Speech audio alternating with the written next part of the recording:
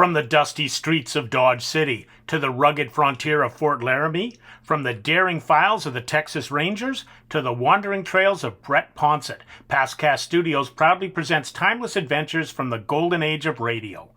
Settle in now for tonight's extended foreplay.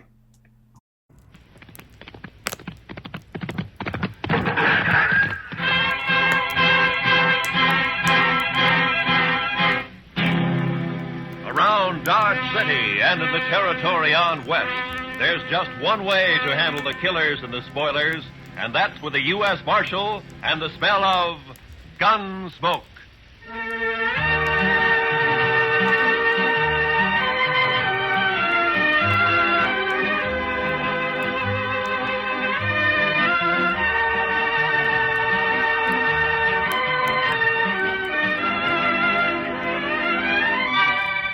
Gunsmoke, starring William Conrad. The story of the violence that moved west with young America. The story of a man who moved with it. Matt Dillon, United States Marshal.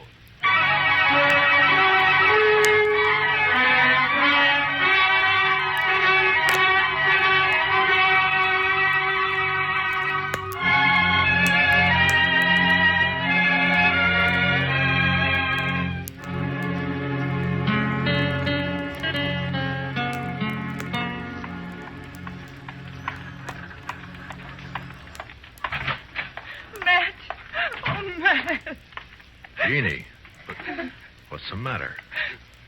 Good morning, Miss Wells. Good morning, Chester. Matt, I've got to talk to you. Sure. Chester? You folks will have to excuse me. I can't be puttering around the office all day. I'll be in the back if you want me. Yeah? Matt, he's here in Dodge City. I just saw him. He came in on the morning train. You mean Ed Beaudry? Yes. It's been 4 years, Matt. I'd begun to hope he'd forget. Hope he wouldn't find us. From what you've told me, Beaudry doesn't sound like a man who ever forgets. He's come here looking for Bert. To kill him, he swore he would. Matt, what are we going to do? I don't know. What's Bert think about it? He doesn't know yet. He's busy at the blacksmith shop. Matt, you've got to help us. You're the only real friend we have out here. It might make it easier if I weren't, Jeannie. I'm supposed to maintain law and order in Dodge. That's my job. Doesn't leave much leeway to mix in on personal quarrels. Well, there's no quarrel. It's just that Ed Beaudry's a hot-tempered fool. Bert never did anything to him. He married you, didn't he? A woman has a right to change her mind, Matt. Maybe Beaudry doesn't think so. Matt, you promised me once in Louisville. Yeah. Yeah, I know. All right, Jeannie, go on home and don't say anything to Bert. I'll talk to Beaudry. Thank you. I'll never forget it. Goodbye, Matt.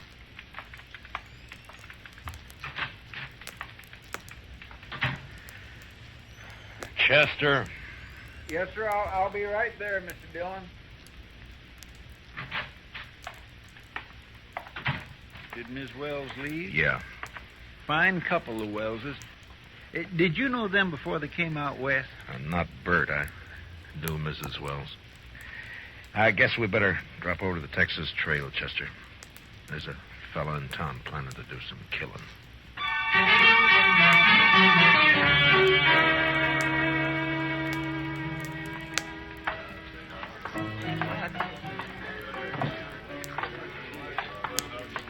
Matt, it's been a long time. Hiya, Kitty. Hello, Chester. Miss Kitty?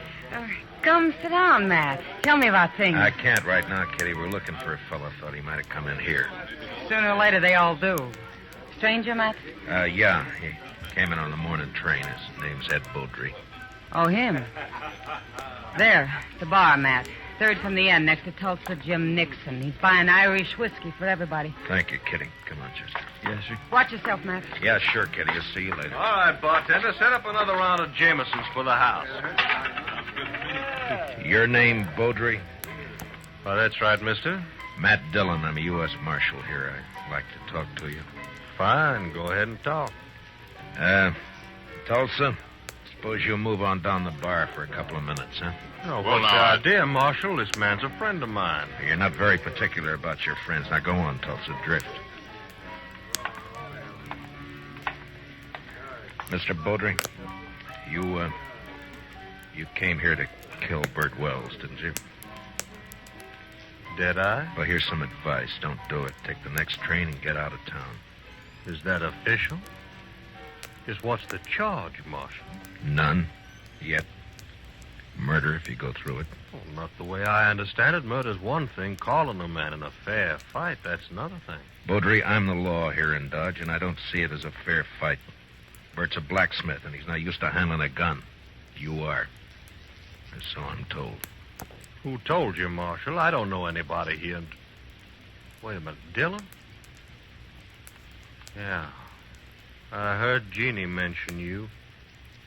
You knew her back in Louisville before she ran off. We'll leave her out of this, Beaudry. So that's it. This isn't official. You're just doing a personal favor for an old friend. Probably a very close friend. Jeannie always did have a weakness. I warned you once. All right, hold it. Now get up, Beaudry.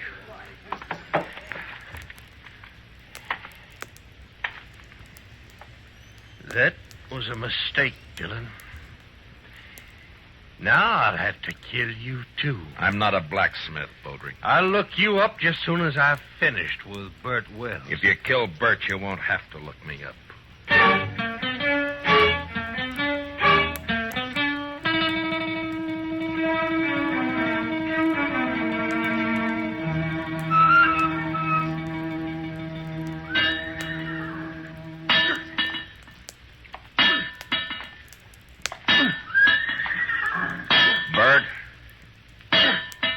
Bert. Huh? Oh, Matt. I didn't see you come in. I wanted to talk to you, Bert. About what, Matt? Ed Beaudry's in town. Beaudry. Well, it was bound to happen sometime. Has he been bothering Jeannie? No, she just happened to see him get off the train this morning. She came and told me. She shouldn't have done it, Matt. It's not your problem. Maybe it is, Bert. I'm the law in Dodge, and the law doesn't like the idea of personal grudges ended up in a killing. What do you aim to do? Yeah, prevent it if I can. Well, I wish you luck.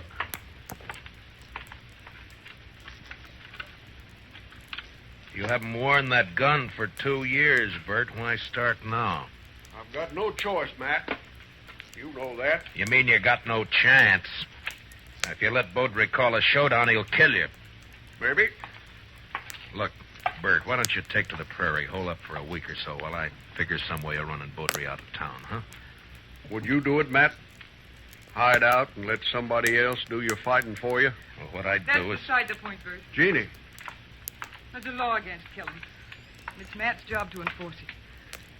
If you went away, there wouldn't be any fight. Wouldn't be much honor either, Jeannie. Man can't run and still call himself a man. He can run from a mad dog, and that's what Ed Beaudry is. He never had any claim on me. It appears he thought he did. Matt, you know where Beaudry stand? I talked to him in the Texas Trail. He probably took one of the rooms upstairs. Like to walk over there with me? Well, if that's the way you want it. No, Bert, you... I'll get my hat. Be right with you. Matt, you've got to stop it. Yeah? How? I don't know. But there must be something you can do. Yeah, there is. Boy, it's shaping up. I can probably arrest the survivor.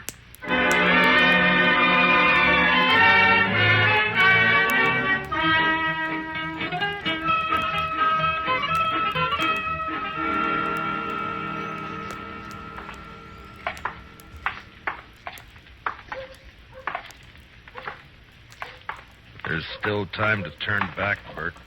Afraid not, Matt. I should have had it out with Beaudry back there in Kentucky 5 years ago. Jeannie wanted to run away and avoid trouble, and she was so beautiful it was hard to argue with her. Yeah, I know. Be hard on her if anything happened to you. Life's always hard on a woman, I guess. worse out here on the prairie. Look out for him, Matt, in case I mean if anything. Mr. Dillon, Huh? Oh, what is it, Chester? Baudry left the saloon a little while ago. Went over to the livery stable to hire a horse. Oh? I think he's riding out to your place, Mr. Wells. He's been doing a lot of talking. Jeannie will be there alone, Matt. I better get back home. Won't be necessary. Here comes Baudry now. I won't draw unless he does, Matt. Heads up, Chester. Yes, sir.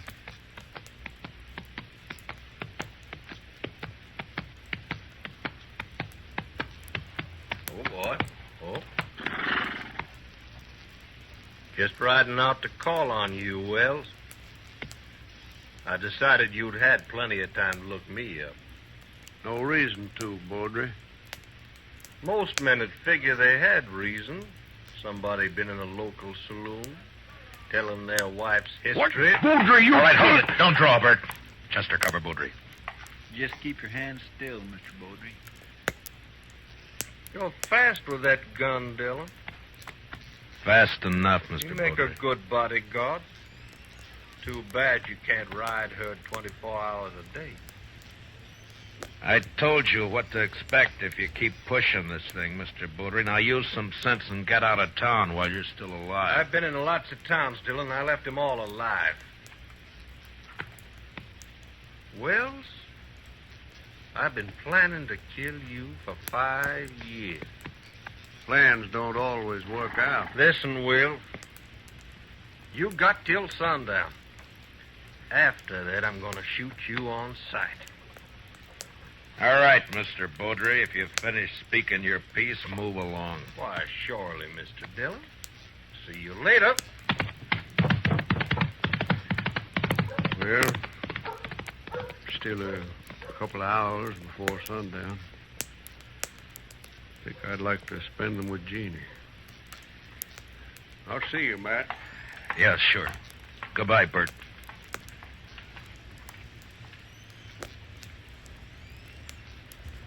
I declare, I just can't see any way of stopping it, Mr. Dillon. I can't either.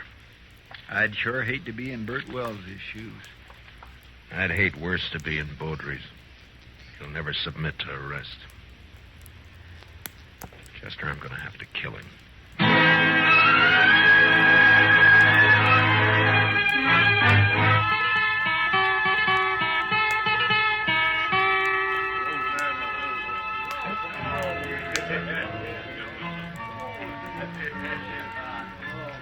Why don't you relax, Matt? You're nervous as a cat. Yeah, and I'll stay nervous, Kitty, until I find out what's happened to those two. Baudry slipped out the back way just at dusk. The piano player saw him. Yeah.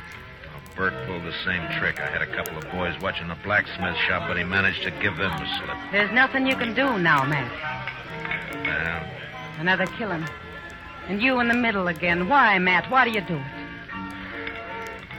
it's a job, Kitty. Somebody's got to do it. But why you? There are other things in life if you look around for them. Well, maybe I will someday. Will you look my way, Matt? Well, Matt, I brought my kit. I'm all prepared. Where are the victims? No victims yet, Doc. You're jumping the gun. Well, I understand it's going to be a real showdown. The boys at the bar are offering 2-1 on Baudry. That's about the odds I figure if the shooting really starts. Oh, it'll start all right. Oh, there's not a thing in the world can stop it. Chester, what are you doing in here? I told you to watch that street. Yes, sir, I know you did. The but fight's there- as likely to start out there as any place else. No, sir, Mr. Dillon. I guess there's not going to be any fight. What? They just found Baudry lying in an alley down the block. Matt, Somebody sneaked up behind him with a hammer. He's sure dead.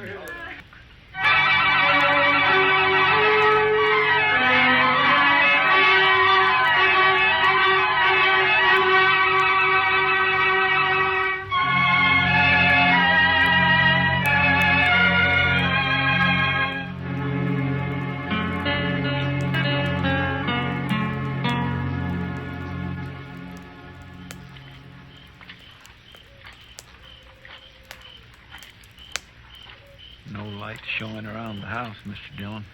No. Nor the shop either. He might have skipped out. Well, what about his wife, though? I don't know, Chester. I can't figure any of this. It's not like Bert to pull a sneaking trick like that. Hold it.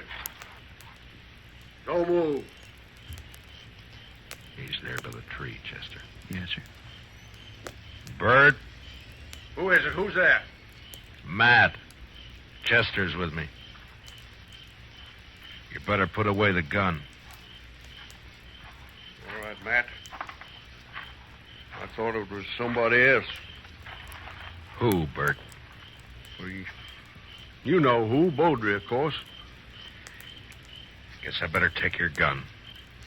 Official, Matt? Official? Well, I got no quarrel with the law. Here. Thank you. Now, why did you do it? What do you mean? If it had been a gunfight, the law couldn't have touched you. The circumstances are all in your favor. But this way they'll call it murder, and they'll be right, because that's what it was. Matt, what are you talking about? It's no use. You left the hammer lying right beside his body.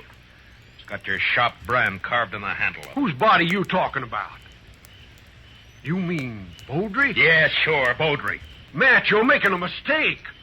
I went looking for Beaudry, yes, but I didn't find him. Then I come back here. I was afraid to leave Jeannie there in the house alone. I didn't do it, Matt. You're wrong. It's not up to me, Bert. It's the court's job. All I can do is take you in. The evidence is too strong, and I got no choice. No choice. I didn't have a choice either. We must have had a choice somewhere back down the line. When? Where was it we could have stopped and turned back? I'm a marshal, not a philosopher. Now, let's go. What about Jeannie? I got to tell her. Chester will take care of it. Be better if you do it, Matt. You're a friend. That'd make it easy. I'd rather not if you don't mind. Now, come on, let's go.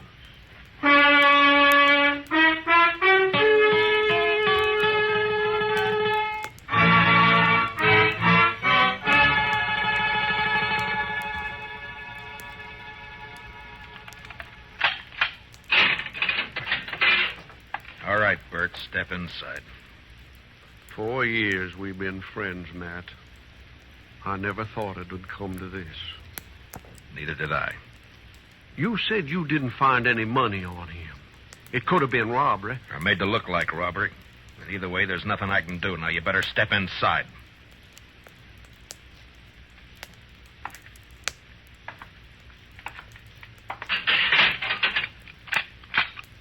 I'll bring you some blankets and tobacco. If you want anything else, let me know. Wish I knew how Jeannie was taking it. She'll be all right. She's a fine girl. Matt, look out for her, will you? Bert, a man's job is one thing, friendship's another. This prairie country is rough and tough and wild at the best. And without the law, nobody could survive in it. And that means putting friendship aside sometimes. But a man still doesn't forget. Yeah, I'll look out for her. Thanks, Matt. I'll see you later.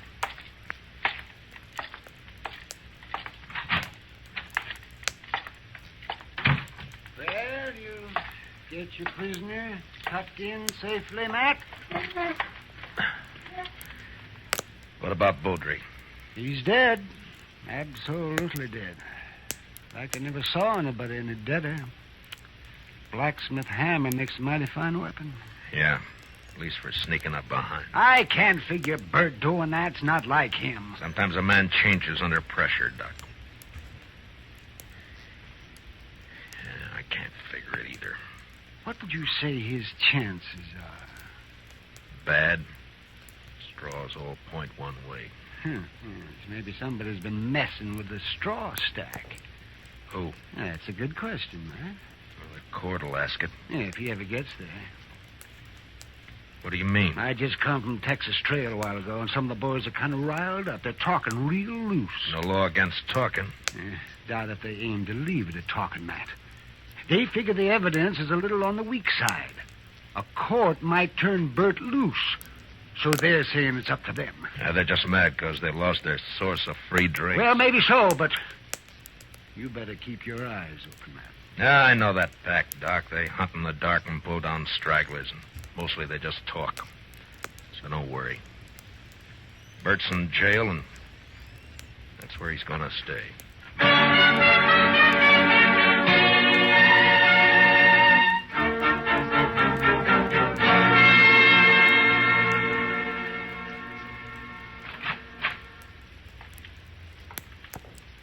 Matt? Matt, are you here? Yeah, I'm here. Wait a minute, I'll light the lamp.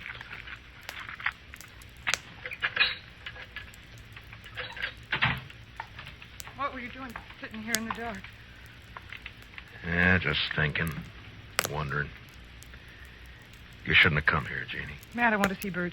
No visitors after dark. It's a jail rule. Rules don't have to be enforced. Mine do. Bert's a prisoner, same as any other prisoner. He's charged with murder. He didn't do it, Matt. It's not for me to say. But you know he didn't. You know, Bert, you know he wouldn't do a thing like that. Sneak up behind a man's back in the dark. I'm not the court, Jeannie. I know. And they'll believe he did it. Yeah, the night train's coming in. Hope it's not bringing in trouble. The morning train did. Matt, I want to see Bert. I told you that you... Why, you little fool. Give me the gun, No. Jeannie. I warn you, Matt. Stay back. Give me the gun. No, Matt. So help me, I said hand it over.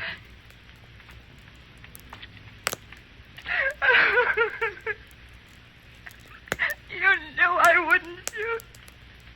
Yeah. Now, what did you hope to gain by I that? don't know. Get Bert out. Maybe I don't know. None of this is his fault. Something's got to be done. Matt, you've got to help me. Easy. Mr. Dillon? Yeah, what is it, Chester? I just come from the Texas Trail. I think there's going to be some trouble. Trouble? The bunch that hangs out around there are doing a lot of drinking and talking up the idea of coming over here to the jail. Oh, no. Well, maybe we ought to go over there and do some talking ourselves. Jeannie, I think the best thing for you to do is to go back home and stay there till morning. Now, don't worry about this. Nothing's going to happen. Oh, but, Matt, you can't handle that crowd alone. I've been handling things alone for a long time. All right, Chester.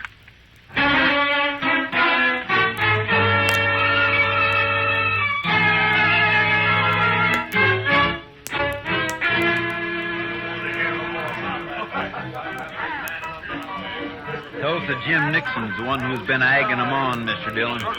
Over there at the end of the bar. Yeah, he struck up an acquaintance with Beaudry when he first got off the train. Guess he figures he's an old partner by now. Well, come on. Yes, sir. Matt, wait. Later, Kitty, I got some business with the boys at the bar. That's what I mean. Tulsa Jim's been buying them drinks the last 2 hours. They're in a real nasty mood. So? So be careful, Matt. That's all. Just be careful. Kitty, I'm the carefulest man you know. Sure. We got the law here in Dodge. Supposedly. But what kind of a law is it that lets a man sneak up behind somebody in the dark and murder him in cold blood? I don't know, Tulsa. Suppose you tell me. Dillon. Now, don't let me interrupt you. You were doing fine. Well, this is quite an audience you got. All the panhandlers, bums, and barflies in Dodge. It's quite a collection. Well, calling names won't change the facts, Dillon. What facts? A friend of yours, Bert Wells, that sneaking, cowardly murderer. That's for the court to decide, Tulsa. The court. They'll turn him loose. They work hand in glove with you. Dillon, we're not going to stand for it. All right, shut up! So you're not going to stand for it, huh? Well, just what are you planning to do? You'll find out in due time, Dillon. Oh, I tend to set him up again all around. Yeah, you've turned into quite a free spender, Tulsa. I never knew you to... Ah, double eagle gold piece. You mind if I take a look at it? It's good. Don't worry about that. Yeah, I'm sure it is. Where'd you get it? That's my business, Dillon. So you're the one who killed Beaudry. That's a lie. I thought robbing him was just a cover-up, but it wasn't. There aren't many double eagles around Dodge. Baudry had a lot of them. Now you.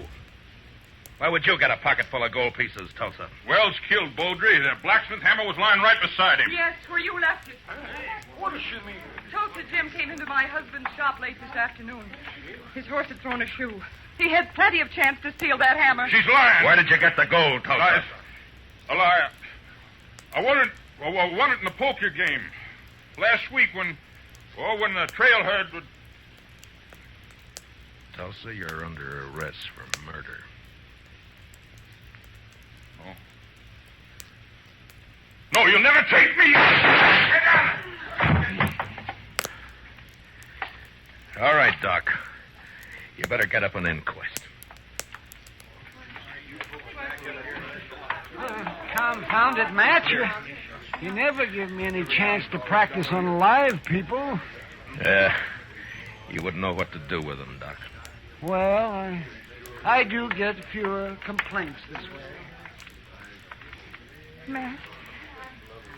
Matt, does this mean that Bert's free? You shouldn't have come here, Jeannie. Yeah, he's free. Chester will go with you over to the jail and let him out.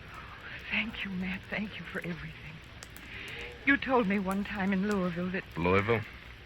That was a long time ago and a long way off. So, goodbye, Jeannie. Goodbye, Matt.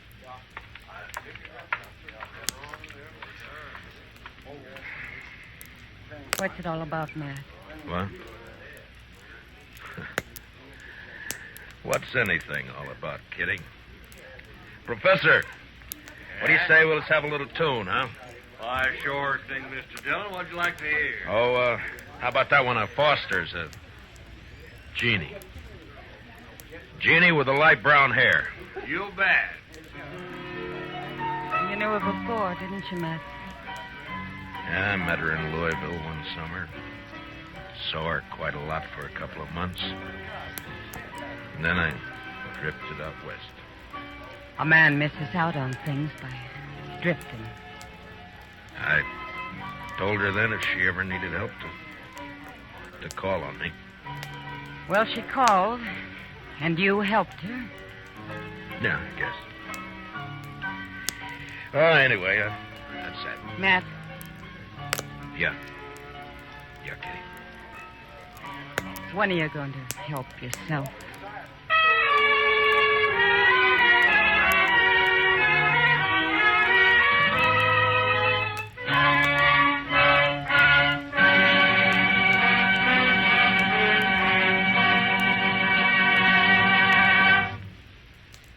Gunsmoke, under the direction of Norman MacDonald, stars William Conrad as Matt Dillon, U.S. Marshal.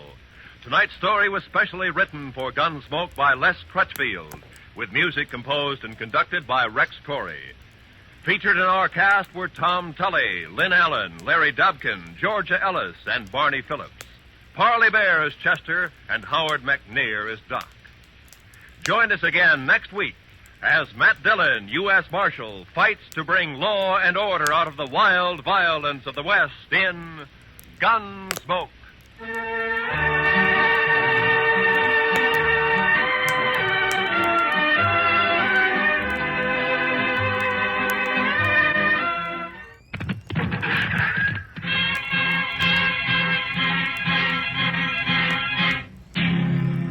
Around Dodge City and in the territory on west, there's just one way to handle the killers and the spoilers, and that's with a U.S. Marshal and the smell of Gunsmoke.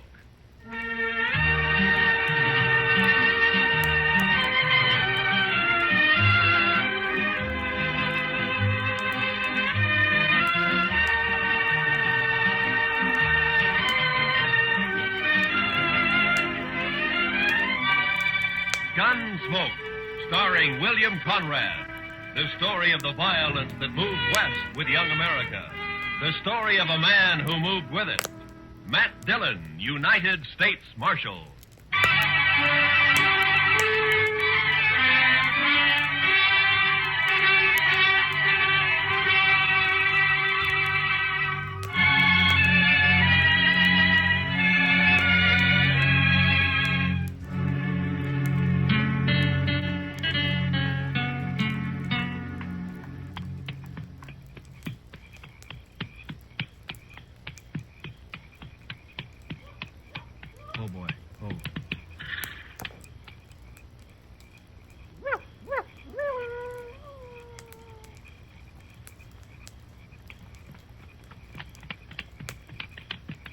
Wild Hog?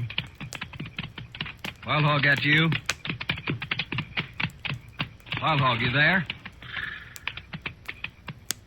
Who are you? Put that spear down. Listen, Wild Hog and me are friends, big friends. You'll make much noise. You're Cheyenne, ain't you? You must be with Wild Hog. What name, you white man? I'm Ord Spicer. Ord Spicer, you hear? You bother me and you'll be in big trouble with Wild Hog. No trouble. Tell these other redskins to put their spears down. I need more room. Come, white man. Are you with Wild Hog or ain't you? Much talk, come. All right. Any tricks, I'll shoot you first.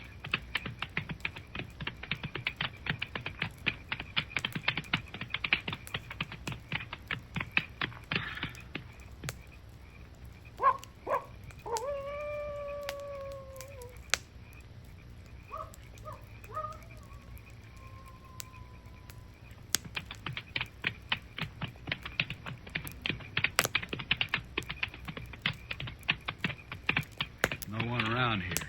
Where is he? Horse here, you walk. Blasted, why can't he ride out like anybody else? I want to be in Dodge tonight. Come.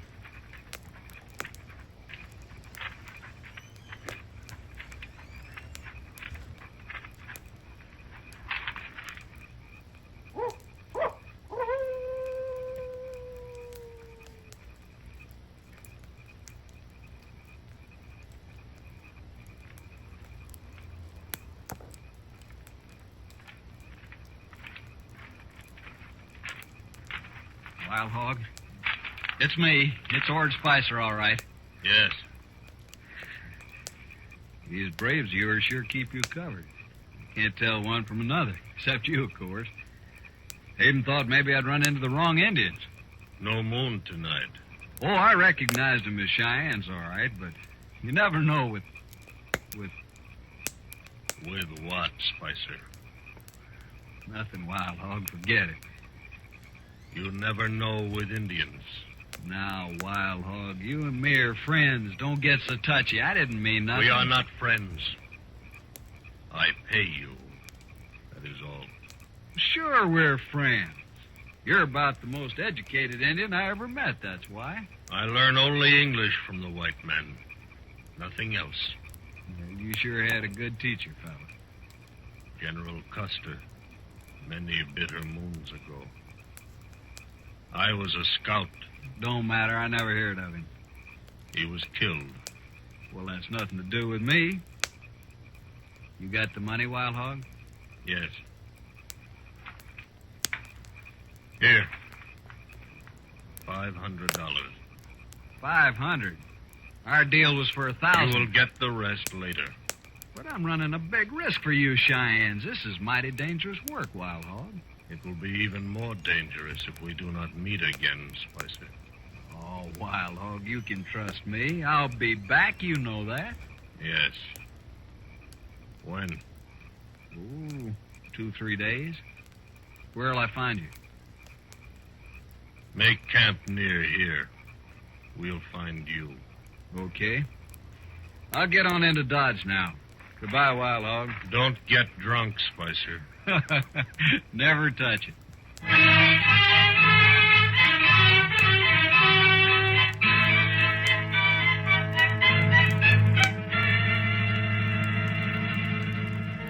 Hey, bartender. Set out another bottle of whiskey for me and my friend. What'd you say you're called, stranger? Ord Spicer, friend. Mm-hmm. Here, let me fill your glass. Some town you got here, Dodge. You're sure easy with your money, Spicer. Nothing's too good for my friend. Say, what name you go by anyway?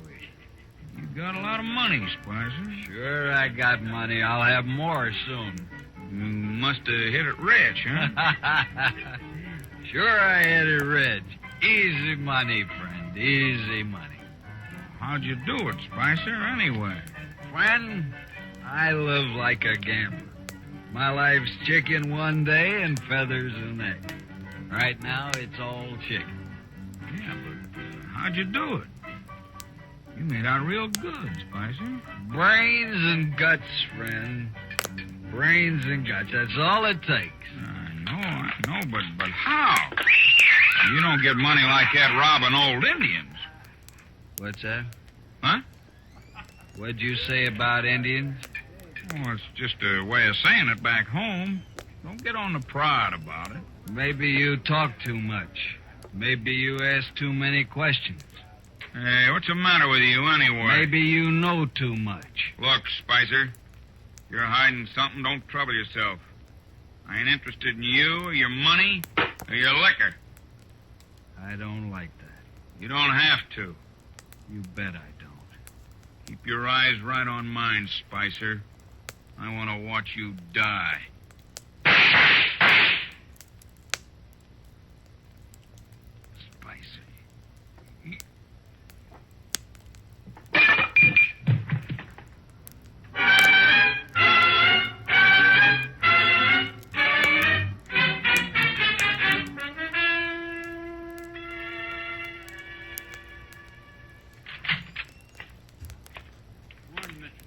How's our prisoner, Chester? I got two, Mr. Dillon.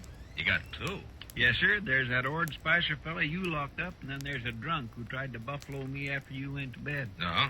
Did you have any trouble with him? A little, Mr. Dillon. He tried to hit me on the head with his 6 gun. Well, you look all right. Oh, he didn't do it, sir. I bit his thumb and kneed him at the same time. Well, that's quite a trick, Chester. You must have been practicing. No, sir, I haven't been practicing. But I had it all thought out. I see. All right, let's turn Spicer loose. I'll go get him, Mr. Dillon.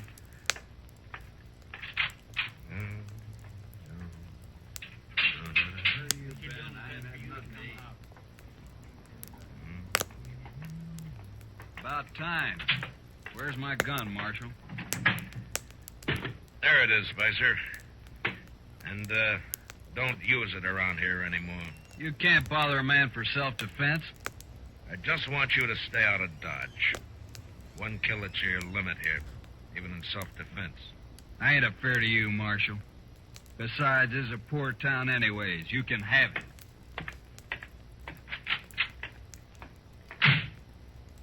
My, that man would kick a hog barefooted. He sure would, Chester. There's something real bad about him. Yeah, I don't know what it is, Chester, and I hope I don't have to find out. Well, you'll go away. Fellas like that gotta keep moving. Seems like nobody wants him. Now, don't feel sorry for him, Chester. He got that way all by himself. Yes, sir. I mean, no, sir.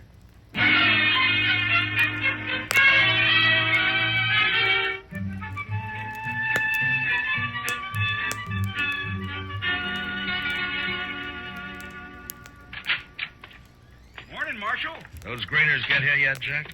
Yep. Come in on the Santa Fe yesterday, Marshal. 4 of them. Right back here. Oh, good. Beautiful guns, ain't they? Just beautiful. You're a good storekeeper, Jack, but I only need 2 of them. Well, I can make you a good price on all 4, Marshal. It wouldn't be any good if I don't need 4, would it? Well, maybe not, but I never know.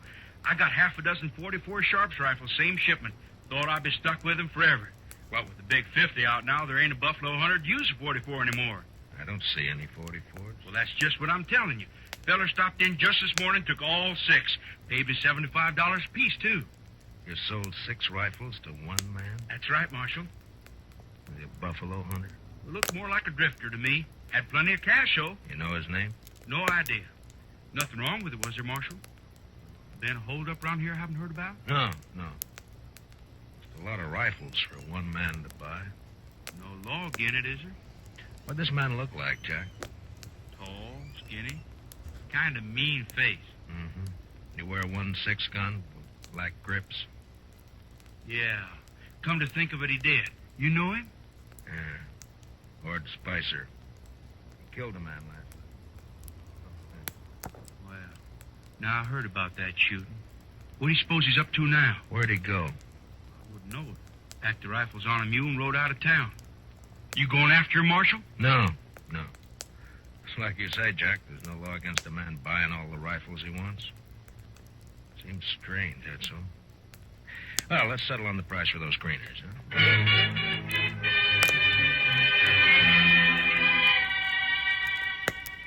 Next day, Chester and I took the new greeners and rode out for prairie chicken. We had a sackful within an hour, and we headed back to town, arguing on the way as to whether we'd bake the birds whole or just cut the breasts off and broil them. We still hadn't settled the matter when we reached Dodge, and we never did. The stage from Hayes City had arrived half hour before, bringing with it the bodies of 2 men found alongside the road. They were just laying there, Marshal, about 5 miles back. Both shot dead, but I thought I'd better bring them in anyway. You recognize them, Pete? No, Marshal, I didn't. The doc says they're a couple of riders from the T-Bar outfit. Yeah. He got them up in his office now. You bring in their horses? No sign of a horse, but there was an awful lot of tracks around. All right. I'll go see if Doc's found anything. Hang around, Pete, will you? I may want some more information from you. Okay if I do my waiting at the Alfraganza, Marshal? Yeah, sure.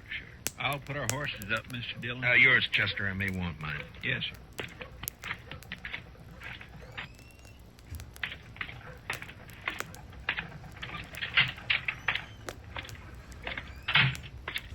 Oh, hello, Marshal. Just finishing up here. Be right with you.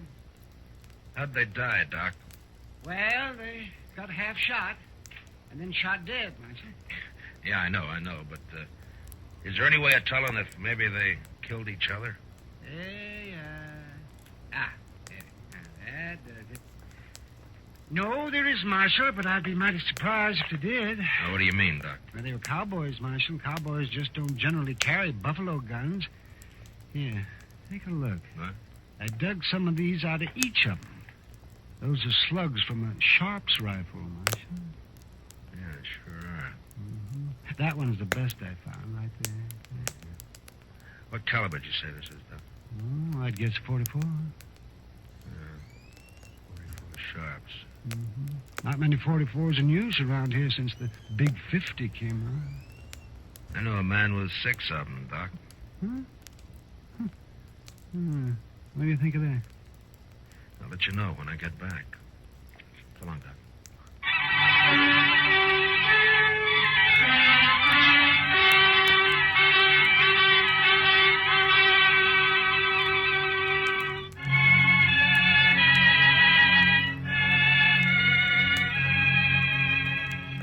The stage driver rode with me back to where he'd found the bodies, and from there I rode on alone.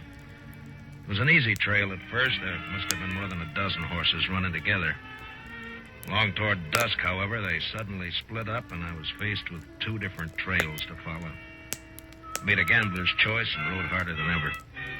There was only an hour of light left to track by when my horse stepped into a prairie dog hole, snapped his leg, and went over hard. My head glanced off a rock. There was a shower of light, and nothing.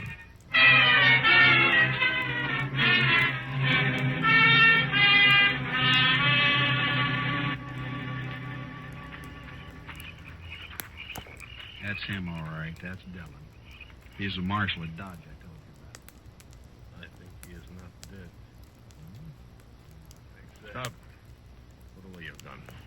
But you can't let him live. He'd kill us, all right. I'm going to kill him anyway. You die for it if you do. Okay. You're the boss. But you'll wish I'd shot him. He's coming to now. We take care of him our own way. White Cloud, pick up his guns. Yeah, he isn't hurt. Just knocked out, that's all. Indians. Cheyennes. I'm no Indian, Marshal. Spicer. Yeah. Sure. No tricks now, Marshal. These redskins will shoot you to pieces. Yeah. Are those new Sharps 44s you bought them, huh, Spicer? It's no business of yours, Marshal. Not now. You're through. You're all the way through. Spicer, you're under arrest. What? I said you're under arrest. Now, Marshal, what are you arresting me for? Not that it matters much. For selling guns to Indians and on suspicion of murder. All right, so I'm under arrest, but, Marshal, I want to ask you something. Yeah. How are you going to take me in, that's all? Just how are you going to manage? I'll worry about that. You sure will. Come on, Wild Hog. Let's shoot him and get it over with. This is a man of much heart. I admire his courage. To stand with death on all sides and arrest a man. No, we will not kill him. Not yet. But you can't take him with us. White Cloud, give him a horse. Come.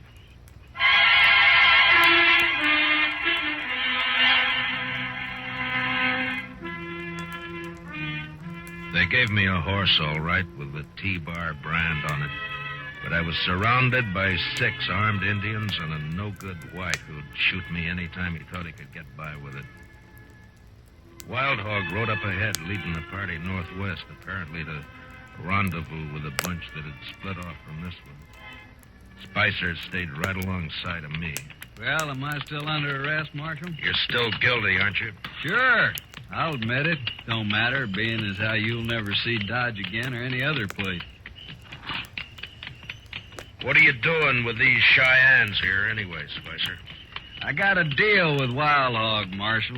Real good deal. Killing white men, part of it? They don't need any help there, Marshal. They like to kill white men. Maybe they'll kill you before they're through. No, I'm too valuable to them. They like me. No? Now, why would they like you? Well, they didn't at first, but I talked them into it. Talked Wild Hog into it. He's a smart fella, that Indian.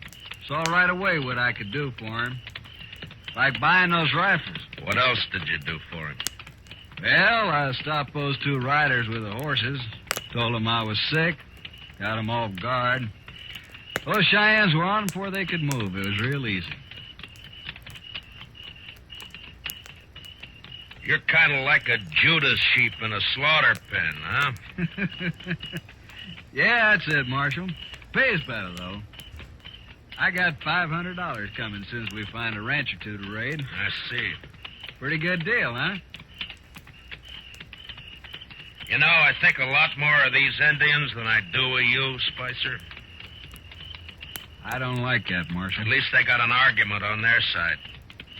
But you're just a renegade white. I'll kill you for that, Marshal. Now, shut up. All right, you've asked for it. Shoot me and Wild Hog will split you wide open, Spicer. Besides, he spotted the rest of his party up there. Huh? Oh, yeah. All right for now, Marshal. But I'll see you dead. I promise I'll see you dead.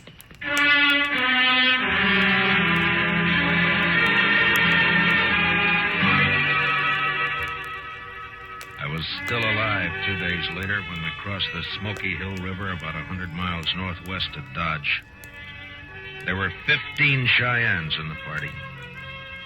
And day and night, 2 of them, by turns, never took their eyes off of me. They seemed anxious for an excuse to cut my throat. And I had to watch every movement I made. It looked pretty hopeless. Wild Hog was smart, and he took no chances. But often he and I rode along together, though always flanked by my 2 warrior guards. Country is greener already. Better every mile. Why have you been raiding so far south, Wild Hog, if you like this land better? We are northern Cheyenne, Marshal, in the Bighorn Mountains. The Army took us south to a reservation in the Oklahoma Territory. Oh, so that's it. You jumped your reservation, huh? Why should we live in a hot, flat land that has no game? But the Army will be after you again. You've broken the law. Whose law? Ours or yours? All right, Wild Hog. But the Indian has a law against murder. You've broken that twice that I know of. Cheyenne does not speak of it as murder to kill his enemy. Those cowboys weren't your enemy, Wild Hog. They weren't fighting you. The Army drove us from our home in the mountains. The Army took our horses from us. We are going back home now on other horses, that's all. That doesn't explain your killing. Those men were peaceful. Marshal, if I could, I would kill every white man in the country. But I cannot. The Indian nations cannot. The red man has always fled before the white man. Those cowboys weren't chasing you? We needed their horses. They didn't even have a chance to fight. You tricked them. Is it only the white man who is allowed to trick his enemy? I was young once, Marshal, but I have seen too much trickery and lies and destruction and broken promises. I'll admit that's happened, Wild Hog. But you know, not every man is a liar and a killer. No. There are white men like you. And there are white men like Spicer. Spicer. Tell me something. Would you consider Ord Spicer guilty of murder? The Indian is Spicer's enemy, not his own people. Therefore, it is murder. Then you understand why it's Spicer I came after, and not you. Why not me, Marshal? You're the Army's problem, not mine. I expect to fight the Army many times before we reach the mountains. Yeah.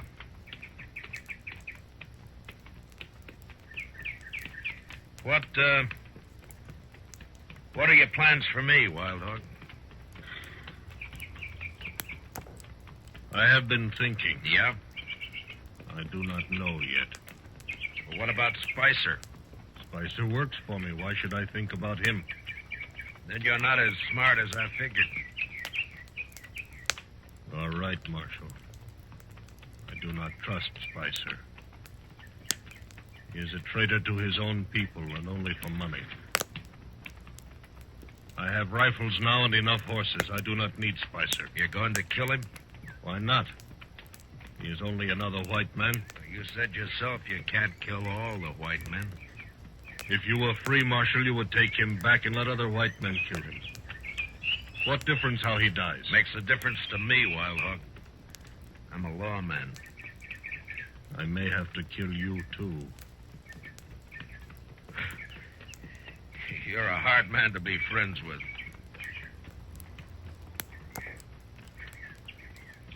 I will explain to you, Marshal. It matters little about any Indian. Few more winters and not many of my people will be alive. I do not complain of our fate. Tribe follows tribe, nation follows nation. It is the law of nature. A white man's turn to be defeated and to disappear will come. It is just a matter of time. And so we may be brothers after all, Marshal. I'm not sure I believe all of that, Wild Hog. Of course not. Still, I recognize you as a warrior among your people, as I am a warrior among mine.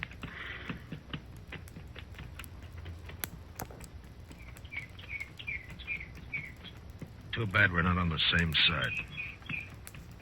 As long as we are brave and willing to die, it does not matter. I ride ahead now. You stay with the others.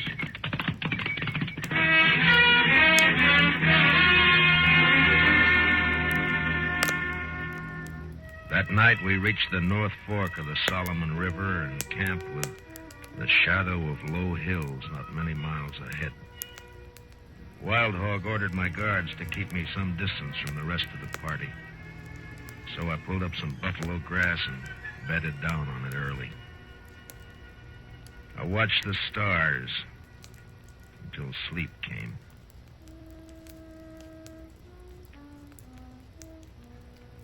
Next thing I heard was the sound of horses fading off in the distance. The two braves guarding me had disappeared, so I got up and walked carefully back to where the Cheyennes were camped. There, a couple of horses stood tied to a bush, but they were alone. The Indians had left. I stopped for a moment to listen. And then, suddenly, I saw the figure of a man lying in the moonlight about 20 feet off.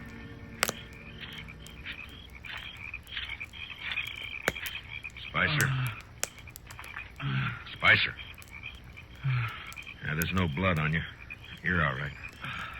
Come on a minute, man. Come on. Yeah. My hair. You've been knocked out, that's all. Now, come on, sit up. Oh, it's you, Marshal. What happened? Where are they? Where's Wild Hog? They've gone. Gone? Gone where? Here, let me... Where'd they go? They've been headed for the Bighorn Mountains. Less chance of running into the Army if they travel at night. But they couldn't leave me. Not here. Not now. Looks like they did. Some brave clubbed you and they rode off, that's all. But I gotta go with them. You're still groggy, Spicer. And you're still under arrest. Remember? You can't take me in, Marshal. Wild Hog will be back. He won't let you. Why do you think he left you here, Spicer? We're friends. Big friends, me and Wild Hog. You got no friends. You don't belong in anybody's camp. And I'm taking you back to Dodge anyway. That murdering redskin. He's a better man than you, Spicer. He's brave and he's willing to die. Now, come on, we got a long ride back.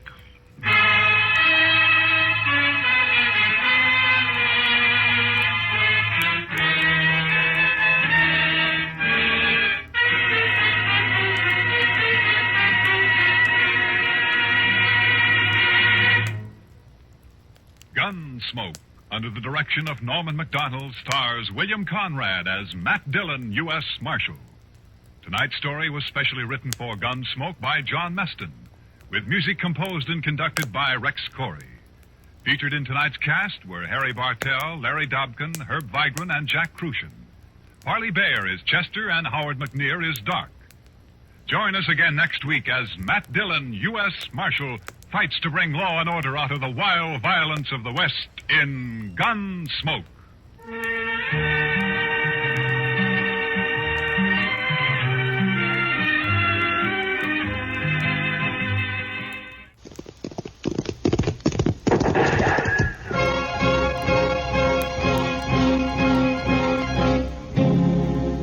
Around Dodge City and in the territory on West, there's just one way to handle the killers and the spoilers. And that's with a U.S. Marshal and the smell of gun smoke.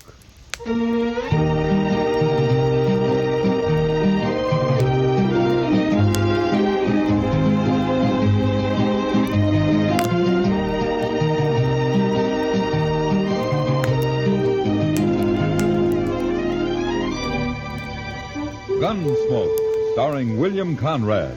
The story of the violence that moved west with young America. The story of a man who moved with it. Matt Dillon, United States Marshal.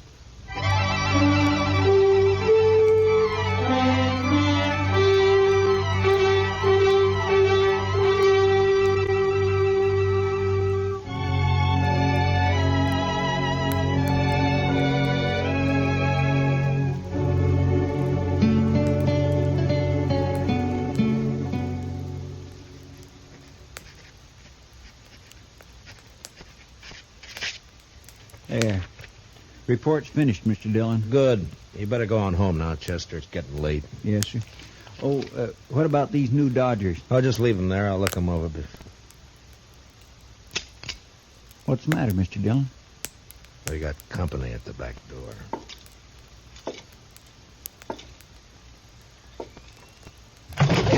All right, come in, mister. In, I said. Get your paws off of me. What? A girl? Sure, I'm a girl. What do you think I am? Well, put that long rifle away and I'll tell you. Where'd you get that thing, anyway? Pappy brought it with him from Kentucky, if it's any of your business, which it ain't by a darn sight. Uh-huh. What you doing hanging around in the alley? Get rid of him there, and we'll jaw about it. Huh? I see. Chester? Good night. Hmm? Well, but I'm not going to... Yes, sir. Good night, Mr. Dillon. My gracious. You Marshal here? That's right, miss. My name's Hannah. Hannah Tolman. You arrest folks, don't you? Well, if they've committed a crime, yeah. Uh-huh. Well, then I got somebody for you to arrest. Oh, who? Pappy. Why? 'Cause I said to, that's why. And somebody's been trying to kill him. I figure about the safest place for him is in jail. Wait a minute, slow down. Let's start at the beginning, huh? A few days ago, Pappy was bushwhacked up in the hills near our place. Oh? Was he hurt? No. Slug just bounced off in his head a little. Yesterday, the bushwhacker tried again. He missed. Sounds like a bad shot. Sure. But if he keeps trying, he may get lucky. So you put Pappy in jail until I can run down this ambushing gent, okay? You plan to cross guns with him yourself? I may be a girl, but I was barking squirrels while you was still trying to dent a tin can. Well, you better let me take care of it, miss. And as for your father, I can't jail him without a charge. Sure, I know that. What kind of a charge do you want? Well, what kind do you have? Well, most any, I reckon. Ain't it enough that he's drunk all the time? Well, I can hold him overnight on that. What if he shoots up the town? That's 5 days for disturbing the peace. That'll do. Where did he do this shooting? We ain't. Yet. He's down at the Alfreganza slopping up booze with that other old buzzard Jingle Bob. Oh, the swamper? Yeah, that's the one. You'd best be somewheres around the saloon in a few minutes. I got a feeling Pappy's about due to bust the law again.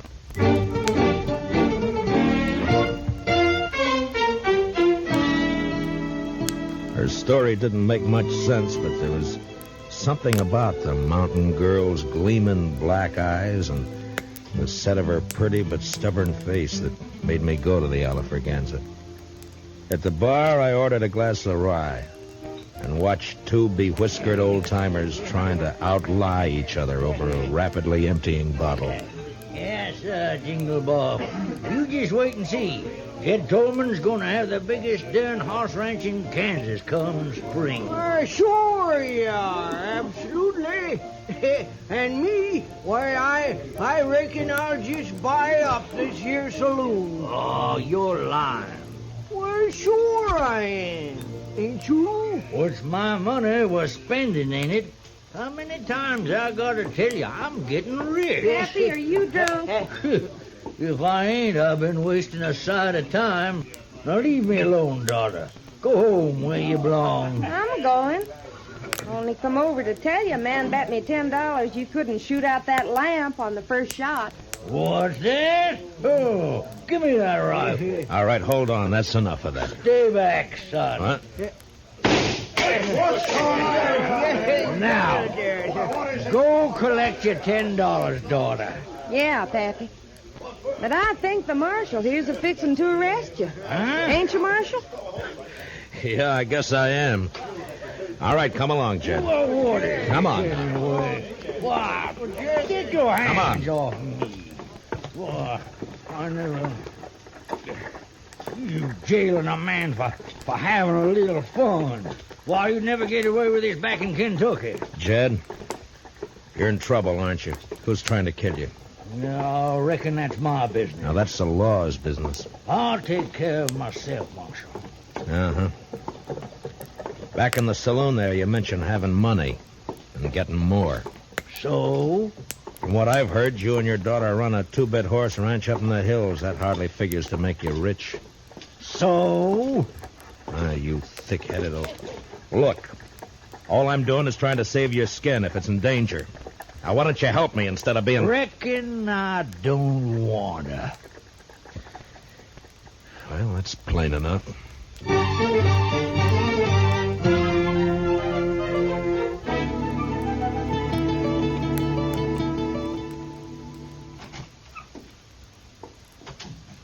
Morning, Chester. Morning, Mr. Dillon. You better take a look at this new Dodger. Huh? Wanted for robbery and murder, Vic Tolman.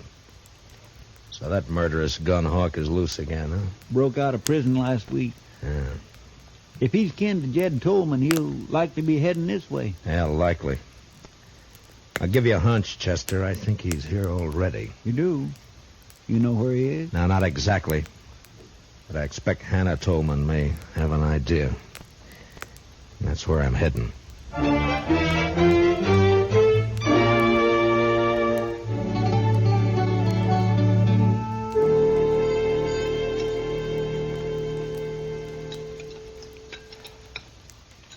Now, that's what I like to see. A man-sized appetite. This wonderful corn pone. I'm a good cook. I've been cooking for Pappy ever since Ma died 10 years ago. Huh? You take pretty good care of him.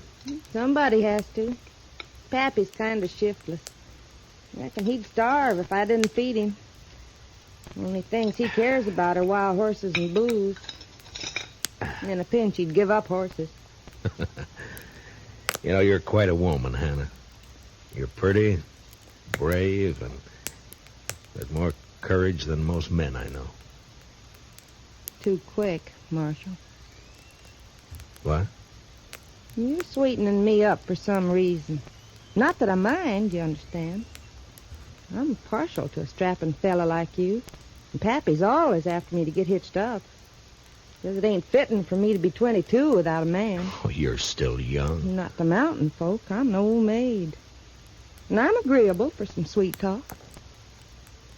Only I don't trust yours. What are you after, Marshal? All right, Hannah.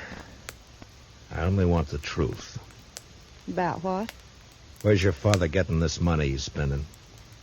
I wish I knew. Who shot at him? I don't know, but I'm aiming to find out. Where's Vic? Where's he hiding, Hannah? Who? Vic Tolman, your brother. Or maybe he's your cousin. Brother. Where?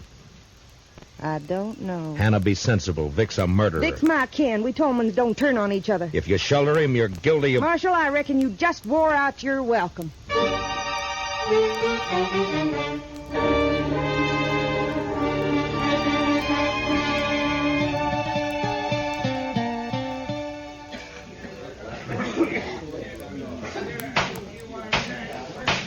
The prisoner will stand up and face me. Jed Tolman, you've been found guilty of disturbing the peace. Sentence of this court is 5 days in jail or $100. 100? Well, Judge, ain't that a mite steep just for... $100 or 5 days. I ain't got that much on me. But I can get it if you let me go. Just a minute. Order in the court. Now, what's the meaning of this interruption? I want to pay this man's fine, Your Honor. That's your privilege, sir. $100. Pay the clerk. Yes, sir. Dick Curry. Somebody's been turning over rocks. Well, I don't know him, but he's sure a friend. Looks like I ain't going with you, Marshal. Yeah, looks like. But in your boots, I wouldn't be happy. Curry's one of the worst killers yet unhung. Oh, Matt, is that a way to talk about me? I'm clear with the law. Come on, Mr. Tolman. Go ahead, Jed. And, say hello to Vic for me. Vic? Oh, no. Mr. Curry. Is that true? What's the difference who put up the 100? Come on. No, not if it's Vic. No, you can't make me. I said come on. Marshal, don't let him take me. Oh, shut up and come on before Curry. Stay out of this, Marshal. I don't think so. You paid his fine. You didn't buy him. He's going with me, Matt. Don't try to stop me. I can't imagine anything that'd give me more pleasure. You don't like living, do you? Very much. Now, just any time you feel like it. No. Not here, Matt. I'll pick my spot. Yeah. I'll try not to turn my back on any dark alleys. Do that. And Tolman, I'll be seeing you again.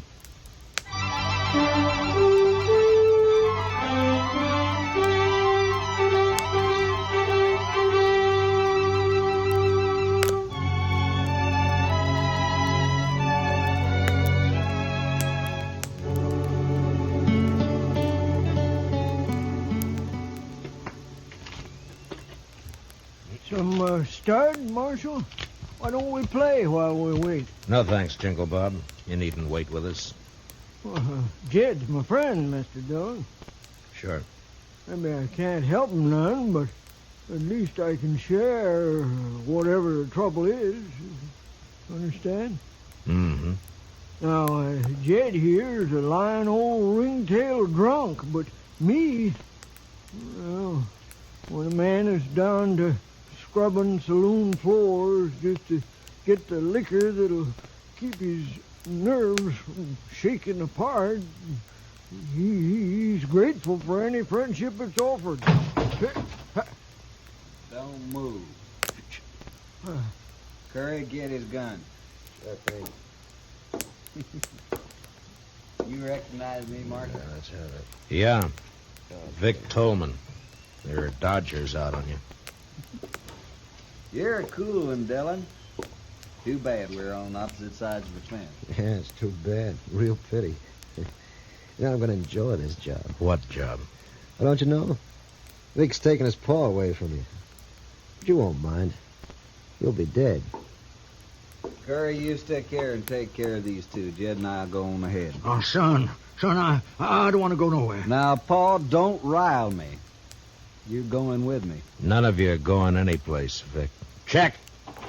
What? Window. Reach high, both of you, and let go of that hardware. Now, you better do as he says. Because Chester's a little nervous with that shotgun. There's mine. Looks like the odds are with you, so... You might as well get rid of that spare in your boot, Vic, before you run into any temptations. You got sharp eyes, Marshal.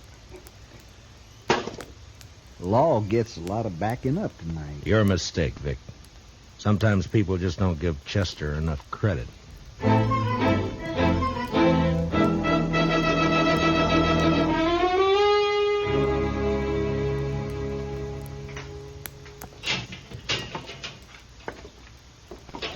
Chow time.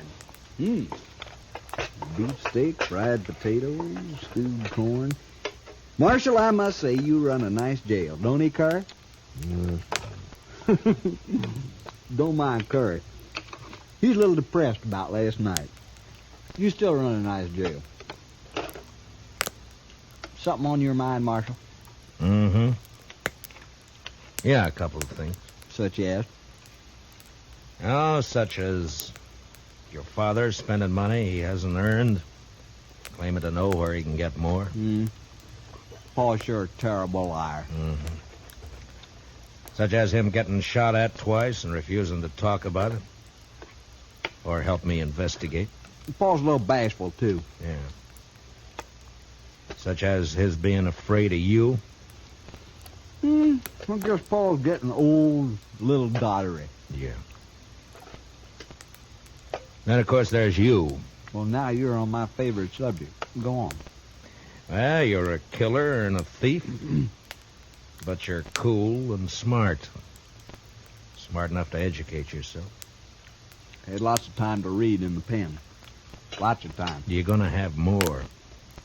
But not much more. Because you're going to hang for those guards that you killed. Maybe. Curry, ain't you going to eat that? Mm-mm. Now, go on about me being smart. You're smart enough to know the most dangerous place for you to go after you escaped was here. Well, it looks like I ain't as smart as you think. It depends on what reason you had for risking coming here. Boy, that's sure good coffee. First jail I was ever in where the coffee was fit to drink. Oh, thank you. Okay, Marshal. Now, just what was my reason? Reason was money. Money? Cash. It's the only thing that'd give you a chance to get out of the country. You're in for robbery as well as murder. How much of the loot was recovered? You know how it is, Marshal. Easy come, easy go.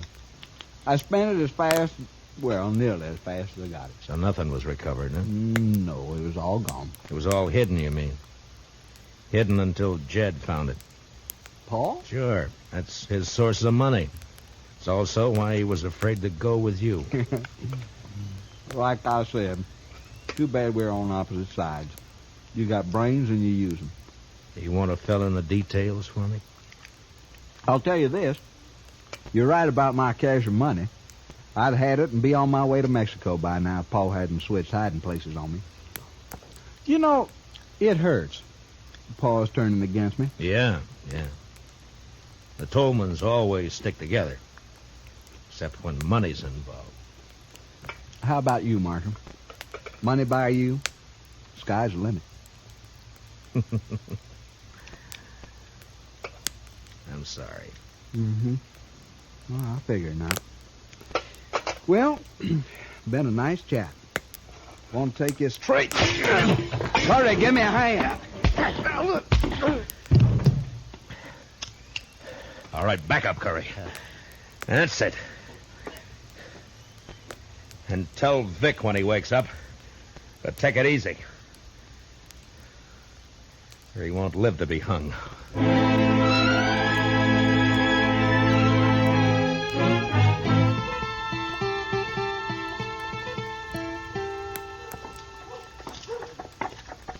Hey, Jingle Bob. You seen Jed? Oh, sorry, Marshal. I don't know where Jed is. Been looking for him myself. Golly, I'm cold. He must have left town last night. Ain't you cold? I got an old jacket you can have. I'd rather have a shot. Better still 2 shots. You got the jumps? Always got 'em, except when I'm full of booze. Funny, you won't believe it, but there was a time when I couldn't stand the taste of hard liquor. Made me sick. No, can't live without it. Yes, you can. Well, maybe, let's say I don't want to. Let's say that... Here. Go buy yourself a drink. Hey, that's enough for a whole bottle. Well, thanks. See you later, Marshal.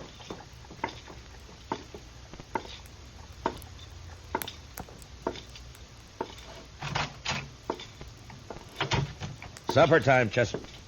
Chester. Chester, you all right? The prisoners? Gone.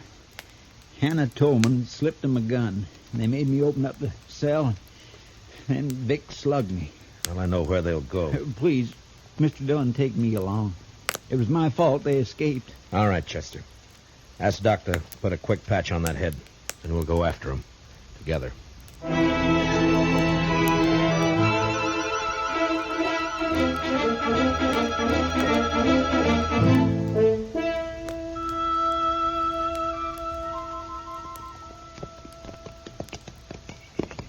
Starting to get dark. Yeah. Why'd we leave the road back there? I wanted to reach that rise, Chester. But we circled around to come up the backside. Does that have something to do with you bringing binoculars? Yeah, it does. Vic Tolman will know he'll be followed. I want to see what kind of a surprise he has for us. All right, pull up. You wait here.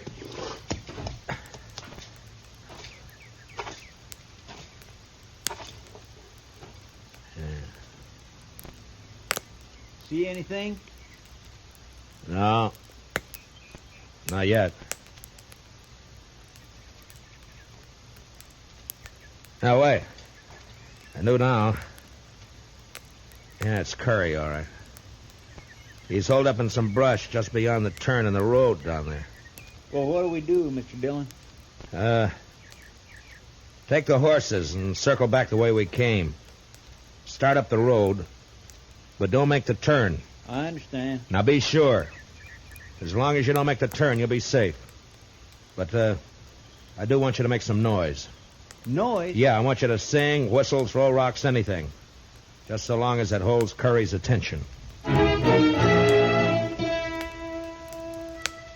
It was slow work, crawling down through the brush, but finally I was only 10 feet behind Curry's position.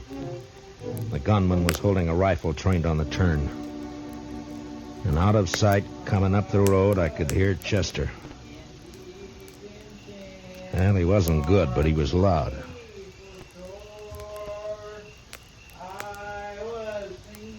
Come on around that turn, blast you. All right, don't turn around, Curry. What? Now, you may have a point, but I like Chester, bad singing and all. Now, lay the rifle aside and unbuckle your gun belt. Now, careful. Yeah, sure. Only don't shoot. Okay. Chester! Chester! I didn't mean no harm. I was only going to scare him. Yeah. Now, where's Vic? At the Tolman house. Waiting for Jed to show up. Uh-huh. All right, put your hands behind your back. I'm going to tie you up and leave you here. What? Leave me here. Yeah, we'll pick you up on the way back to town. It was dark when Chester and I were moving through the trees up to the Tolman shack. There was a light in the front, and through a window we could see the figure of Hannah Tolman moving around. Just a girl. Yeah, Vic's there. He just stand out of sight so Jed won't be scared off. Uh-oh. She's coming out. Heading this way. And there must be a well out here. She's carrying a bucket. Yeah, behind that tree quick, and I'll take this one.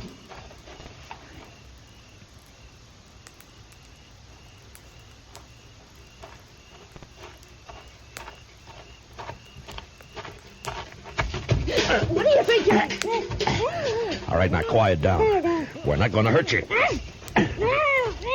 Stop fighting. Chester, grab her legs quick. Yes, sir. I was saving these handcuffs for Vic, but I guess they'll do for you. There. Now, do you promise to be quiet, or do we gag you? All right, have it your way. Chester, give me your bandana. Yes, sir. Here. There, that should do it. All right, stay with her, Chester. I'm going for Vic. I was halfway to the shack when inside Vic Tolman became suspicious. Suddenly the lights went out, and the door opened, and a shadowy figure slipped out to stand, listening. Anna? Anna, answer me. Drop him, Vic. Who is that? I can't see. Matt Dillon. Throw down those guns. You're under arrest. Not this time.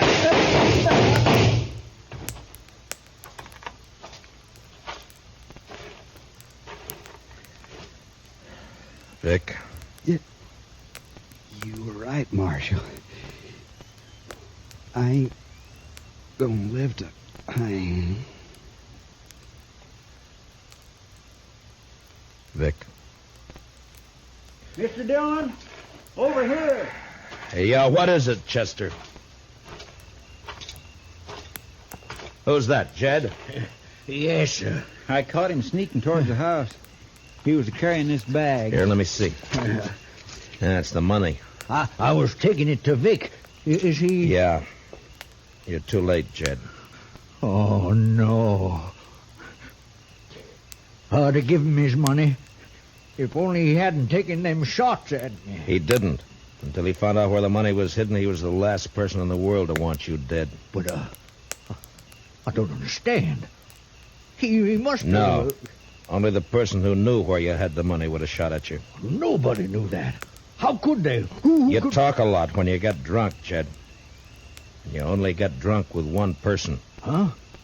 You mean Jingle Bob? Yeah. Yeah. I remember. I was bragging. Told him all about finding it and switching hiding places. Why, that low-down snake. And him pretending to be my friend. Come on, Jed. I'll help you bury Vic. Then we'll get back to Dodge. We Tolmans sure have had a bad week.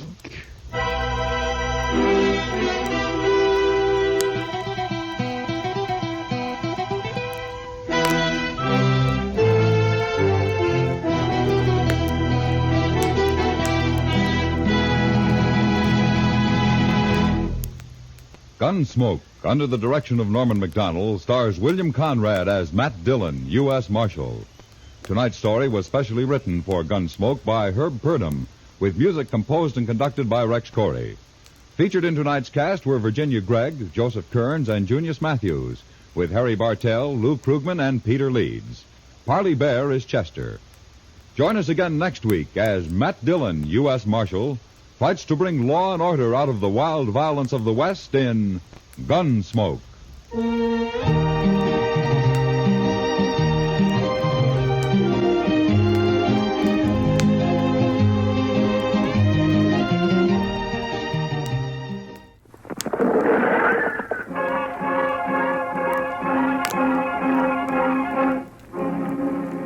Around City and in the territory on West, there's just one way to handle the killers and the spoilers, and that's with a U.S. Marshal and the smell of gun smoke.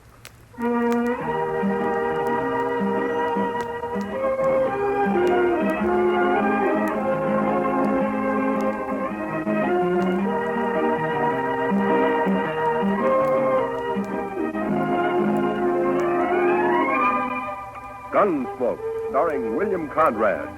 The story of the violence that moved west with young America.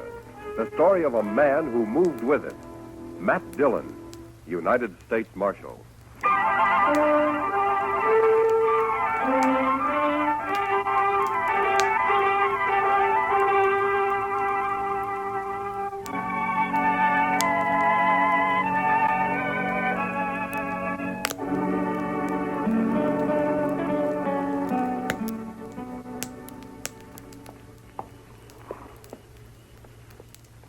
There. The rope's ready. One of you men lead that horse over here.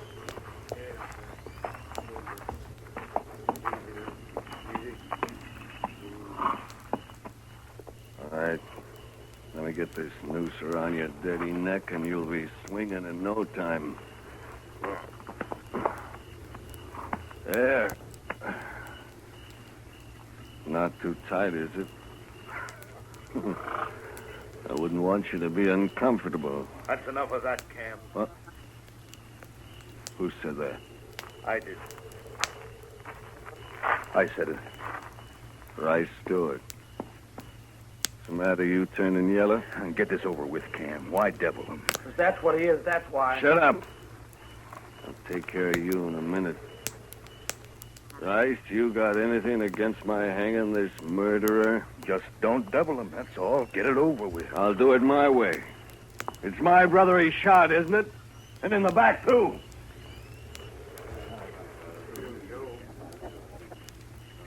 Rice, maybe you'd like me to turn this bushwhacker loose. Is that it? Oh, we'll ask him his name. Nobody's even asked him his name. You'll hate this night. All of you. I was in on a lynching once, and I swore I'd never be in on another. Well, I guess the joke's on you, isn't it, fella? Look, I hear you laugh again, Cam, so help me, I'll shoot you. Maybe you shouldn't be here, Rice. How can you hang a man you don't even know his name? What do I care what his name is? So long as he pays for murdering Job. What's your name, fella? What do you care? You don't want to stop him. You just want it off your conscience, that's all. Tell me your name. It's Billy Saxton, that's my name, Billy Saxton. How's it sound? Billy, why'd you kill Job Powell? That's enough talk. What difference it make? He killed him, and that's all I need to know. Yeah, what do you care? He's gonna hang me anyway. Sure I am. Right now. Billy, I got a rifle. I'll end it for you when we ride off. You won't have to strangle for long. Thanks, mister. Thanks. Get back, Rice. I'm going to slap that horse out from under him. You ready? That's for you!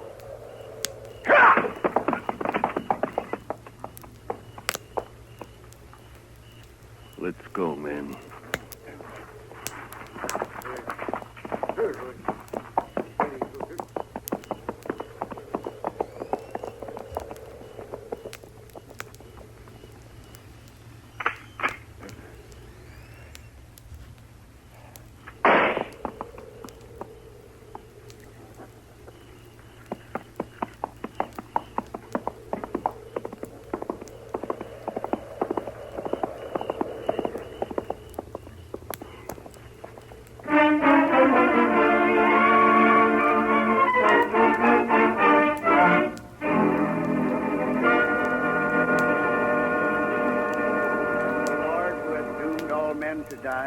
But has concealed the hour of their death, grant that we may pass our days in the practice of holiness and justice, and that we may be able to quit this world in the peace of a good conscience. Amen.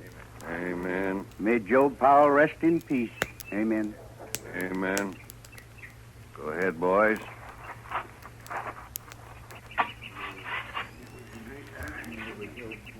Thank you. Good morning, Cam.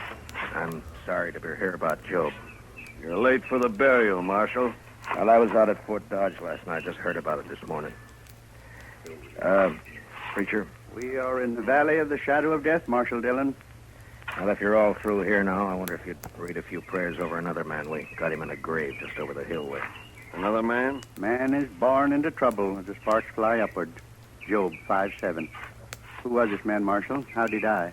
He was murdered last night. I didn't hear about any murder outside of Job here. Where was this shooting, Marshal? It wasn't a shooting. It was a lynching. I just buried my brother, Marshal.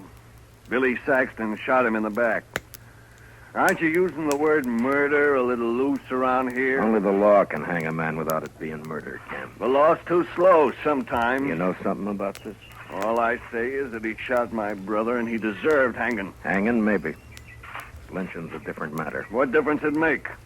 He got what was coming to him. He had a fair trial coming to him, like any man.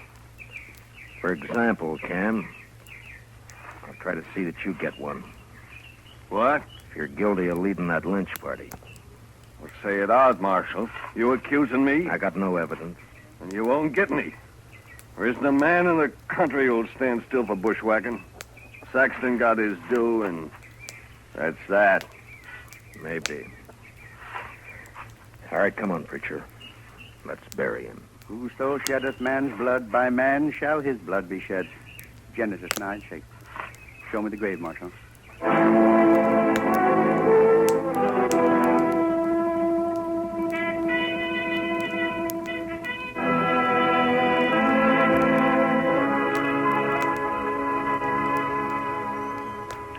Why don't you just arrest Cam Powell, Mr. Dillon? Yeah, he won't admit anything, Chester, and I can't find a witness. Must be somebody who'll talk.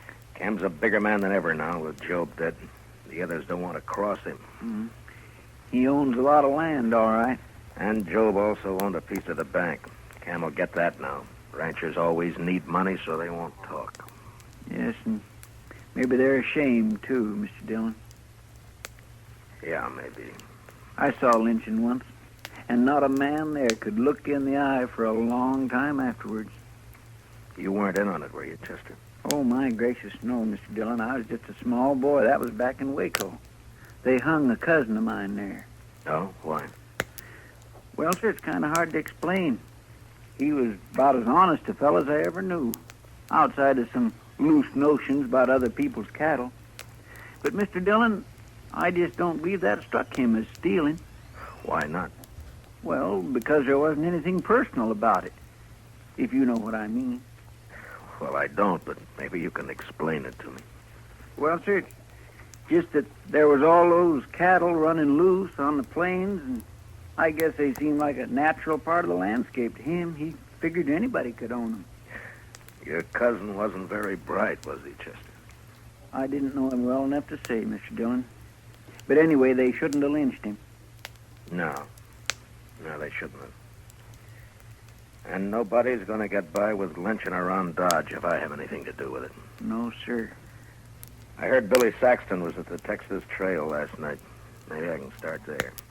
He sure must have hated Job to kill him like that, Mr. Dillon. Yeah. I'll be back later, Chester. Yes, sir, Mr. Dillon.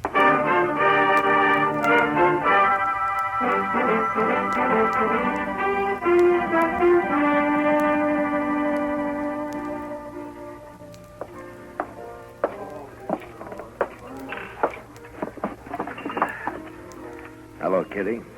Hello. Well, I can remember when you'd give me a smile. What's the matter? Nothing, Matt. Someone been bothering you? You might put it that way. Where were you last night, Matt? Why weren't you around? Yeah, Chester and I rode out to Fort Dodge on business. It was late, so we slept there. I thought this town could go one night without trouble. You sure thought wrong, didn't you? You're upset about the lynchings, that is. That's it. Aren't you? I heard Billy Saxton spent some time in here yesterday. I hate men. I think they're awful. Savage beasts. It'd be worse if it weren't for the law, Kitty. Now tell me about Saxton. He could tell you himself, Matt, if you hadn't picked last night to wander out of town. Now, Kitty, this isn't like you. I'm sorry, Matt. He seemed like such a nice kid. Where was he from? I never heard of him around here before. The Dakotas, somewhere. He was just a cow puncher, looking for a job. No more a gunman than I am. No, you can't be sure, Kitty. Did he say he'd ever been in Texas? The Powells came from Texas, didn't they? Amarillo. Well, he never mentioned Texas one way or the other. What'd he talk about? Horses, mostly. How he'd like to have a little spread of his own someday. And a woman. I see. And he'd talk nice about it. He wasn't like these hard cases around here. Anything else? Cam Powell was in this morning. Told me not to talk about Billy, especially to you. No? What'd you say? I told him I'm not afraid of him, but maybe you are, so why didn't he warn you against talking to me? That please him? I also told him if I was a man, I'd kill him. Who else was in on it, Kitty? I don't know.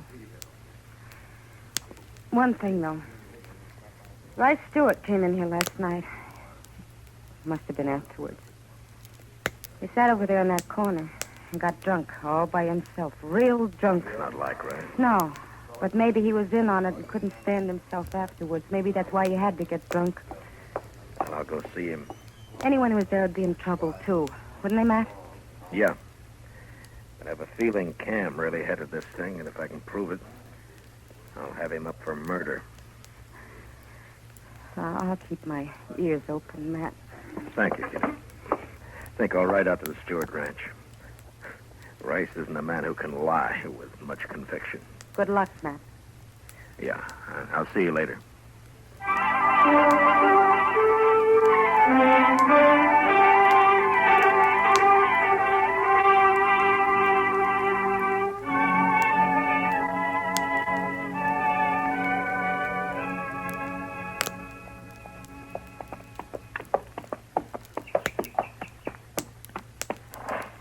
Hello? Anybody around? Get down, Marshal. I'm coming out of the sun. Well, thank you, Miss Stewart. Got a pot of coffee on the stove, Marshal. Oh, thank you, ma'am, but I'd like to find Rice first. Anything wrong, Marshal? No, I'd just like to talk to him. Rice come home real late last night, and he was awful drunk. First time in years. If you'll forgive me, Miss Stewart, I'd better find him. All right. Guess I'd rather Rice told me about it himself. Must be something up. Cam Powell was by earlier. Hasn't been around in months. Where'd you say Rice was, ma'am? Hasn't strayed far from the house today. Keeps coming in for coffee. Think he's drunk a gallon already. Well, I'll be back for some myself in a little while. Sure, Marshal.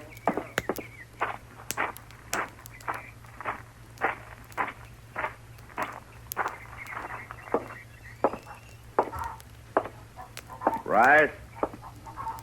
Rice, you in here? I'm here. Who is it? Matt Dillon. Oh. Hello. Marshal. Hello, Rice. Can I take a little of your time? I'd ask you up to the house, Marshal, but I think I'd rather talk here. Miss Stewart already asked me in. She hasn't heard about what happened in Dodge last night, has she, Rice? No, Marshal, she hasn't. How come you didn't mention it to her? What I tell my wife is my business, Marshal. Yeah, sure. But you know, she's bound to hear about it later. Maybe she'll wonder why you didn't tell her right off. That's still my business? She said Cam Powell was here this morning. Anything wrong in that? You don't feel very good today, do you, Rice? I got drunk yesterday. Last night I got drunker. Is that what's bothering you? Well, Not as young as I used to be, that's all. You're a poor liar, Rice. I figured you would be. Yeah, I suppose I am. Look, Rice, I've known you for 4 years, and I've never heard a bad word against you. But yesterday you were a little drunk and got mixed up in something you're ashamed of now. Cam Powell's threatened you if you talk about it. Isn't that right? That's right, Marshal. Well, have you decided what you're going to do about it? I don't know, Marshal. I just don't know. Well, then maybe I'm wrong about you. Maybe you know better than Cam and the rest of them. Look, it's done with now, Marshal. Why can't we just forget it? We just can't forget a lynching, Rice. That'd make it too easy for the next one to happen. I'll kill the man that starts another one. And why are you going to let Cam get by with this one? Well, by heaven, I'm not. I should have stopped it then. I don't know what was wrong with me, but I'll face up to it now. What do you want to know, Marshal? Where were you when Job got shot? At the Longhorn. About 6 of us were having supper. Job went down the street for some cigars, and then we heard a shot out back, and we run through the kitchen and found the cook outside holding Billy Saxton. Mm-hmm. He'd shot Job when he passed the street end of the alley. The cook see it? Well, she said he did. Then what happened? And Cam, he went crazy when he found Job was dead. I don't know, Marshal, but before I knew it, we'd slipped out of town with that boy. Cam hung him on that little tree about a half mile down the road. Yeah, I know. I cut him down. And that cook, that Hank something or other, I remember he grabbed Saxon's gun when we run out back. I can't get it off my mind. Nobody ever even looked at the boy's gun to see if it had been fired. Cam just hung him on the cook's word for it. Mm-hmm. All right, Rice. Thank you. Will you be a witness if I need you? I'll see you through now, Marshal. All the way. Oh. I feel better already. All right. Let's go get some of your wife's coffee, Rice. Yeah. Then I got to get back to Dodge. It's good coffee, Marshal.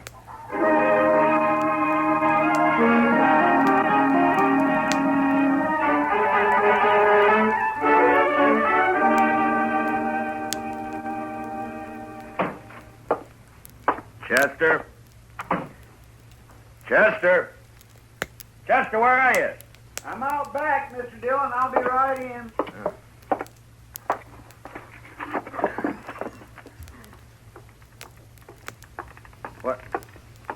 What's that you've got all over you? Paint, Mr. Dillon. White paint. Paint? Well, where'd you get it? Now, what are you up to now, Chester? I sent St. Louis for it, sir. I thought it'd be a good idea to make the hitching rail out back all white. Well, what for? Well, sir, we might be in an awful big hurry some night, and that... all right, Chester. All right. Look, I want you to go get cleaned up. I want you to have supper at the Longhorn tonight. Well, I sure do thank you, Mr. Dillon. No, Chester. I want you to go there alone. Oh. Yes, sir? It's for a reason. Do you know the cook over there, Hank something or other? That's Hank Ashford.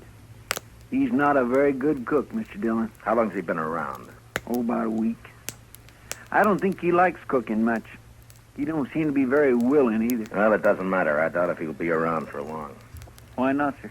I'm guessing that he'll be wanting to get out of Dodge fast after you let it drop. Real casual-like, mind, that I've ridden out to arrest Cam Powell. Is that so? You going to bring Cam in tonight, Mr. Dillon? No. You're just going to make Hank Ashford think I am. And don't let anyone else hear about it, though.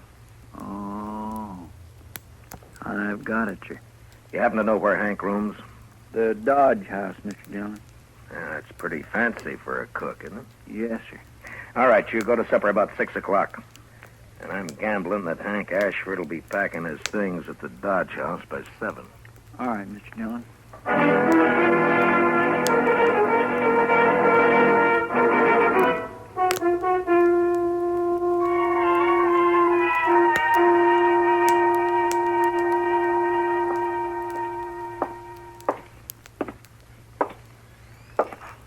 Oh, evening, Marshal. Evening, John. Hope you're not looking for a room. We're all filled up. Texans, mostly. Well, that's fine. What room's Hank Ashford got? 310, Marshal. Top of the stairs, straight down the hall. Uh-huh. Hey, you been up to anything? Looked to be in a mite of a hurry when he come in. He's here now? Went upstairs just a couple of minutes ago. Yeah. Something up, Marshal?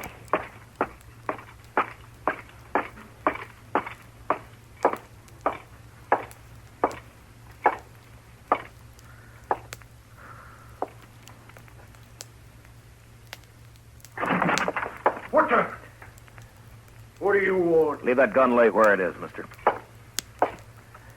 Here, I'll just put it in my belt. Less likely to get you in trouble that way. You're the marshal, ain't you? You leaving town, Hank? Yeah, I am. Why? I'm tired of cooking, that's why. You got Billy Saxton's gun up here, Hank? What? Or shall I tear your stuff apart and find it myself? No, it's in that drawer there. Yeah. But I wasn't at that lynching, Marshal. I can prove I wasn't. Yeah, I'm sure you weren't.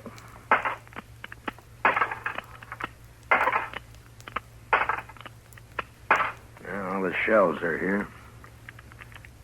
And the barrel's clean. I thought this gun killed Joe Powell. It did. I cleaned it, that's all. Well, you're pretty neat, Hank, for a hash house cook. Yeah, catch this. Now what?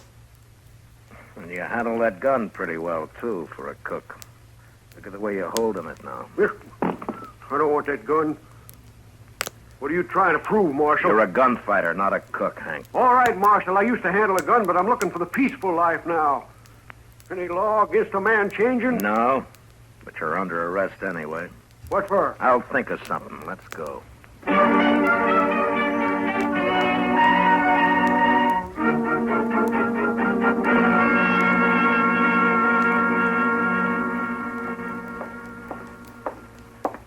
Hank wouldn't eat any breakfast, Mr. Dillon. Yeah, that's too bad. He says he won't be here long anyway. They all say that, don't they? Yeah, he may be right. I see Cam Powell coming across the street for him right now. You going to let him go, Mr. Dillon? Well, we'll see. All right, Marshal. What's the bail on Hank Ashford? There's no bail at all, Cam. What do you mean, no bail? You can't hold a man like this. I'm not holding him. You mean he can leave? Anytime. And what'd you arrest him for in the first place? Oh, let's say, suspicion. Suspicion of what? Well, drunkenness? He wasn't drunk. No, but he might have got drunk. You're pretty high-handed with that badge, aren't you, Dillon? You tell me, Cam. You ought to know about being high-handed. We're wasting time. Turn him loose. I want to get out of here. I'll get him, Mr. Dillon. Hank's a right handy man to have around, huh, Cam? What does that mean? Well, he can cook. Probably turn his hand to most anything. Sort of a jack of all trades, isn't he? I wouldn't know, Marshal. Thanks for bailing me out, Cam. I didn't have to bail you out. You're free. Is that right, Marshal? That's right, Hank. So go on, enjoy yourself. Yeah, I sure will. And I'll start by having a drink. Come on, Cam, let's see if the Alfraganza's open. Mr. Dillon? Yeah. You think Hank shot Joe Powell, don't you? Well, that'd be my guess, Chester. Then why'd you let him go? No evidence. They lynched the only witness. But I've made him a little nervous now. He'll get real jumpy with the help of some liquor. Well, what good'll that do, sir? They just might hang themselves, Chester. With a prod or two from me.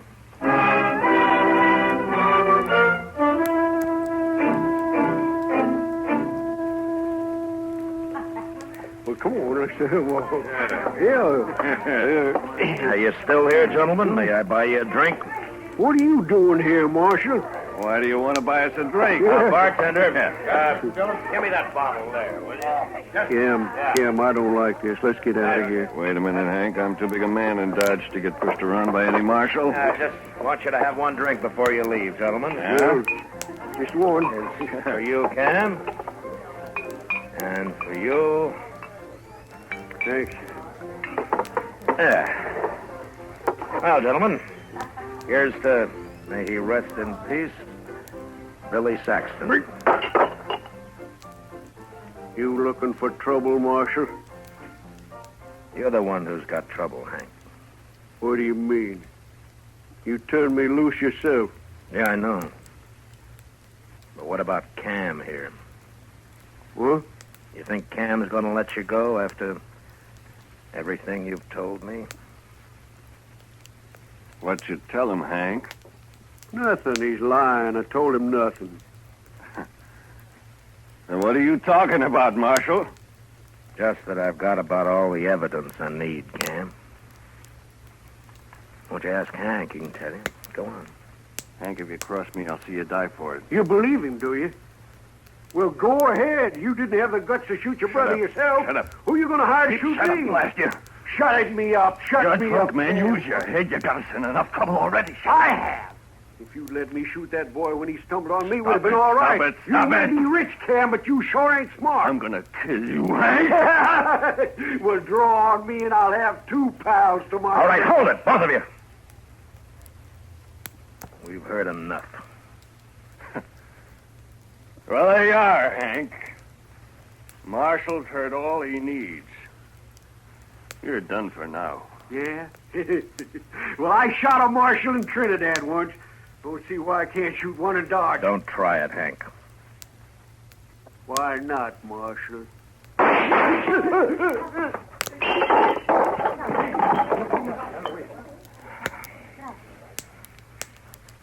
Good riddance. You're under arrest, Cam. Hank shot Job Marshals. You heard him say so. I heard him. But I'm still interested in who murdered Billy Saxton. And you're right back where you started, Marshal. Seems nobody knows about that lynching. I know about it. Bryce Stewart. I'm not proud of it, but I was there. I witnessed the whole thing. I'll take your gun now, Cam. I guess you win, Marshal. Nobody wins this time, Cam. Now, maybe the next time anybody gets an idea about lynching a man around here, they'll think twice. Now, you lead the way.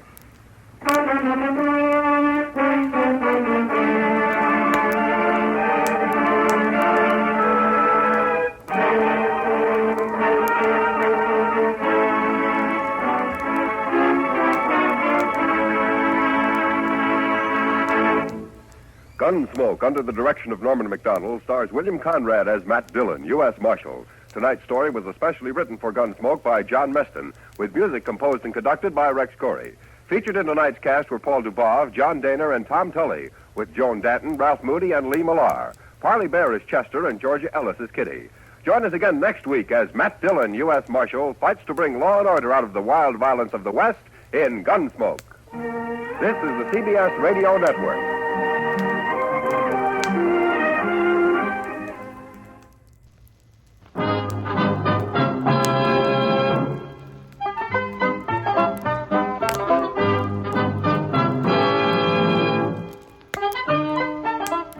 In just a moment, you'll hear James Stewart as the six-shooter. There's music for you tomorrow evening with 2 of your favorite song stylists. First, it's the Dinah Shore Show, and then songs with Sinatra. There's laughter, too, in your Friday lineup with 3 comedy favorites. The Bob Hope Show with Bob's guest Jerry Colonna, the Phil Harris-Alice Faye Show, and Can You Top This? It's a great Friday night program lineup, all of them heard only on NBC. James Stewart as the six-shooter.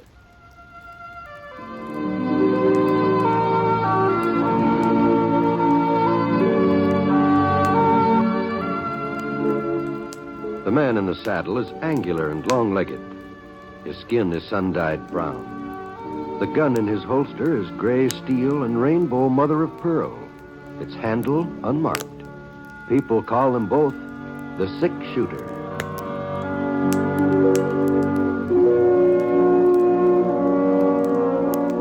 The NBC Radio Network presents James Stewart as the six-shooter, a transcribed series of radio dramas based on the life of Britt Ponset, the Texas plainsman who wandered through the Western Territories, leaving behind a trail of still-remembered legends.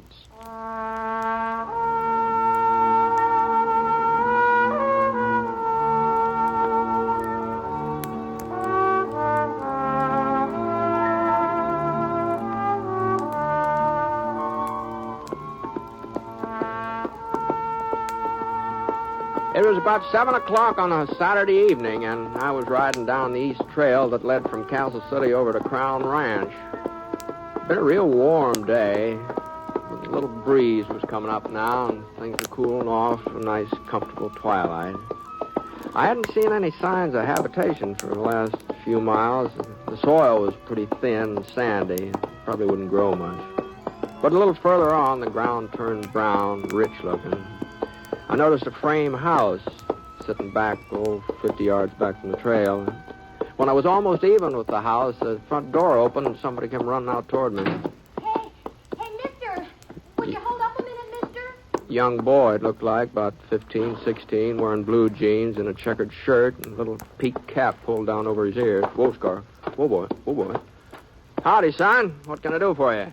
You come from town, mister? That's right. You didn't run across Friendly DeWitt on the trail, did you? Friendly DeWitt? You know him, don't you, mister? He runs the traveling mercantile. How's that? Oh, sure. We're too far out to get into town very much, so he brings around a wagon load of goods every once in a while. I just don't know what we'd do without him. Well, don't stand out there all night jawing. Just find out about Friendly, like I told you. The gentleman ain't seen him, ma'am.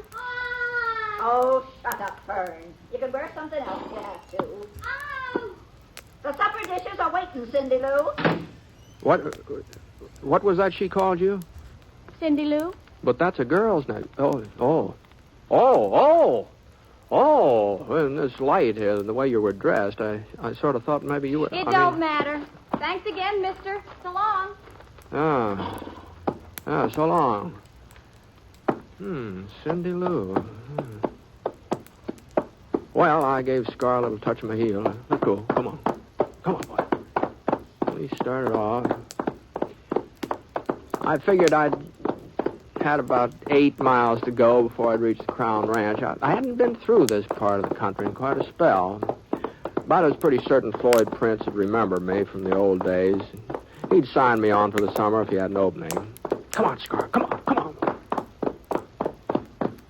It was about 15 minutes later, and I came to the fork in the trail. I saw a wagon rolling along from the south. It was some wagon, too. Almost twice the size of anything I'd ever run into before.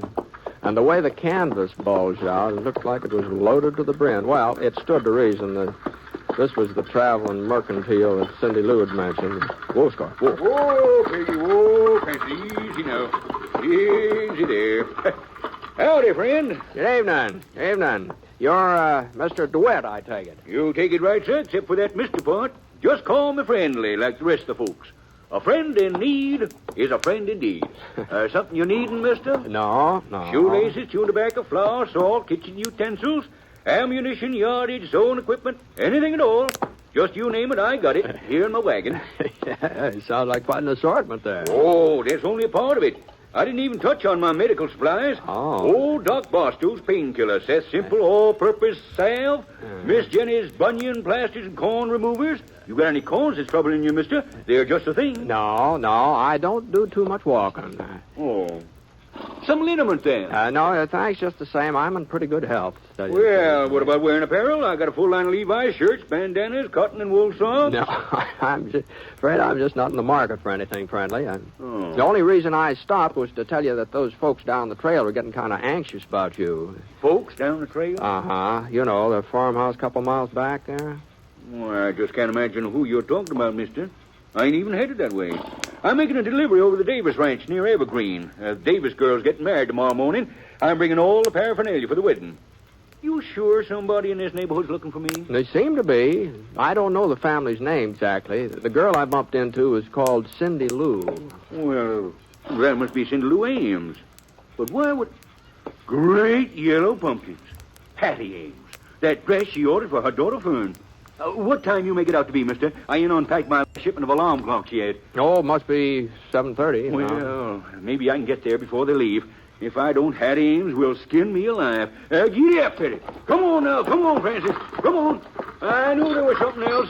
And I was working on that dress only this morning, too. Shortening the hem. So long, mister. Hope you enjoy the square dance. Dance? What do you... Come on, Scar. Come on. Dance? What are you talking about? Well, that's where you're heading, ain't it? The Crown Ranch? Yeah, as a matter of fact, it is, but I didn't know about any dance or anything. I was going to ask Floyd Prince for a job. You mean tell me you ain't heard about the celebration tonight? No, not a word. Well, it's account of Floyd Prince's son. He just come home from schooling back east. Well, you mean Monty Prince? Yeah, that's the boy's name. You know him, mister? Oh, I used to. He was just a little shaver then. He's all grown up, huh? Well, he must be 20 or so, somewhere's along in there. I guess he'll be taking over the crown one of these days. I see. Well, I reckon better put off my job hunting until some other time.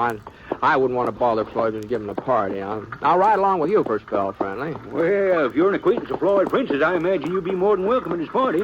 Practically everybody in the neighborhood's been invited. Maybe so. But fact is, I'm not too good at square dancing. I don't know, but there's just something about my legs. A little too much of them, I reckon. Well, I just hope you're the only absentee. What do you mean? Well, I had his daughter Fern. She was planning to wear this here dress her ma ordered from me. Oh. Yeah, like as not, she's having a tantrum right now. She sure takes after Hattie. She does, huh? Yes, sir. And mind not delivering her outfit on time, well, there'll be real catastrophe. You see, Hattie's aiming to marry her Fern off to this young Monty Prince. And she'll probably manage it, too. Hattie usually gets her own way. Uh-oh. Look over there, mister. Buggy coming up the trail. That'll be Hattie and Fern on the way to the crown. Yeah, I wouldn't be a bit surprised. Well, it's too late to do anything about the dress now if they're started off. Yeah, the best thing for me to do is to stay out of sight. I'll get my wagon over here under these trees here. Easy, Francis, easy now. But what do you... They're bound to see you sitting there. Oh, you don't know Hattie Ames like I do. What do you mean? Why, she's as nearsighted as a buffalo. Can't see her hand in front of her face unless she's wearing her bifocals. Oh. And she won't be wearing them either. Not if she's heading for Shindig. Well, what about the daughter? Well, I told you, Fern takes after her mother. She's as blind as a bat without her spectacles. I see. Here they come.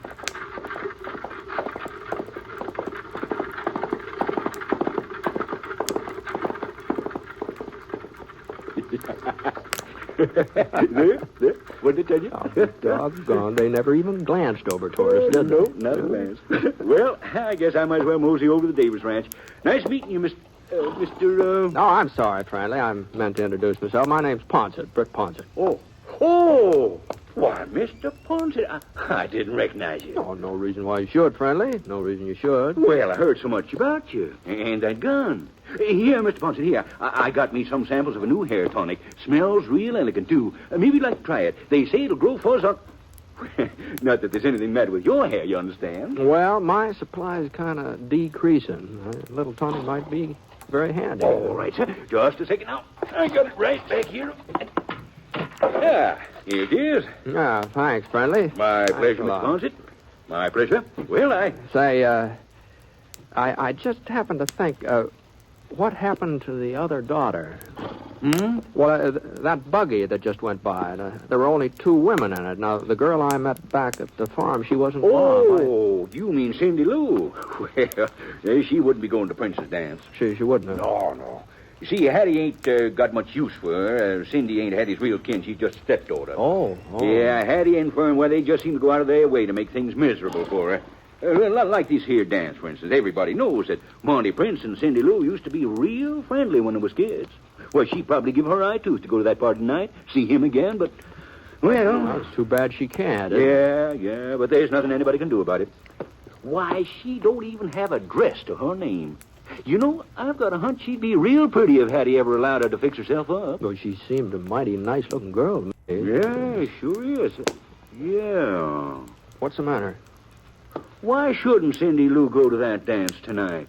With all the stuff in this wagon, I could fix her up so she'd be the prettiest girl there. Oh, maybe you could, friendly. Maybe you could. It'd sure be a good trick to play on Hattie and Fern. Why, if they couldn't tell my wagon at 50 feet, they'd never know Cindy Lou when I got done with her. Come on, Mr. Ponset. Why?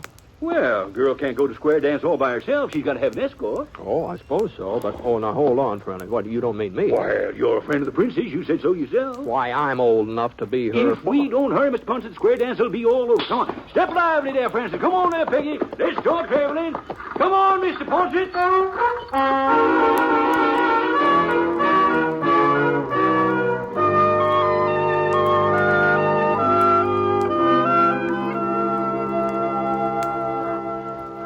Don't understand, Mr. DeWitt. You mean you want to loan me a dress? And all the trimmings, Cindy Lou. Before I get done with you, you'll be so dooted up that your own stepmother won't recognize you. And you want to take me to the dance, Mr. Ponset? Yeah, sure. That is, if you want to go. Yeah.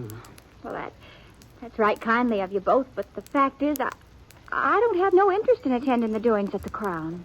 Oh, you don't, huh? Well, in that case... I don't know where you ever got such a notion, Mr. DeWitt.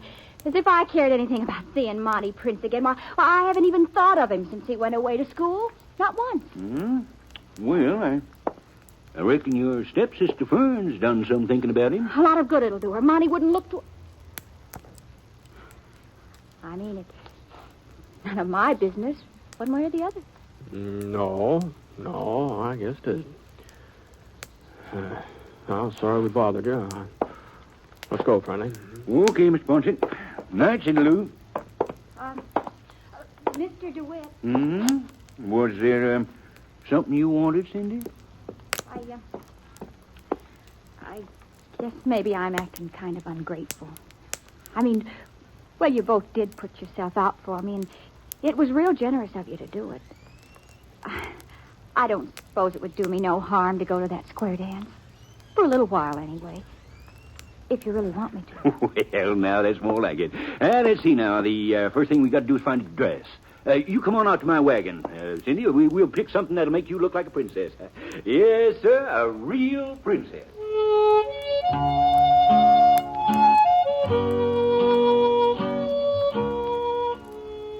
Well, I want to tell you, Friendly wasn't very far wrong. That's just exactly how Cindy Lou looked when she came out of that bedroom about half an hour later. And for a minute, we just stood there, just not saying a word, just staring at her. Something wrong? Don't I look good enough to go to the dance? Good enough? Why, Cindy Lou, you're as pretty as a picture. Ain't you, Britt? Why, she sure is. Well, if you're all ready, Cindy. Well... There's just one thing. We forgot the shoes. Shoes? I don't have any party slippers of my own. Oh. Well, you see, Cindy Lou, that's about the only item I don't stock in my wagon. I guess you can make do with the shoes you're wearing, can't you? Oh, I don't see how. I mean, well, look at them yourself. Yeah, no. No, wait. I am carrying one pair of fancy slippers. They're part of the Davis girls' wedding outfit. Well? No. I couldn't loan them to Cindy, though. I got to leave for the Davis ranch as soon as you two start off for the dance. I promised I'd be there first thing in the morning, and it's a good 8 hours drive in that wagon of mine. Oh, I see, yeah. Well, it was real nice of you both, anyhow. I'll never forget what you tried to do for me and how I felt when I put on this dress. How wonderful. Now, hold on, Cindy. Hold on. It's all right. Just let me do some figuring here. Let's see. If I was to leave here by midnight, I could be at the Davis place along about 8 a.m. That ought to be early enough. Well, there ain't no reason why you both couldn't be back here before 12 o'clock, is there? No reason at all. Well, then I guess the next thing to do is to find out whether them slippers will fit or not. I'll bring them right in. Well, I just don't know what to say, Mr. Ponset. Nothing like this has ever happened to me before. It all seems like something out of a storybook. You know, Cindy, I was just thinking the same thing. Well, here you are, Cindy. Try them on. Gee, they sure do look small, don't they? Yeah? You think you can make it? Oh, I don't... Oh, there. Oh, it is kind of tight, but... Well, try the other one. If you can get one on, the other ought to go, too.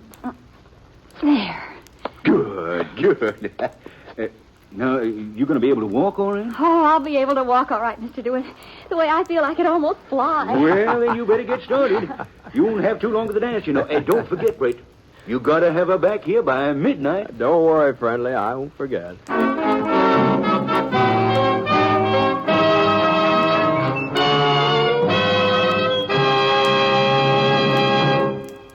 You are listening to James Stewart as the Six-Shooter, the story of Britt Ponset, the Texas plainsman whose name has become legend throughout the great Southwest. Now, Act 2 of the story called when the shoe doesn't fit.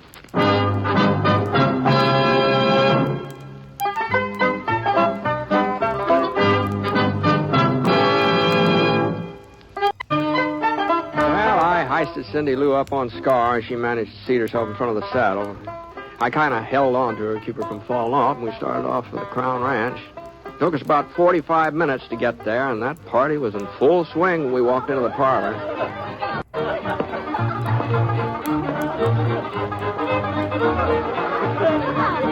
Rope your cow and brand your calf.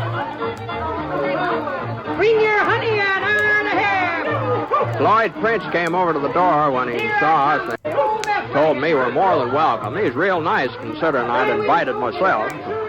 I sort of managed to avoid mentioning Cindy Lou's name, and what with all the hubdub, Floyd didn't seem to notice that I hadn't introduced her properly. But Floyd's son, Monty, well, he didn't wait for any introduction. He just took one look at Cindy, and that was the last I saw of her.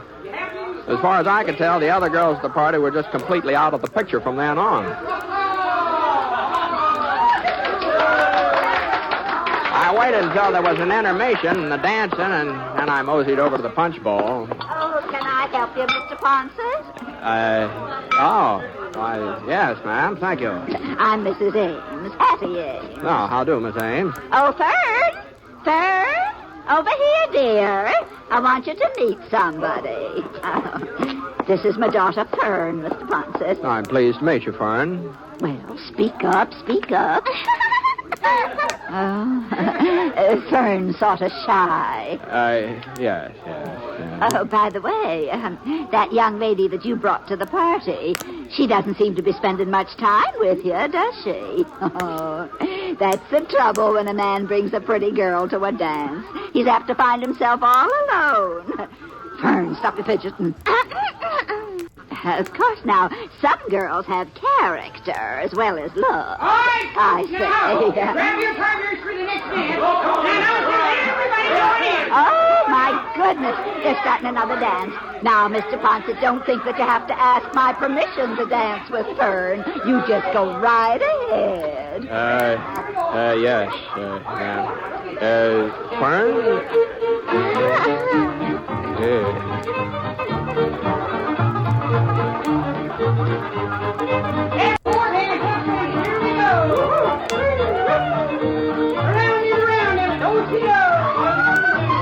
Like I said, I'm not much of a square dancer, but there just didn't seem to be any way of turning Fern down. Well, I guess I should say there wasn't any way of turning her mother down. So, we did our best. Whoop.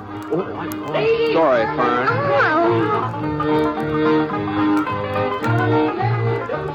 As the evening wore on, it didn't look like she had any other part lined up. Well, I figured it was up to me to sort of fill in. Whoop. Oh, I sure didn't mean to kick you, Fern.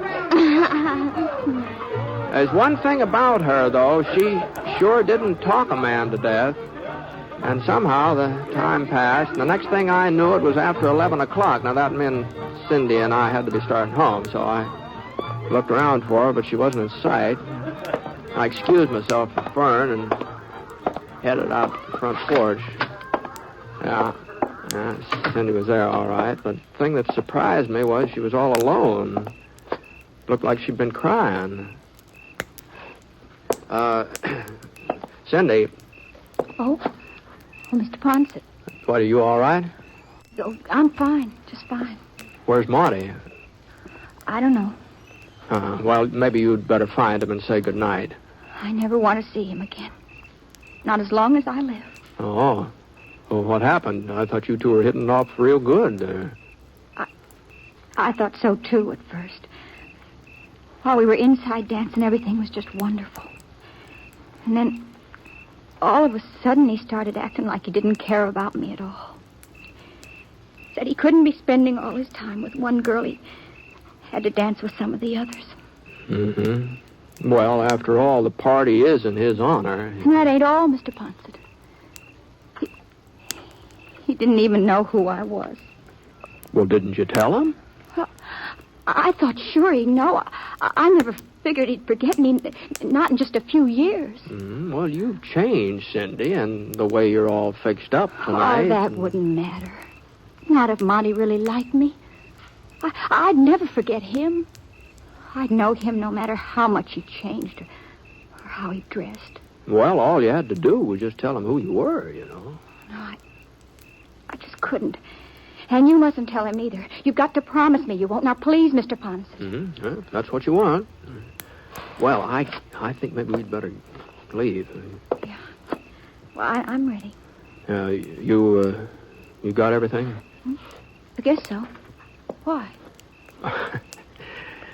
I don't know. I just thought maybe you'd lost one of your slippers or... My slippers? Whatever gave you that idea? I don't know. I just sort of crossed my mind somehow. Never mind. I'll get Scott.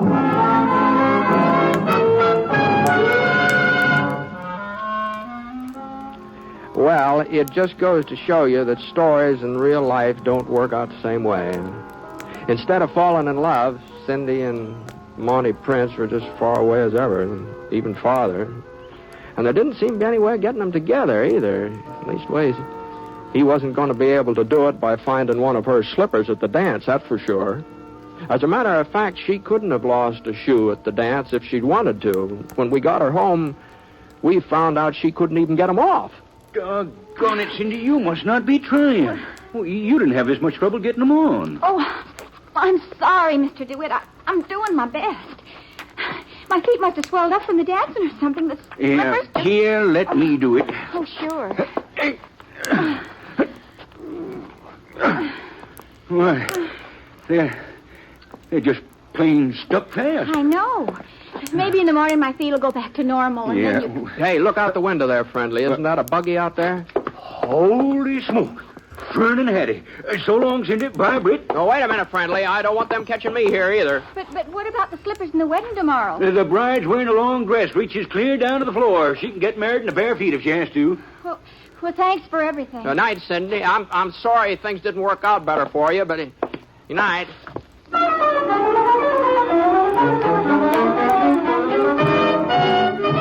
Well, along about noontime the next day, I was in my hotel room washing up for Sunday dinner.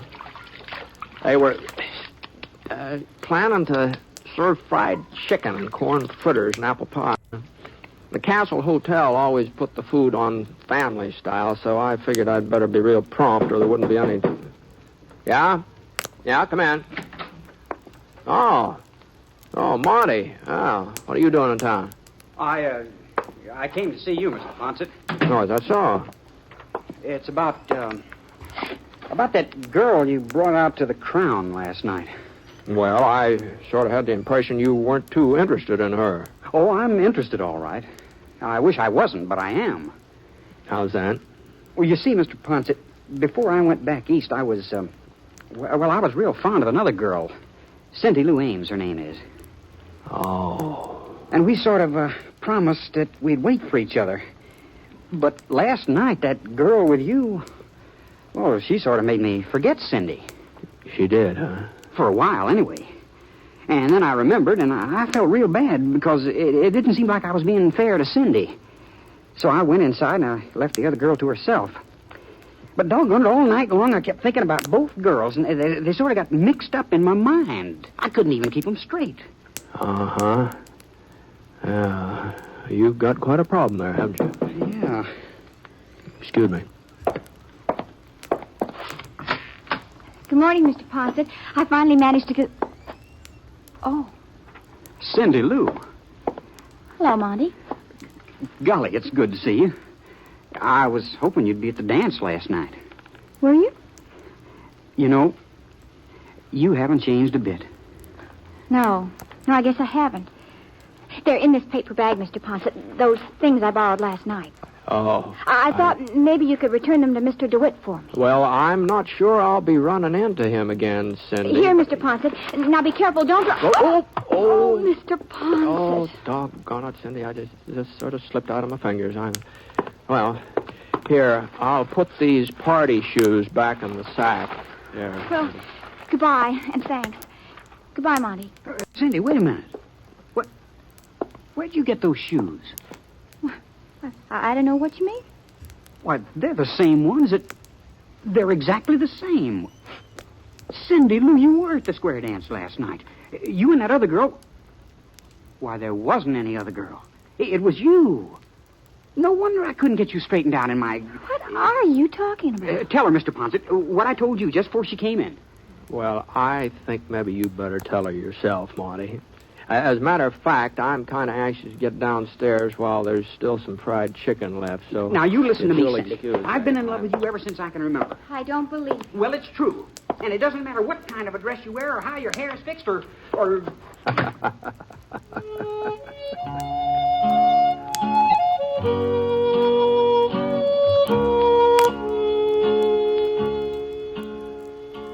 Well, there wasn't much point in my hanging around to see if Cindy and Monty would finally get together.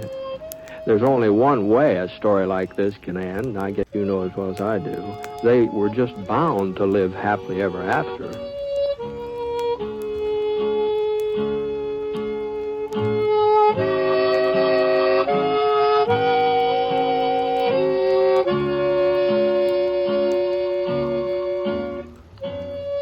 The Six Shooter is a transcribed NBC Radio Network production in association with Review Productions.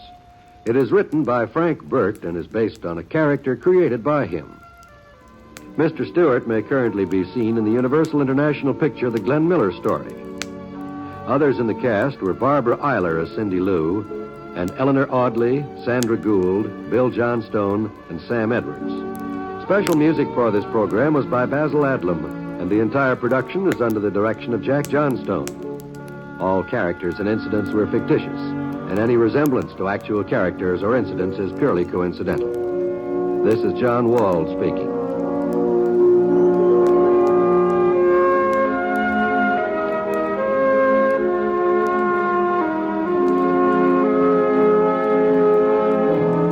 Hear MacDonald Carey in Jason and the Golden Fleece tonight on the NBC Radio Network.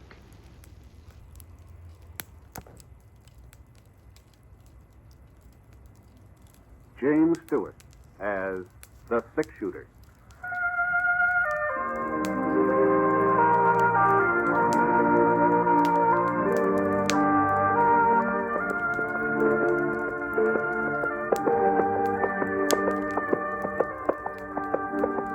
The man in the saddle is angular and long-legged. His skin is sun-dyed brown.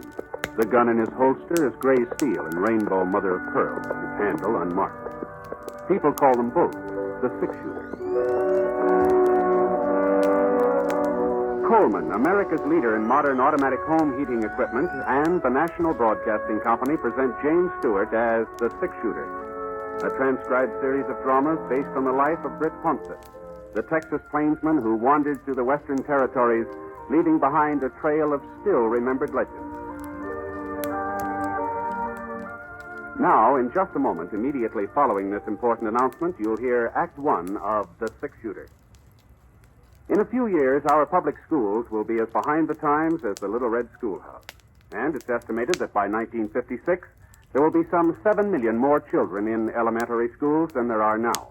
More equipment will be needed, and above all, more elementary school teachers. To help assure your child a proper education, join and work with local groups and school boards. And for free information about how people in other communities are improving their schools, write to this address. National Citizens Commission for the Public Schools, 2 West 45th Street, New York 19, New York. Now, Act One of The Six-Shooter, starring James Stewart.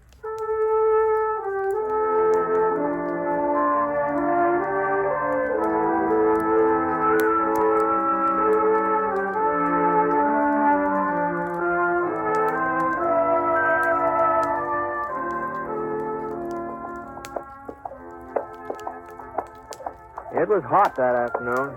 A low, crawling kind of heat that seemed to be following us as we rode along. The sun hadn't come out in the morning, but about noon it pushed through the clouds. Boy, it was hot. By 4 o'clock, when it should have been cooling off, it seemed hotter than ever. We still had about 15 miles to go before we'd hit Lead Creek. That was where I figured on getting a job helping lay track on that new spur line to Salt Lake City. I find that scar on the flank, and we headed down a little gully. His ears pricked up, and he jerked his head.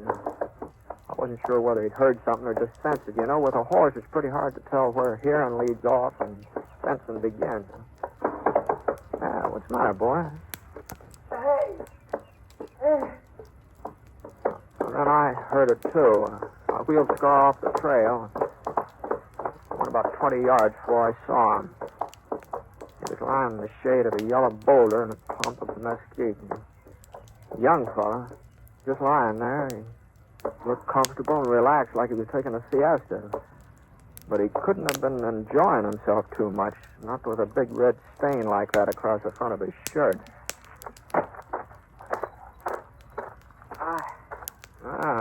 What's the trouble? I had a little accident. Yeah, it looks that way. What happened? My horse threw me a couple hours ago. Must have landed on my gun. It went off. See, you haven't got any water, have you? Sure, yeah.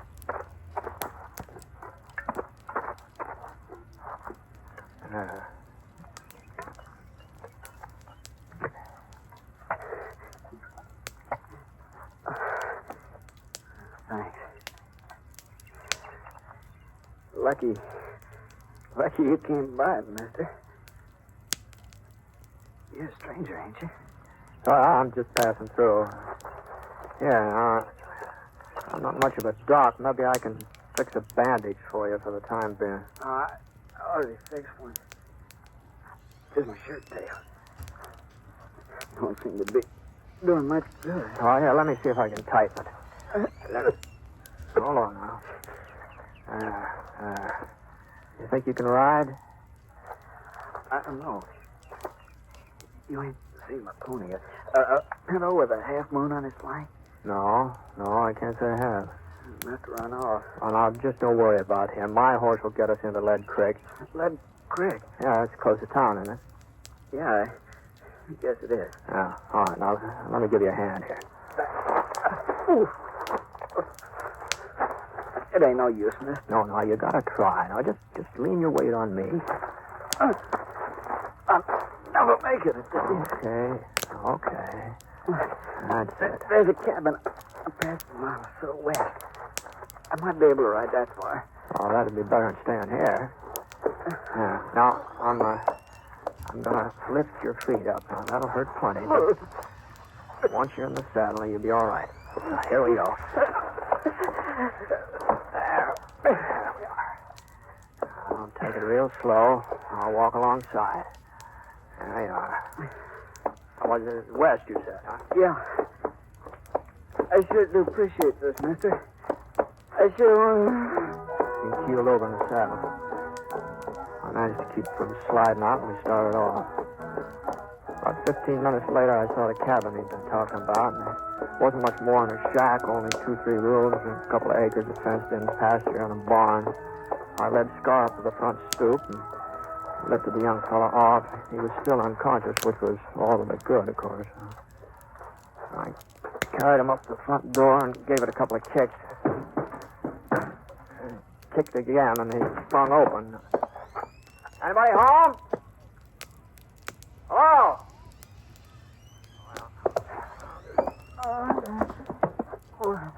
Yeah, now you just lay there. I'll try and get some rest. I'll look around. Where? He passed out again.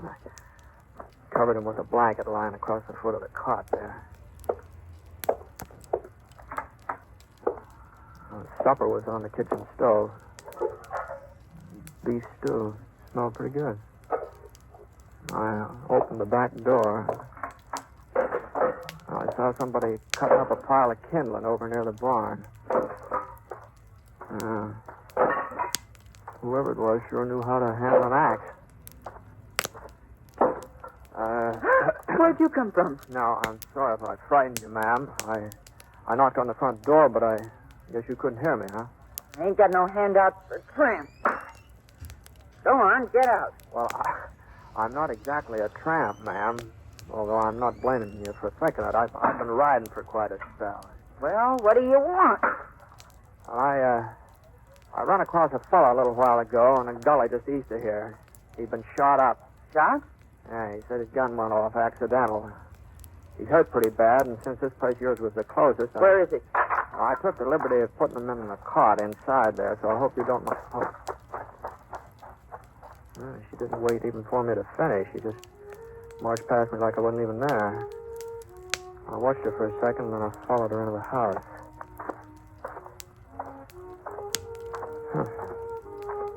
I'd never run into a woman exactly like her before. At first, I thought she was a man. You know, the pants, the checkered shirt she was wearing, the way she chopped up kindling, they fooled me. She walked like a man, too. Stiff, square-shouldered. Her eyes,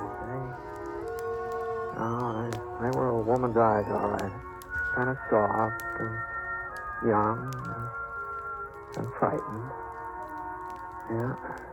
The rest of her had been pretty as her eyes. She'd been a real fine-looking girl.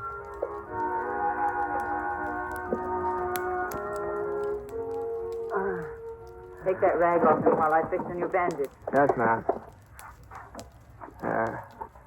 It's a shame to tear up a fancy petticoat like that. I got no need for petticoats, mister.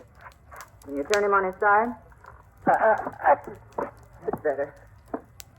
Now, if I can just get the bleeding to stop. You know him, ma'am? No. Why should I? Oh, I just thought since he was in your neighborhood. Lots of folks pass by here. That don't mean I know him. I don't know you neither. Oh, sorry. My name's Ponset. Britt Ponset. Ponset. I've heard of you somewhere, haven't I? No, not likely. This is the first time I've been around Lead Creek here. Got a pocket knife? Yeah. Thanks. George, you're doing a real good job on him, you know. Your husband off somewhere today? I'm not married. Oh, it must get kind of lonely out here all by yourself, doesn't it? I like being alone. Don't want a lot of people around me. Mm-hmm. No, I can't say I blame you. I never been much on congregating myself. I always sort of like to... Well, you know, that bleeding's letting up a little. All right, I guess I'll be shutting off, man. When I get into town, I'll send a doctor out here. No. No, you can't. What I mean is there is no doctor in Lead Creek. Oh? He moved away a couple of years ago. Well, there must be a doctor somewhere around these. No. Not within 100 miles. I'll have to take care of him myself. Well, maybe I can find somebody to help you. You know, since I brought him in here, I sort of I'd feel rather do it alone. I'll manage all right. Well, that's mighty decent of you, but him being a stranger, all right. So long. Mr. Ponset? Yes, ma'am? You won't tell the folks in town he's here. Well, he's a stranger, like you said. He don't concern them, and I don't want them laughing at me. They'd say, Jenny Garber's finally got herself a man. And if he wasn't unconscious, he'd never have managed it. So, you won't tell them, will you? Well, I don't suppose anybody will ask me about it. Easy, boy. Easy. What are you looking at? Oh, I was just noticing those horses over in the pasture there. Those both yours? Yes, they are. Why? No reason. No. That pinto looks like a good animal. What do you call him? His name's Moon, because of the marking on his flank. Looks like a half moon. Yeah, I can see it, yeah. Well, I hope the patient doesn't give you too much trouble. All right, come on.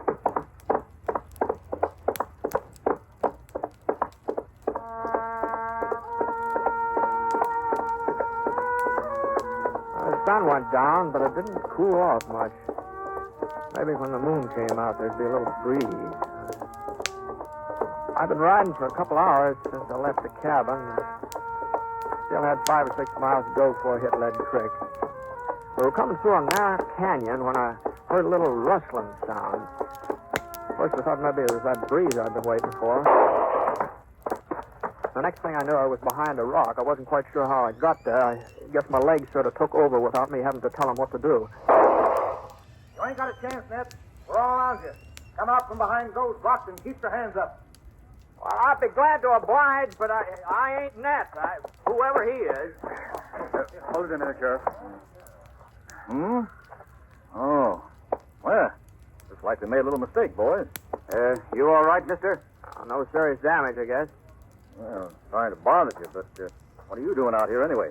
I was heading for town. I heard there might be some work on the new railroad. Thought I might sign up for a spell. Well, I guess they can always use another man. My name's York. Sheriff Jim York. I'm pleased to meet you, Sheriff. I'm Britt Ponset. Ponset? The fellow they call six-shooter? I didn't know you were in these parts. Boys, meet Britt Ponset. Britt, this is Sam Norval, Tom Jackson, Harry Potter. Howdy. Britt's the man who brought in the Phoenix Kid. Kid had the drop on him, too, but he never got a chance to pull the trigger. At least, that's the way folks tell it. Yeah, well, between the doing and the telling, there's apt to be some exaggeration. Well, anyway, I'm sure glad we run into you tonight. That 6-gun of yours may come in handy. Oh? Yeah, we're looking for Ned Landy. That's who we thought you was at first. I figured something like that. Now, what's this Landy been up to? Trouble for the last 3 months. Hold up, couple of shooting sprees.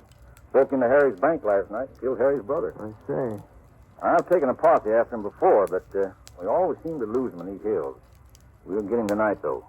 Picked up his trail this morning. Even spotted him for a minute or two on the far side of Devil's Canyon over in the trees. I got off a shot. Thought I'd hit him for sure.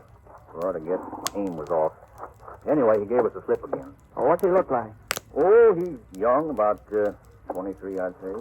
Short, wiry, black hair, rides a Pinto. Pinto, huh? Mm-hmm. You ain't seen him? Yeah, I guess I have. Yeah? Well, where was he? I left him at a cabin about 9 miles back. And, your aim was all right this morning, Sheriff. He's carrying a bullet in his stomach. Of course, he said he'd shot himself by accident. The only cabin out this way is Jenny Garber's. That's the woman. That's the woman who lived there. Well, come on, boys. Let's go. Ain't you coming too, Britt? Oh, no, you won't need any help, Sheriff. Landy's not likely to last long enough for you to get him into town, I don't think. Well, we'll get him in all right. Doc will see to that. The doc? What? But I understood there Sure. wasn't any... Sam, here's the doctor. See, that's what he's been claiming for the past 20 years. Yes, huh? Just wait a minute, Sheriff. Just hold on. I've changed my mind. I think maybe I will ride up there with you.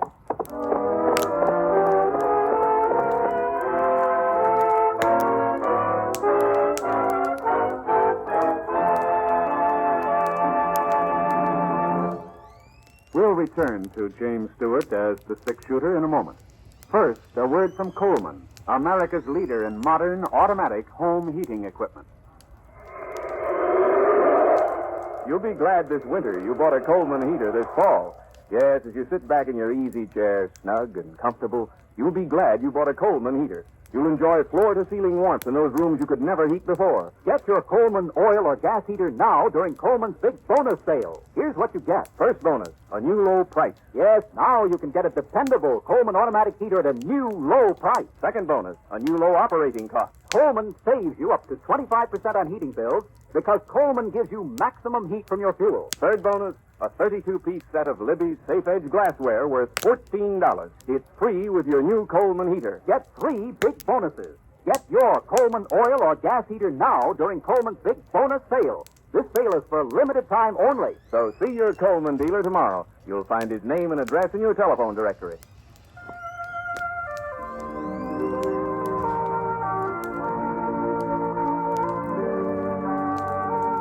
Now, Act 2 of The Six-Shooter, starring James Stewart.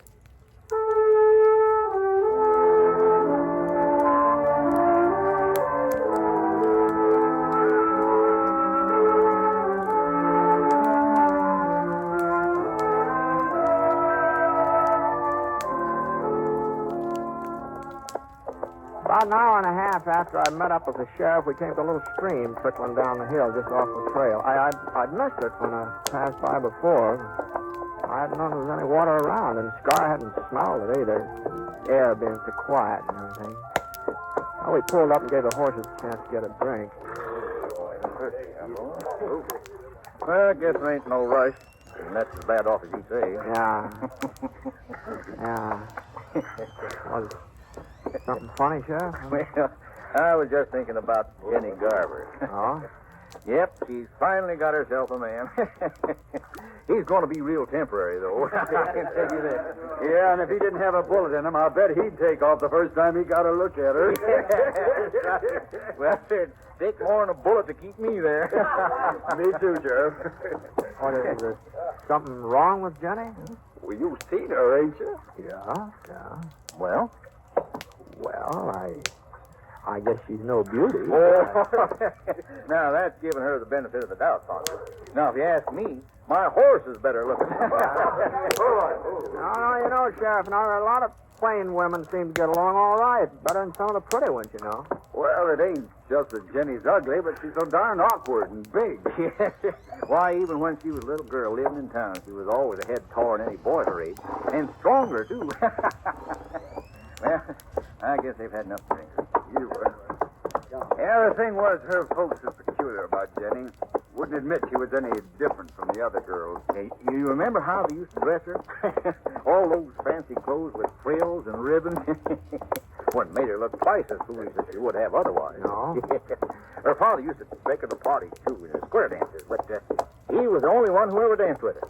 No, sir, I don't think a single boy in town courted her. Not one. You're forgetting Willie Franklin. Oh, sure. Who is Will Franklin? Yeah. He's quite a cut-up. Made a bet one night with some of the fellas. He said he'd get Jenny to agree to marry him.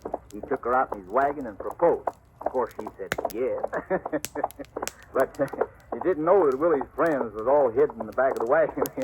Leastwise, he didn't know it until they all busted out laughing. Was right after that her folks died, wasn't it, Sheriff? Yeah. That's when she bought this cabin. About 5 years ago, come to think of it. Well, Jenny can't be more than 25 or 6. Looked a whole lot older, though. Wouldn't you say so, Britt? Oh, I don't know. I'm not much good at judging ages, especially a woman. There's her place, up ahead. Lamp's still on. She must be up. Sure, she's up all right. First time she ever had a man within touching distance, ain't it? Ooh. What's the matter? Yeah, we better leave the horses here and go the rest of the way on foot. Oh, no. Landy's not after give you any trouble. Oh, you never can tell. You may be feeling better by now. Yeah, but not that much. Hey, he's seen us. Didn't waste no time about it, neither. Guess he wasn't as sick as you thought, Britt. Or else he made a mighty fast recovery. We'll never hit him from down here. What do you suppose happened to Jenny? I don't know. Forgotten about her. He's probably got her half scared to death. Well, we'll have to rush him. It ain't going to be easy, Sheriff. With this moon, he's sure to spot us. Well, that's all we can do. Sam, you and Harry see if you can make it up to the fence over there. Right. You okay? Okay. I'll fire twice. That'll be the signal to close in. Now, hold on a minute, Sheriff. Just hold up here a minute. Now, if we go plowing up in front of that cabin, somebody's going to get hurt. Well, what's the matter, Ponset? You've been shot at before. Well, that doesn't mean exactly I like the idea. And besides, there's another way of getting in that door around back. And there are a couple of trees back there, too. Oh, no, he'll be watching the back door. That's no fool. I know, but it's worth a try, eh? All right, I'll go with you. Now, wait a minute. Now, you just let me go alone. One man ain't as apt to be seen. Now, you just keep firing. And if I ain't back in 5 minutes, well, we'll take him your way, huh? 5 minutes. We won't wait no longer.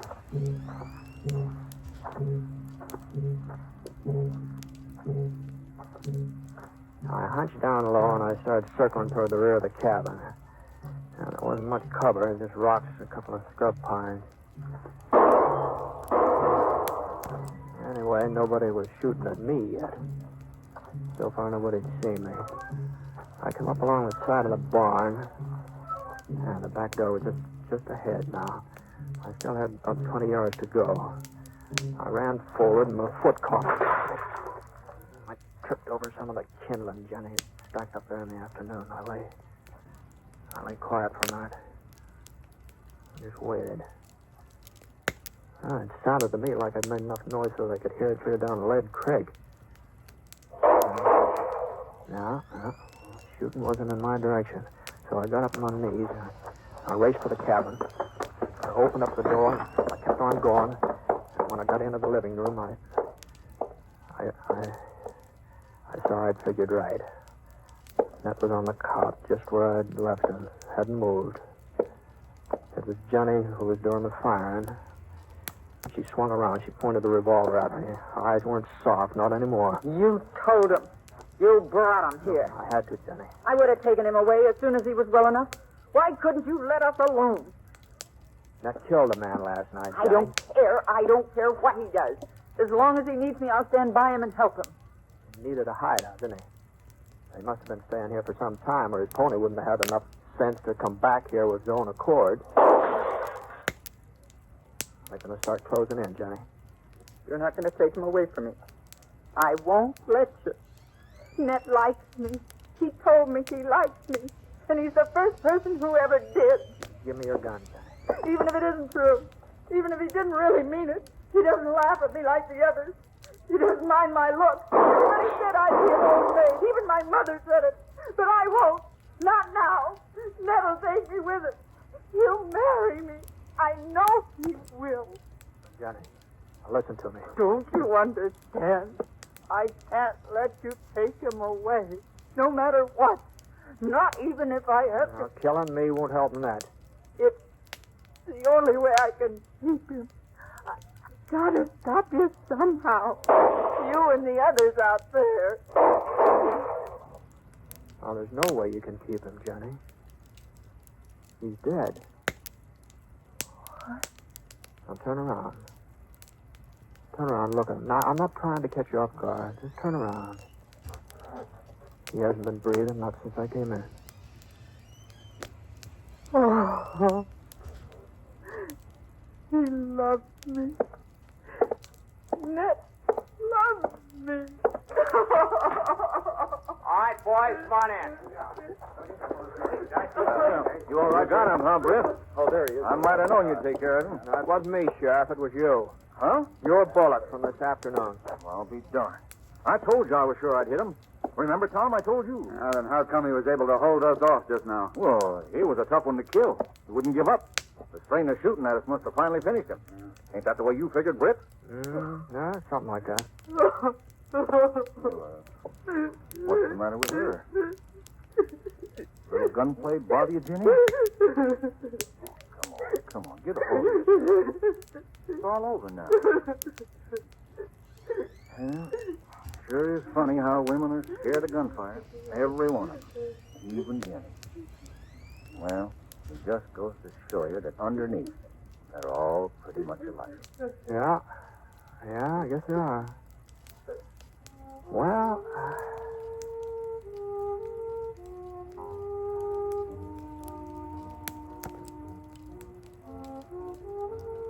Nat was buried the next day, and there was one bunch of flowers at the funeral, wild daisies. Folks just couldn't figure out who sent them.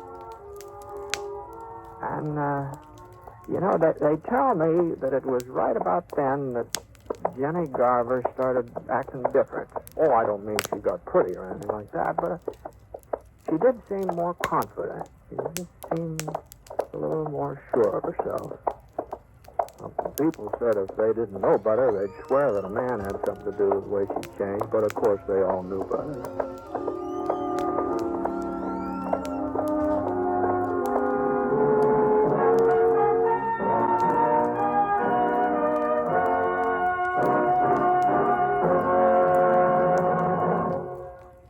I'd like to take a minute here to remind you about some of the great entertainment in store for you later in the week on NBC Radio. Next Friday night marks the fall return to the air of both the Bob Hope Show and the Phil Harris-Alice Faye Show. Both these great comedy programs, formerly heard on different days, now join forces to make Friday night a top listening night on NBC Radio.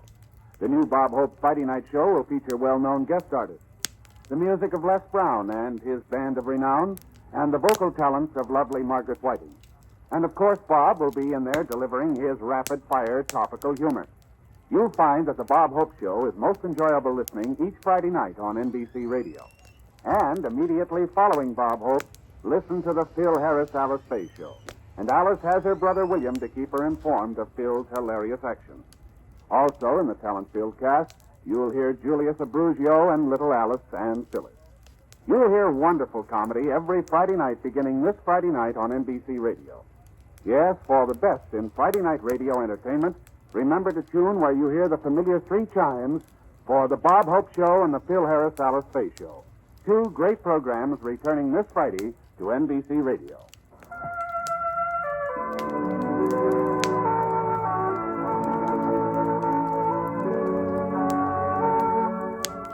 Coleman, America's leader in modern automatic home heating equipment, and the National Broadcasting Company have presented James Stewart as the Six-Shooter. Mr. Stewart may currently be seen in the Universal International picture Thunder Bay. The Six-Shooter is an NBC Radio Network production in association with Review Productions. It is based on a character created by Frank Burt, and today's transcribed story was written by him. Special music was by Basil Adlam, and heard in the cast were D.J. Thompson, Jeff Kirkpatrick, George Neath, and Harry Bartell. The entire production is under the direction of Jack Johnstone. All characters and incidents were fictitious, and any resemblance to actual characters or incidents is purely coincidental. Hal Gibney speaking.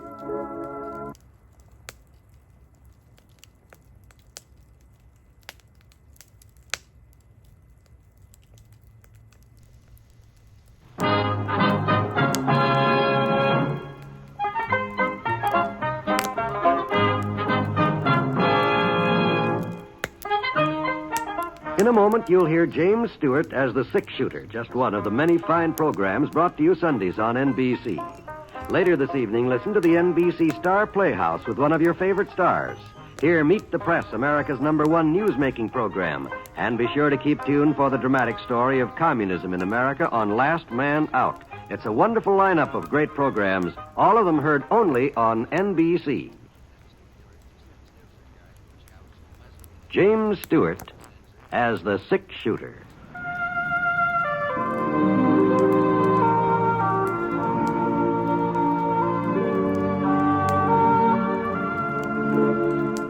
The man in the saddle is angular and long-legged. His skin is sun-dyed brown.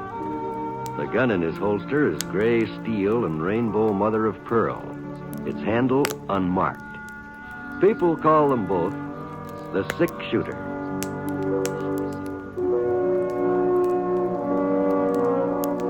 The NBC Radio Network presents James Stewart as the Six-Shooter, a transcribed series of radio dramas based on the life of Britt Ponset, the Texas plainsman who wandered through the Western Territories, leaving behind a trail of still remembered legends.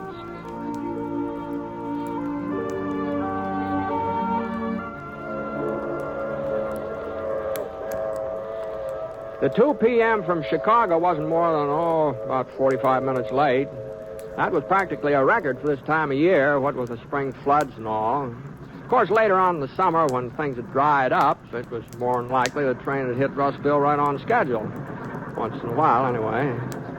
I climbed down from the buckboard Paul Poindexter had lent me and walked over to the platform. I guess I'd be able to recognize Clay Fenton, even though I'd never seen him before. It stood to reason that there wouldn't be more than one 16-year-old boy getting off at Russville Station, and Clay's mother had sent along a pretty complete description. He 5'7", thin, gangly, sandy hair, and a V-shaped scar on his forehead. The train had stopped now, and the conductor lowered some iron steps. The first person to step down was a drummer holding a big tapestry valise crammed full of samples. Behind him there were 2 ladies. They didn't have any suitcases, just boxes, so I figured they'd only been as far as Fort Davidson on a shopping spree. After them, there didn't seem to be anybody else at all. Well, now, I'm sure that letter had said Clay'd be arriving on the 22nd. Say, mister. Yep? This is the Tuesday train, isn't it? What day did you think it was? Oh, I know it's Tuesday, but sometimes, well, I was wondering if this could be Monday's train. I mean, you're not a day late, are you? Well, of course we're not a day late. We're right on time, practically. Uh-huh. Well, I was supposed to meet a young fellow traveling with you, about 16. Mr. Ponset? Clay? Yes, sir. Yeah, I didn't see you get off. I was riding in the last car. It took me a couple of minutes to get my things together. This the fellow you were looking for, mister? That's right. Thanks very much. What? Buckboard's right over here, Clay. Here, let me give you a hand of that suitcase. Oh, it's not very heavy. I can manage.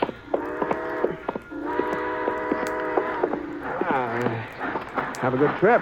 Yes, sir, just fine. All right. Well, here, you put your bag right behind the seat here. Okay. You want to drive? Huh? Well, you can handle a buckboard, can't you? Sure.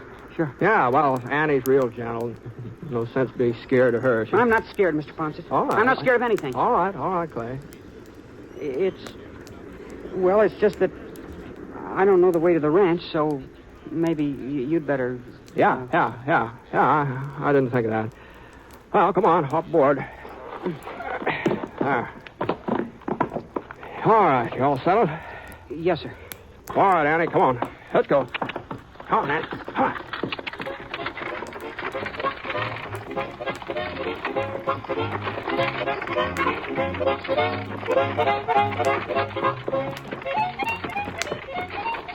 That's your first trip west, isn't it, Clay? That's right. Yeah. Come on, Annie. Come on now. You know, you must have done some pretty smooth talking to persuade your ma to let you come out here all by yourself. My coming was her idea, Mr. Ponset. Oh, I see. She thought, well, since I don't have any brothers and we've always lived in town, she thought maybe it would do me good to spend a summer on a ranch. I see. Of course, I was all for it, too. You were, huh? Oh, sure. Especially when I found out I was going to be staying with you. The other fellows, they sure were jealous when I told them I was going to be living with a six-shooter. Well, we all pick up nicknames out here, Clay. Something to answer to besides your own handle. It doesn't necessarily mean anything, you know. In your case, it means something, all right. No. Oh, Mom told me not to expect you to talk very much, especially about yourself. Yeah, I guess she knows you pretty well, Mr. Ponset. We used to be real good friends, your ma and pa and me. That was when they lived up in Dakota before you were born. Yes, sir. Come to think of it, you look like your pa. Well, that's what people say, but I don't remember him. Funny, the only thing I can remember is sitting on his lap and playing with his watch chain. I remember that watch chain just as clear as day, but I just can't remember him. Wonder why that is. Oh, some things just stick with a person, I guess. Yeah. Is it a big ranch, Mr. Ponset, where we're going? No, it's not true. Mr. Poindexter, he's the owner. Oh, he's got 500 head of cattle and a couple thousand acres, that's all. It sounds pretty big to me. That's all. What you're used to, I reckon. Yes, sir. It sure was nice of Mr. Poindexter to let me move in with you. Oh, he was real pleased at the prospect of having an extra hand for the summer. There sure has been more than enough work for the three of us already. You mean there's only 3 people on the ranch? Well, there's 4 now, counting you. Oh, I thought there'd be a whole lot more than that.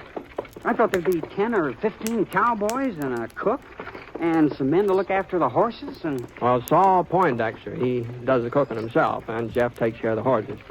Jeff? That's Mr. Poindexter's son, yeah. He must be about your age, Clay. Maybe a year or 2 older. Not as tall, though. Oh. Jeff will show you the ropes. He knows all about ranching. Oh? Oh, I expect there's plenty of things you can show him, too, about city life, I mean. Yes, sir. I expect so. Yeah, you'll probably have a real good time getting acquainted. Well, here's where we turn off. Easy on it. Easy now.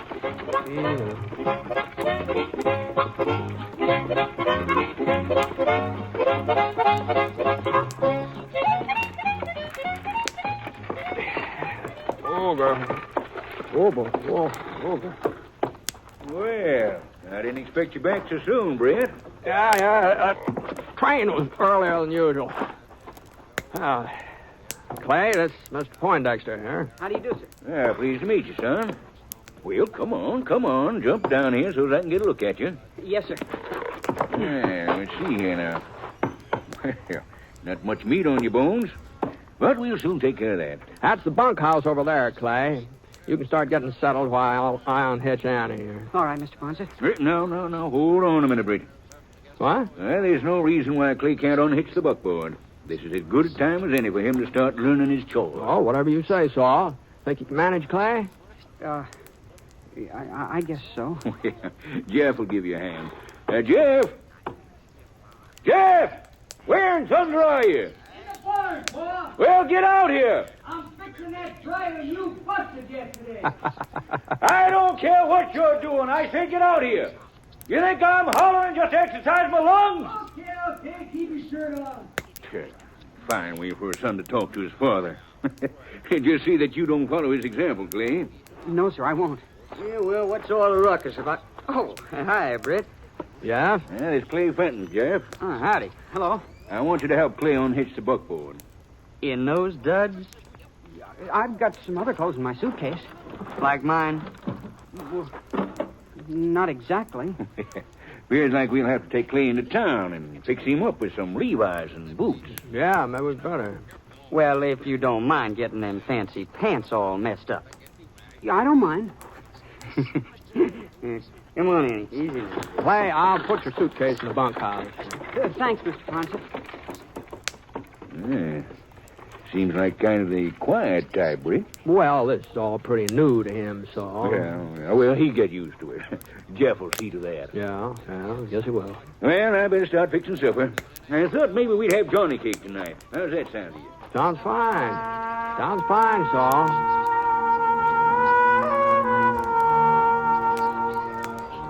Well, I took Clay's things into the bunkhouse and emptied out part of a wooden footlocker so he'd have some storage space. Saul and Jeff lived up in the main house.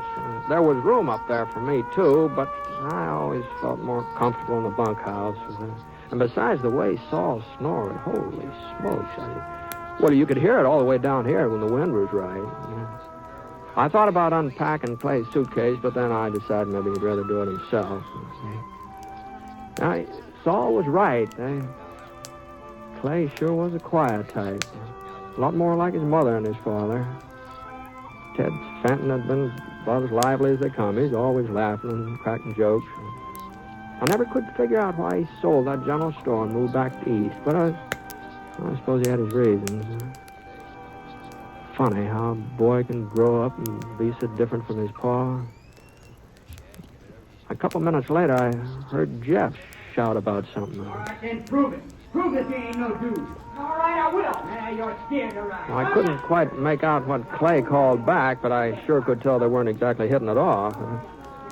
Well, I didn't actually blame Jeff for not taking the Clay. Of course, in the city, it had been Jeff who had been the misfit, but we weren't in the city now. Anyhow, I waited for Clay to come back into the bunkhouse, and when he didn't show up, I walked outside to see what had happened to him. He wasn't in sight, but there was something going on out in the corral behind the barn. I got there just in time to see the apron-faced sorrel give a buck that sent young Clay flying clear over the corral fence. For a second, he didn't get up either. Britt, you see that? Clay, hey, you all right? Yeah, I guess so. Sure he's all right. Well, what the Sam Hill are you trying to do? He said I was a dude, that I couldn't stay in the saddle. You put him up to riding that sorrel, Jeff? Nope, I gave him his pick of the ponies. Now, you know that sorrel's a high binder. You should have warned him. It ain't my fault if he can't tell a spooky horse when he sees one. It was his pick. Well, here, Clay, you think you can stand up? Yes, sir, I think so. Let's see. Well, doesn't seem to be anything broken. I guess I better change my trousers. They're all ripped up. You got nobody but yourself to blame, kid. I told you didn't know the first thing about riding a pony. You should have fessed up to it instead of making such a fool of yourself. I'll show you, Jeff. I'll show you I can ride. And I'll ride that sorrel, too. Just you wait and see. You'd almost think he meant it, wouldn't you, Britt? He means it. City dude. He don't even know which side to mount. Yeah. But that won't keep him from trying the sorrel again. Well, if he does, he'll just get himself tossed off. Uh-huh. Well, maybe so. Maybe so.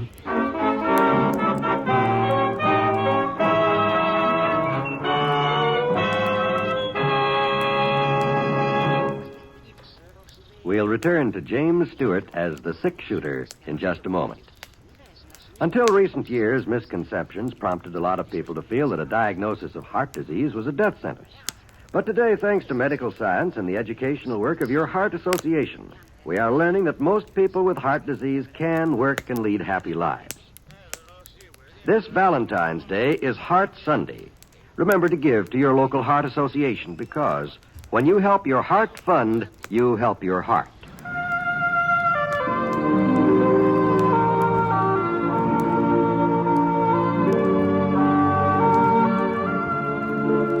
Now, Act 2 of The Six Shooter, starring James Stewart as Britt Ponset.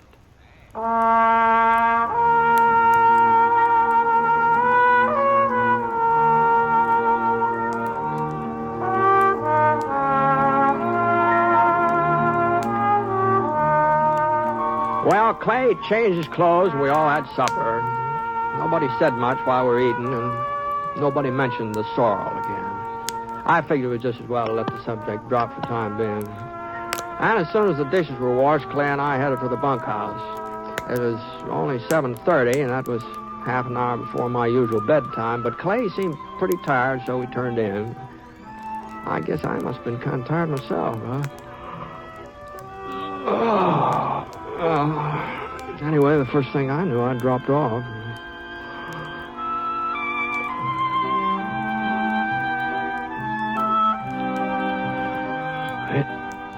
It was getting on toward dawn when one of the horses down the corral was sure upset about something. I turned over and I saw that Clay's bunk was empty. Clothes were gone, too. For a second, I wondered if he'd run off. Maybe he tried to go home. Then I heard him coming into the bunkhouse. His face was all wet and shiny, like he'd been working up a sweat, and there were some dark stains on his pants and shirt. He undressed and he put the clothes he'd been wearing in his suitcase.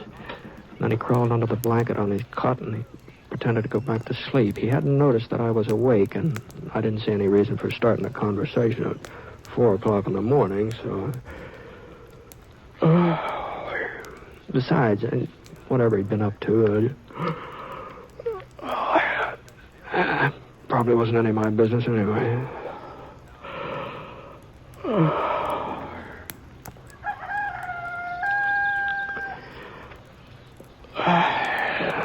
Must have been a good hour later.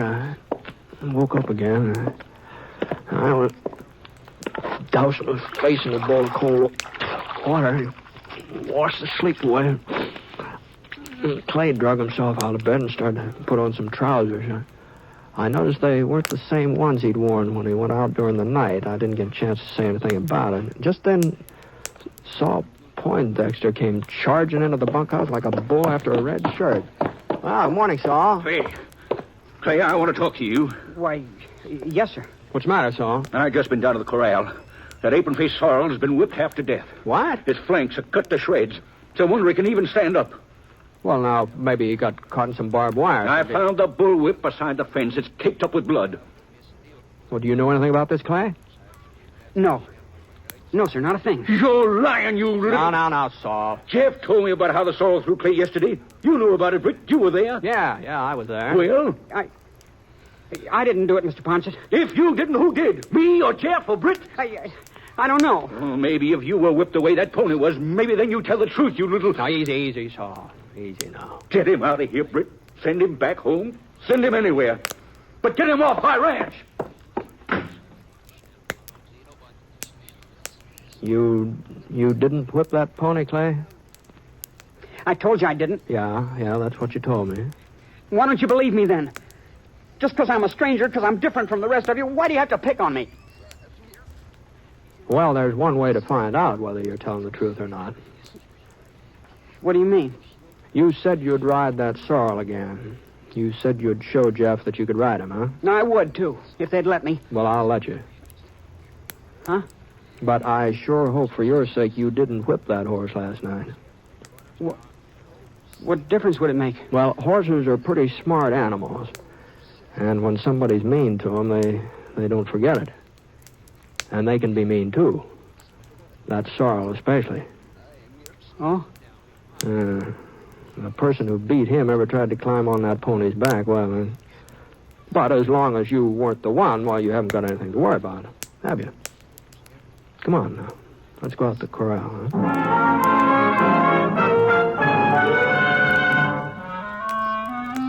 I told Jeff to saddle up the sorrel and bring him into the yard, and Clay stood beside me, his eyes pushed wide open, staring at that stable door. He didn't move a muscle until Jeff led the pony toward us. I could see the cuts on the animal's flanks, and he walked with a sore, unsteady gait. About 6 feet away, he stopped and flared his nostrils, and a little shiver jarred Clay's body. Then the sorrel let out a snort and reared. Clay caught his breath, and the pony sprang forward, almost tearing the reins out of Jeff's hands. No! Clay darted out of the way as fast as his legs could carry him. He ducked under the fence and kept running. Well, you satisfied, Britt? You believe he done it? Well, I was pretty certain of it all along, so... Well, then why'd we have to go through all this rigmarole? At least he won't have any reason to go on lying from now on. That's something. Yeah. I sure wish I could figure out what got into him last night. He's mean. That's what got into him. Mean, clean through. Well, kids aren't usually mean to animals, so... Your friend Clay Fenton is.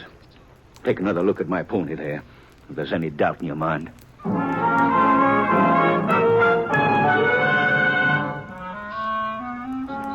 Well, we had breakfast, Saul and Jeff and me.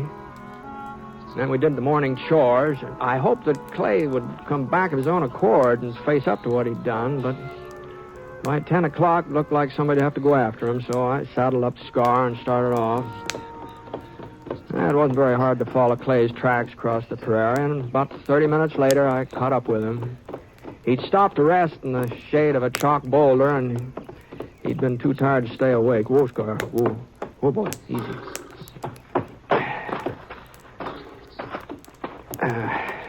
Clay? Come on, Clay. Huh? Oh. Yeah. All right. You ready to get back to the ranch? I can't. Well, you'll have to come back sooner or later, even if you don't stay, even if it's just to get your things. They know it was me that whipped that pony, don't they? When I ran off, that cinched it. Yeah, that cinched it. I had to whip him, Mr. Ponset. I had to. You did, huh? I didn't know it would make him meaner. I thought if I beat him good, he'd be scared of me afterwards, and he'd let me ride him. I thought he'd be scared of me the way I was scared of him. You don't know much about horses, do you, son? I know plenty. That's why I hate him. Oh? It was a horse that killed my pa. Oh, I see. We were visiting my Uncle Jack out in the country, and Pa was taking me for a horseback ride. I wasn't more than 3 years old, but he wanted me to get used to riding. And the horse threw us. Mom was watching from the front porch. She let out a scream. I told you it was funny what you remember from the time when you were a kid. Yeah? Well, I remember hearing Mom scream. I guess maybe it was the first time I ever heard her sound frightened. I guess that's why I remember. Mm-hmm. Well, afterwards, after that day, I had this mark on my forehead. I must have hit against a rock. And Pa was dead. I've been scared of horses ever since. I've always hated them. Yeah. Well, I guess a lot of times folks hate what they're afraid of. That's why Mom made me come out to this ranch. I didn't want to, but she made me. She said I had to get a hold of myself and start acting like a man. And I tried, Mr. Ponset. I tried to ride that sorrel yesterday. You know I tried. Yeah? And when I couldn't hang on, well, I figured if I showed him who was boss, I figured then maybe he wouldn't throw me again. Now, whipping that pony the way you did, you could have killed him, Clay. Well, what's the difference? He's just a horse, ain't he? Uh-huh. Well, if you can't see where it was wrong, there's no point in me standing here jawing about it. So let's just... Clay. What? Yes, sir. Don't move. No matter what happens, just don't move. What? Now do what I say. Just keep sitting the way you are. What's the matter? There's a rattlesnake edging toward your belly. Now, go on. Keep on talking. Just keep on talking like nothing's the matter. Don't try to look at him. Just go on talking. I can't. No, there's no reason to get scared yet now. He may shove off by you and never notice you. Just keep on talking now. I can feel him on my leg. Oh, you're imagining that, Clay. He's not even touching you. Can't you kill him, Mr. Ponset? If he starts to strike, maybe I can get off a shot. But he isn't striking yet. Now, sometimes rattlers go on about their business and don't strike now, so you just keep sitting there. Just keep sitting there and keep talking like everything was fine. Go on, son. Now, go on. Talk. Go on. Clay did his best, but his voice sure didn't sound very strong or confident. Not that I blamed him. He was in a tough spot, and the worst of it was I just couldn't risk shooting. The snake was right between us. As long as he stayed there firing, I'd be sure to get a bullet into Clay. The rattler would just move off a foot or so, maybe. He was getting nervous now. The tip of his tail jiggled the rattles back and forth. I inched my gun out of the holster, but I still couldn't fire. And the snake started to coil, and the rattle sounded even louder. And his head swung up, and his beady eyes seemed to pop out, and he was less than a foot away from Clay's arm, and he was ready to strike if Clay had just so much as twitched. For a second, that rattler just hung in midair. And then he twisted, and he whipped toward Scar. And Scar reared, got out of the way. I could get off a shot now, but I didn't have to. Scar's hooves were saving me the trouble. They came down again and again and again until the rattler's body was half buried in the ground. And then Scar backed off, and the snake gave a flip of his tail, but the rattlers were broken. And there wasn't any sound.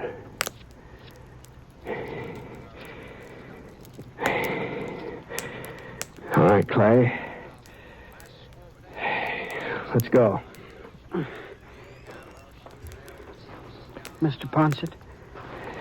Yeah? Why'd he do it? What? Your horse. Why'd he save my life? I guess he just doesn't like rattlesnakes, that's all. The snake wasn't bothering him. He was out of the way. What's his name, Mr. Ponset? Scar. Scar? That's right. That's funny. I guess if I was a horse, that'd be my name. Well, I'd like to ask you a favor, Mr. Ponset. Go ahead. Do you think that sometime, if I stay on here this summer, well, sometime could I ride him? Well, if we're going to get back in time for dinner, we're going to both have to ride him right now. Here, come on, I'll heist you up. Come on, here.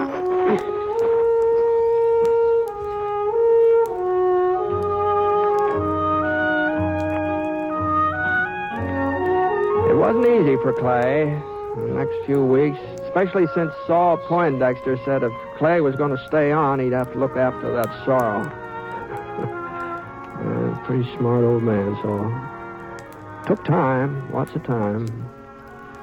Lots of time for that pony to even let Clay come near him. But before long, the two of them were galloping all over the ranch from early morning till past supper. I guess maybe that apron-faced sorrel forgot the whipping Clay had given him. But I don't think Clay forgot it.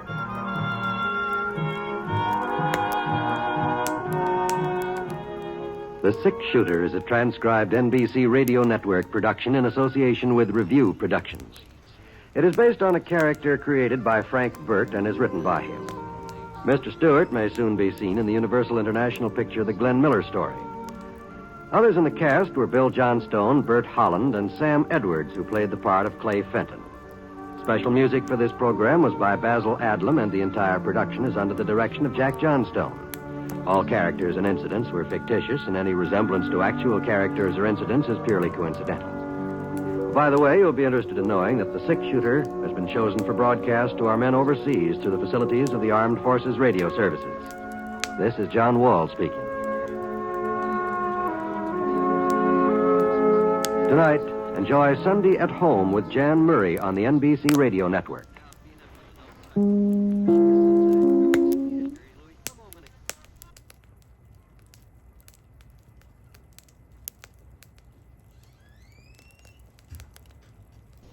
James Stewart as the six-shooter.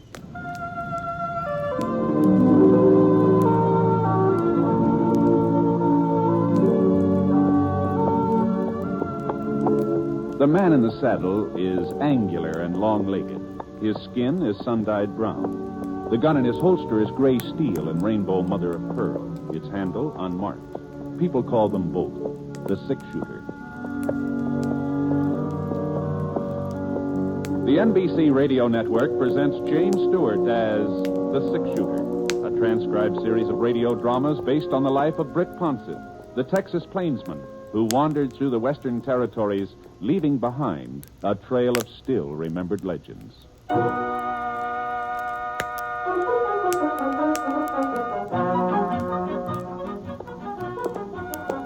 About the last place I expected to be that Tuesday was the town of Powder Creek. The Double G ranch where I'd been working was clear on the other side of the territory, about 200 miles away.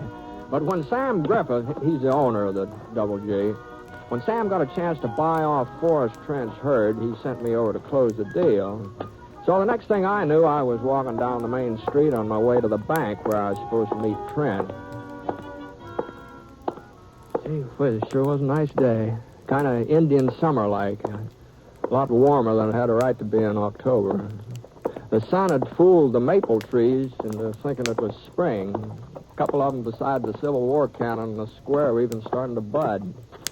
The two fellas sitting underneath it playing checkers in their shirt sleeves, well, it looked like the sun had fooled them, too. Howdy. Just a minute, mister. Just a minute till I make this move. There. That ought to hold you, Jonah. Now, what was it you wanted, mister? Oh, I didn't want anything. I just said howdy, that's all. Oh, howdy. Well, speak to the man, Jonah. He spoke to us. It's my move now. I'll do my talking afterward. Yeah. Howdy. Ah, it's a nice day. Yeah? Well, so long. Hold up there a minute, son. Hmm? Say, see that gun of his, Jonah? Yep.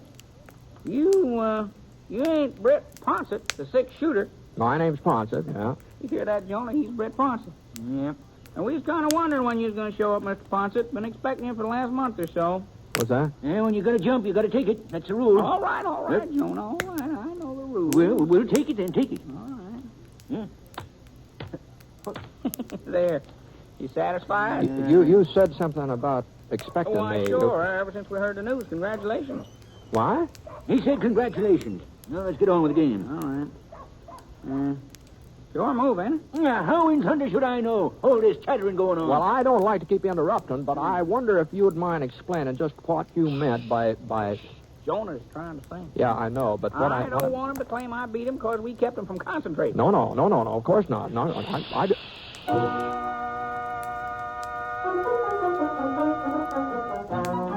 Well, I knew that the Trent cattle would turn out to be good stock. The Double G was lucky to be buying them. But since they weren't going to belong to me, I couldn't see why congratulations were in order. Unless folks in Powder Creek had heard wrong, unless they thought I was outfitting a ranch of my own. And I started to explain things to the fellows playing checkers, but they shushed me again, good and loud this time. So I gave up and went on down toward the bank. I was just passing by the newspaper office when I bumped into Quint Todd. He was editor of the Powder Creek Press, a weekly newspaper. Matter of fact, he was more than just an editor. Quint Todd retired the last 6 or 7 years, and he was putting out the paper practically single-handed. Good afternoon, Quint. Huh? Oh, it's you, Ponset. So you finally got here, huh? Well, I'm here, if that's what you mean. I didn't realize folks were so anxious about me. Some of us are anxious, maybe. Some of us ain't. What, are you upset about something, Quint? Why should I be upset? Well, I don't know. If things are all right, aren't they? I mean, with the paper? Paper's fine. I'll save you the next issue so you can see your name in print. Well, I sure can't think of any reason why you'd be writing about me. It's customary, ain't it? What? It's customary to write about the groom. The groom? The what? I'm busy now, Ponset. I got a story to run down. Oh, Quint, no, I hope you'll be real happy. Both of you. No, but Quint, hey, for Pete's sake, Quint! Well,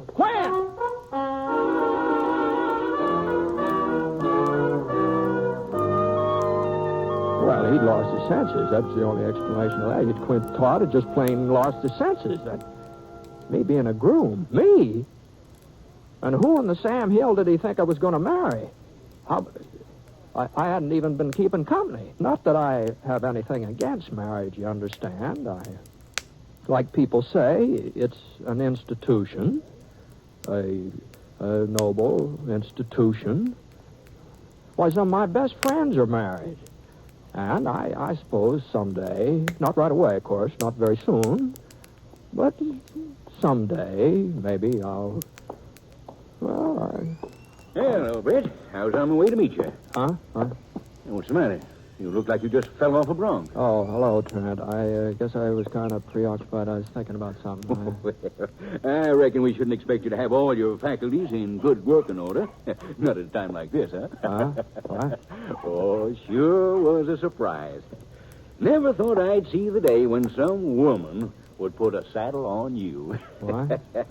Well, we better get over to the bank. I told Mr. Fredericks we'd be there by 3 about. He's drawing up the papers. Sure.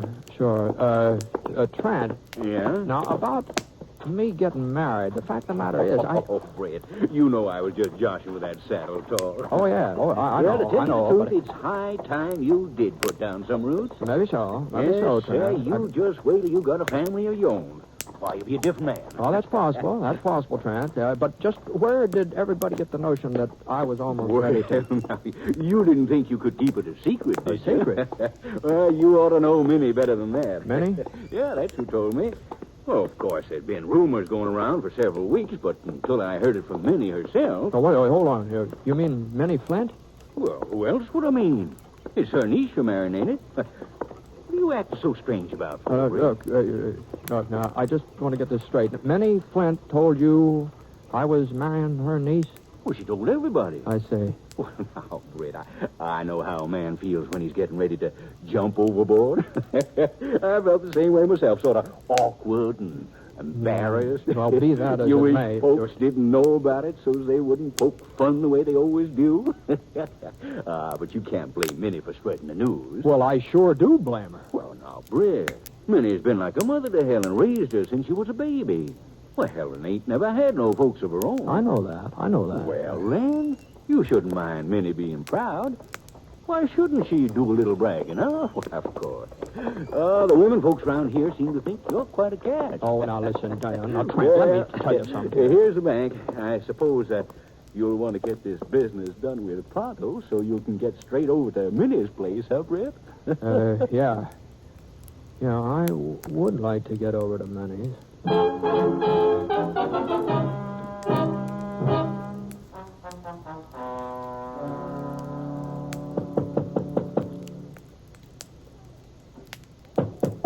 I'm coming.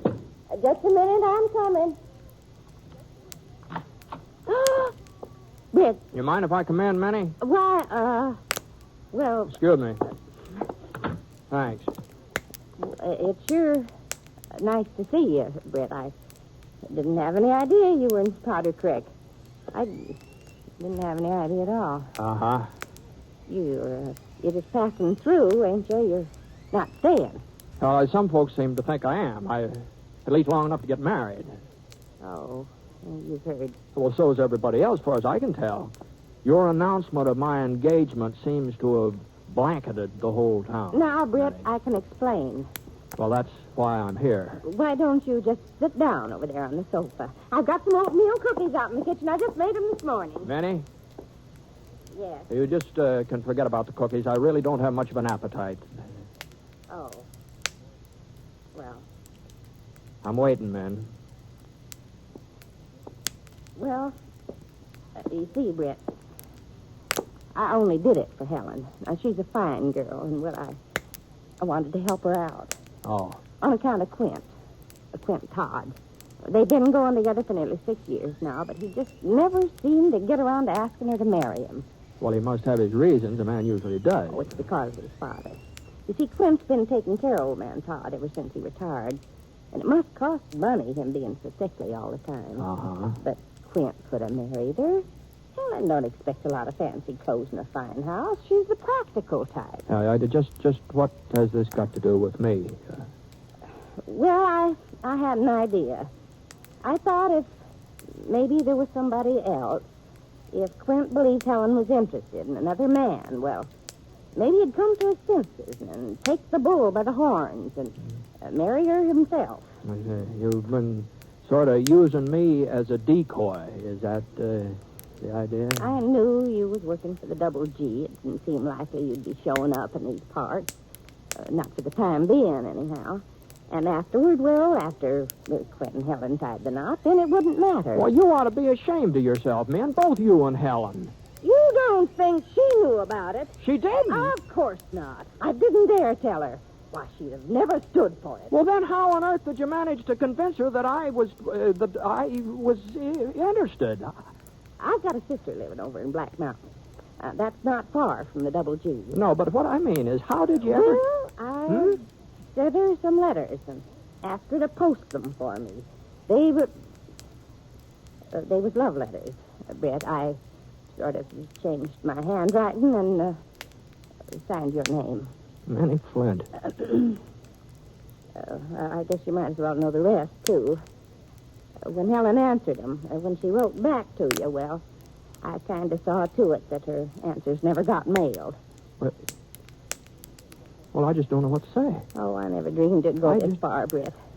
I was sure Quint would start talking serious when he first found out that you and Helen were corresponding, but he didn't. And then, well, I thought maybe if your letters got a little more sincere, well, maybe that would make him jealous. I left him around where he couldn't help seeing them whenever he come calling. You didn't actually propose in my name. Oh, no. Well. Britt. Well, not in so many words, but reading between the lines, well, that's how Helen took it. She wrote you her answer 2 weeks ago. She wrote yes. What? Your letters were mighty convincing. Well, then you better start figuring out some way of unconvincing her. Well, I don't know. Maybe... Look, man, now, Helen's got to know the truth. And if you won't do it, well, I'll just have to tell her all about it myself. Because... Oh, I guess maybe you can... Well, you're here already. Hello, Helen. Oh, my goodness. Sure is good to see you, Britt. You're looking fine. Oh, so you, Helen, so you. I wish I'd known you were coming. I wouldn't have been out doing the marketing. No, it didn't matter. Didn't matter. Oh, Britt, I just gotta tell you. Maybe I shouldn't say it right out like this, but well, ever since I was a little girl, I've looked up to you so. It just seemed to me you were the finest man that ever came through Powder Creek. No, Helen. Of course, I never guessed that someday, well, that you and I... Oh, Britt, I'm so happy about it. Excited and happy. I just hope you're as pleased as I am. Are you, Britt? Sure, Helen. Sure.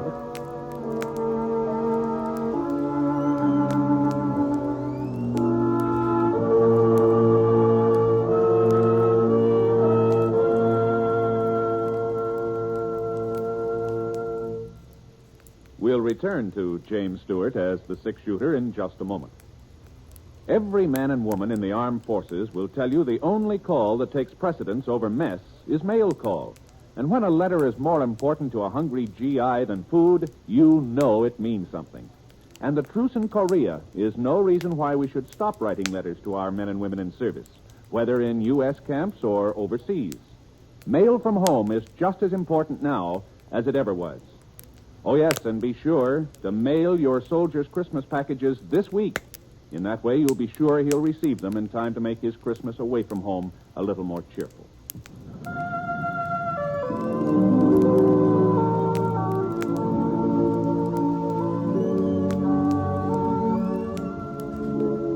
Now, Act 2 of The Six-Shooter, starring James Stewart as Britt Ponset.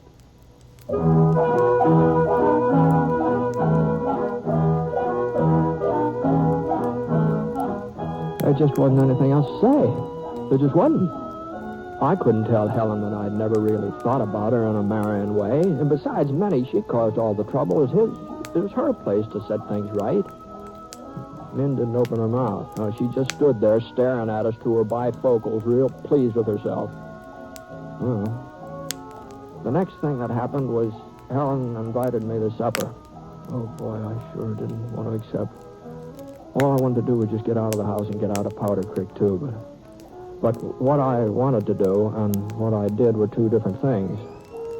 I went back to the hotel where I was stopping, changed my shirt, and I rode out to Minnie's again.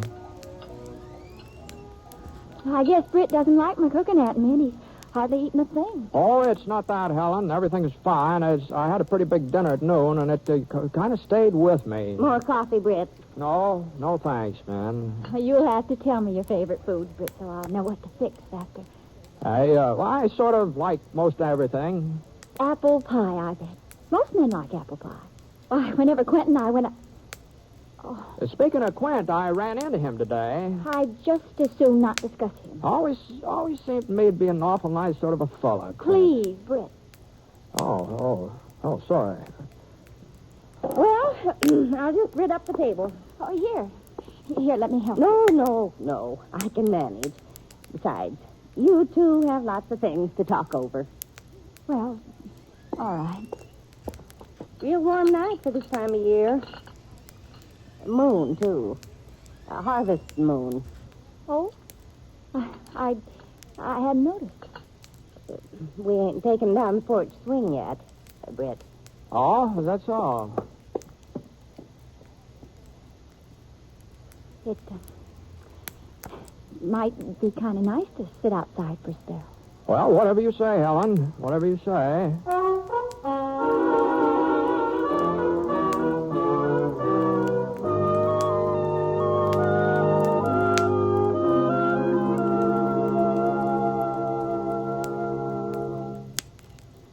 You sure you're not too cold out here?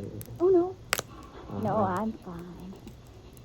Besides, if I do get chilly, you could sort of... Helen. Yes, Helen, about us getting married. We may not be able to have the wedding right away. Oh? Well, you see, over at the Double G where I'm working, there's no place we could live. What? You wrote me you had a cabin all to yourself. I did. And you said it would fix up real easy, that there'd be plenty of room for both of us. Well, it would. It would have fixed up easy, Helen. But last week, there was a kind of a fire, and that cabin just burned right down to the ground. Oh, I see. There's nothing left of it now but just a few ashes. And that's one of the reasons I came over here to Powder Creek, to explain about us having to postpone the ceremony, you see. Well, you don't have to stay at the Double G, do you? Yes, I do. Yes, I do. I signed up for all of next year. Don't have any choice, so maybe we ought to not be formally promised. I mean, if somebody else came along, I wouldn't blame you not for waiting. Britt, there won't be anybody else. Oh, you never know, you never know. And a year isn't very long to wait. A year isn't long at all. No, I guess not, but just in case. Wait a minute. I've got an idea. We don't have to wait. Hey. We can be married right away before you go back to the Double G. Then afterward, I can stay on with Aunt Min. There'd be times when we could be together, when you come over to Powder Creek for a week or so, like now. I never thought of that. You don't seem very anxious, Britt. From the sound of your letters, I thought you wanted to get married. Oh, sure. It's just,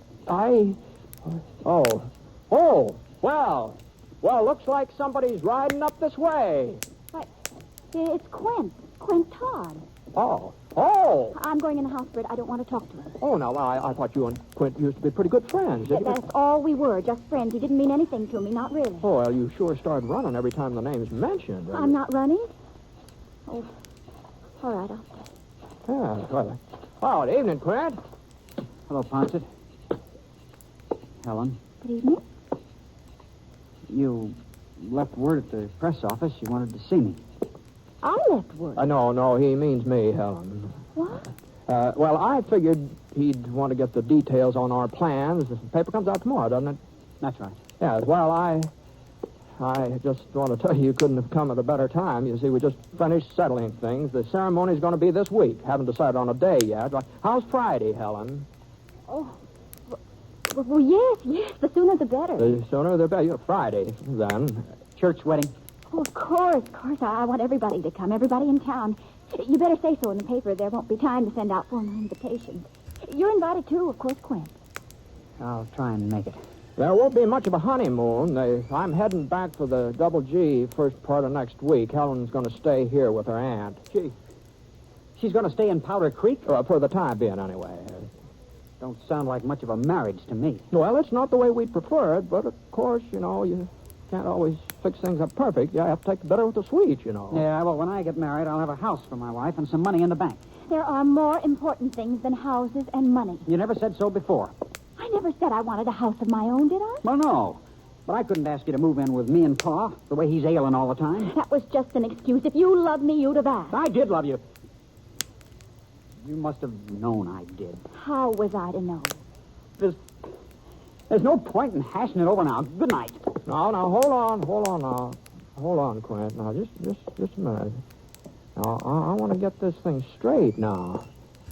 I could hardly believe my ears just now. You said you were in love with Helen? I still am, if you want to know it. Quint. Well, I sure don't like the sound of this. Helen's engaged to me. How I feel about her doesn't matter.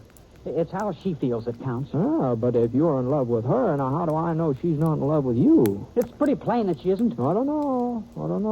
Being in love usually works both ways, Don't know about this. Well, Helen, what about this now? Britt, you know I don't care anything about him one way or the other. Now, is that the truth? You talking the truth now? We're not starting our marriage on a lie now, are we? Well, maybe I was fond of Quint once, but that was before... Well...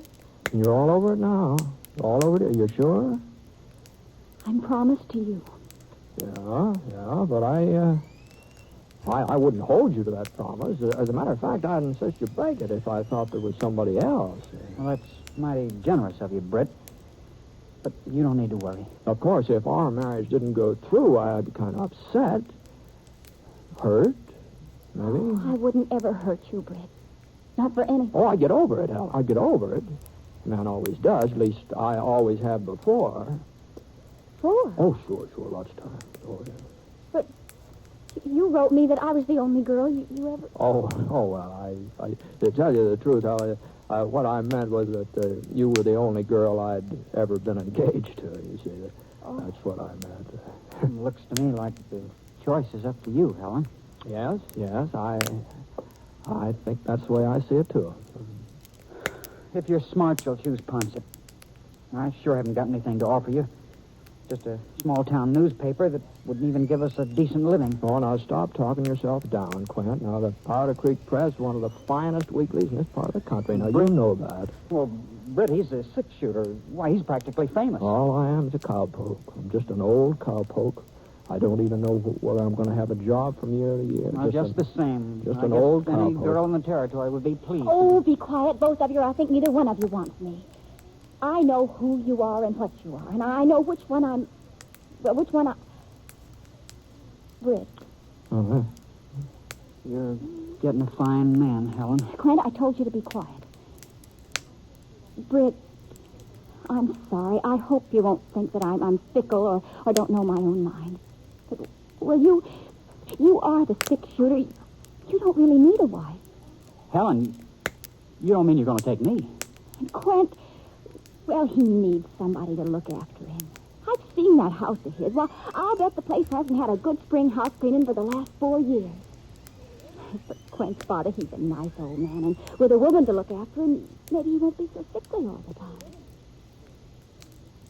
Well, you still haven't said that you love Quint. Well, I guess I've been in love with him ever since. You won't think too badly of me, Britt. No, it's kind of a blow, I guess. But like I said, it'll take a little while to get over it, and I'll manage somehow. I'll manage.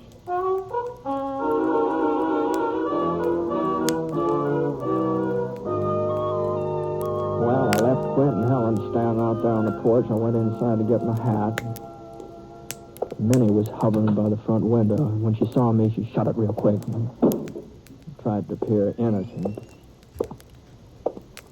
Well, it looks like your scheme finally worked out, man. My scheme? Seems to me it was more yours than mine. No, what are you talking about? You know very well that your asking Quint over here tonight was what brought things to a head. Well, I just wanted to make certain he had all the facts about our wedding, that's all. So the story in the paper would be accurate. Oh, that's sure, all. Dexter, I know. Poor Quint. What? Well, I guess he deserves it after making her wait all this time. Well, what do you mean, Minnie? Well, I was just thinking. He's going to have to toe the line real close, and he's not going to win many family arguments, neither. Well, I don't see why not. Well, I'll tell you why not. Every time Helen has trouble with him, all she'll say is, "Don't forget I could have married the six-shooter, but I gave him up for you." And Quint will just have to sit there and take it, no matter how often she says it. Oh, now, man.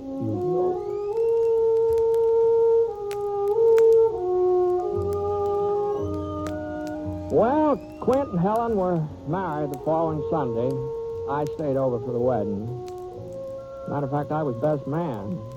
Both of them insisted on that. But I didn't enjoy the ceremony very much. I kept thinking that, that it could have been me standing there saying the I do's. And, gee whiz, that sure was a close call.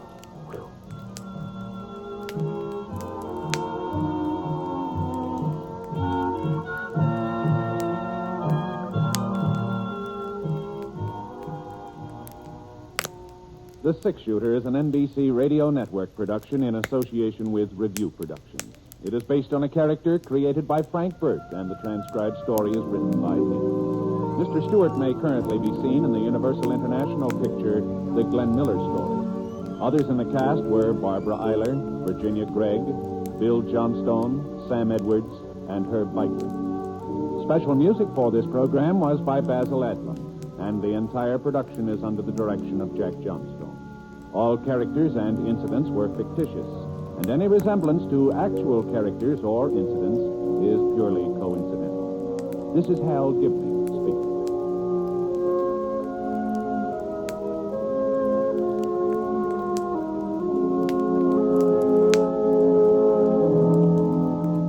Tonight, hear Angela Lansbury in the NBC Star Playhouse on the NBC Radio Network.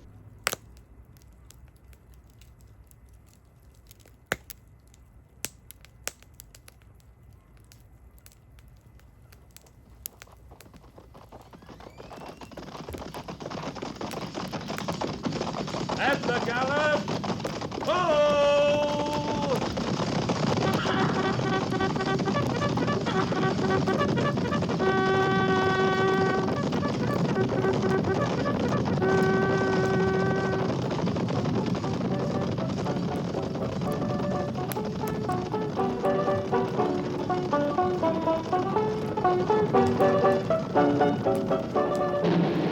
Fort Laramie.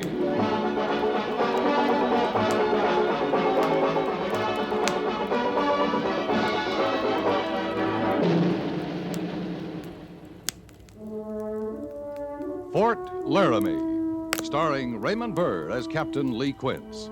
Specially transcribed tales of the dark and tragic ground of the wild frontier. The saga of fighting men who rode the rim of empire. And the dramatic story of Lee Quince, Captain of Cavalry.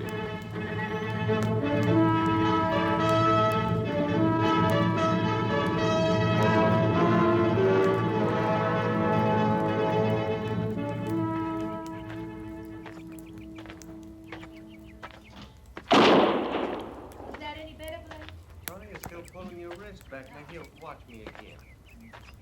And I see this. If you just squeeze the trigger and hold steady on your target, your wrist won't fly around so. But I'm not a cavalry lieutenant. I'm just his wife. Oh, I know. Oh, my. I didn't know anyone else was watching. Captain Quince. As you were, Lieutenant. Thank you. This is my wife, Hester. It's Captain Quince, honey. Ma'am? How do you do, Captain? Hess she don't take to a pistol, but I'm learning her all I can. It's slow going. Teaching, Blade. Teaching, not learning. I was a schoolmarm back home, Captain. And I must say, Blade doesn't take to words any better than I take to a pistol. Well, then you're both teaching, not learning. But that's just it. Just it. I try to tell her maybe she's got more need for a pistol out here for when words don't matter. Well, I just don't see the need, Captain. Well, that's too bad. Seeing it or not, there's need. Now, you mean to tell me that your wife knows about pistols and rifles and riding horses and all kinds of menfolk carryings on? I should have warned you, Captain. My Hess, she riles easy. Well, I'm not riled, Blade Stalker. I'm asking, that's all. If I had a wife, ma'am, she'd know all I know about living out here.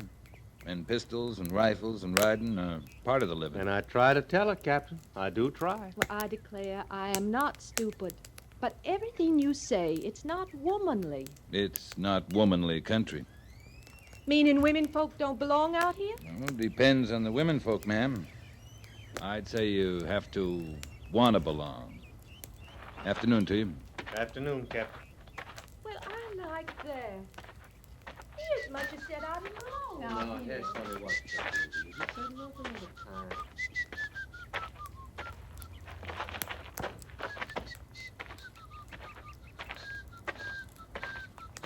By the mane, ma'am. You just can't get nowhere from no horse hanging onto his mane that way. I've got to hang on to something. Well, but... You just don't ride side saddle, Sergeant. Now, that's a fact. Oh, you looking for me, Captain? Oh, just passing by, Sergeant. Afternoon, Miss Meade. Good afternoon, Captain. Guess I'm quite a spectacle, aren't I?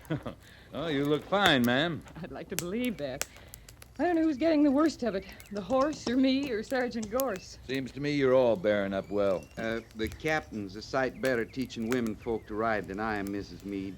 I tell you the truth, I'm no hand at this side saddle business. I got business with the major myself, or I'd sure... Or you'd sure think of some other reason to be moving out, wouldn't you, Captain?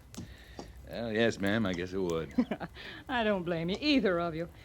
And, Sergeant, if you can find some unsuspecting trooper and pass this duty on to him, you have my leave.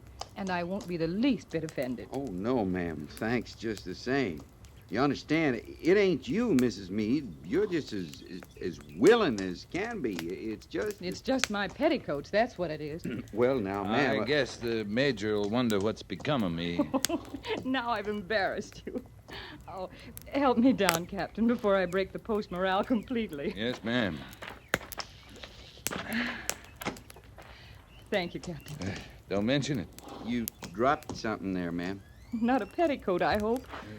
This pistol, Miss Meade. Oh, thank you, Captain. You always carry it? Oh, Jim would scalp me if I didn't. And he should. I know. And I'm a good shot, too.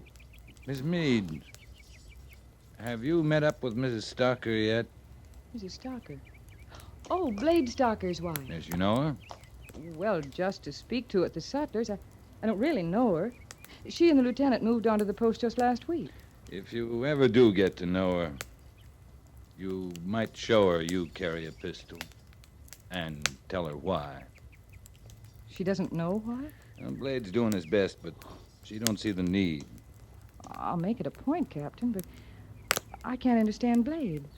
He was at Fort Phil Kearny with us. Under Fetterman? I thought she was there, too, but maybe not, though. Because the women at Kearny saw the need. Fast.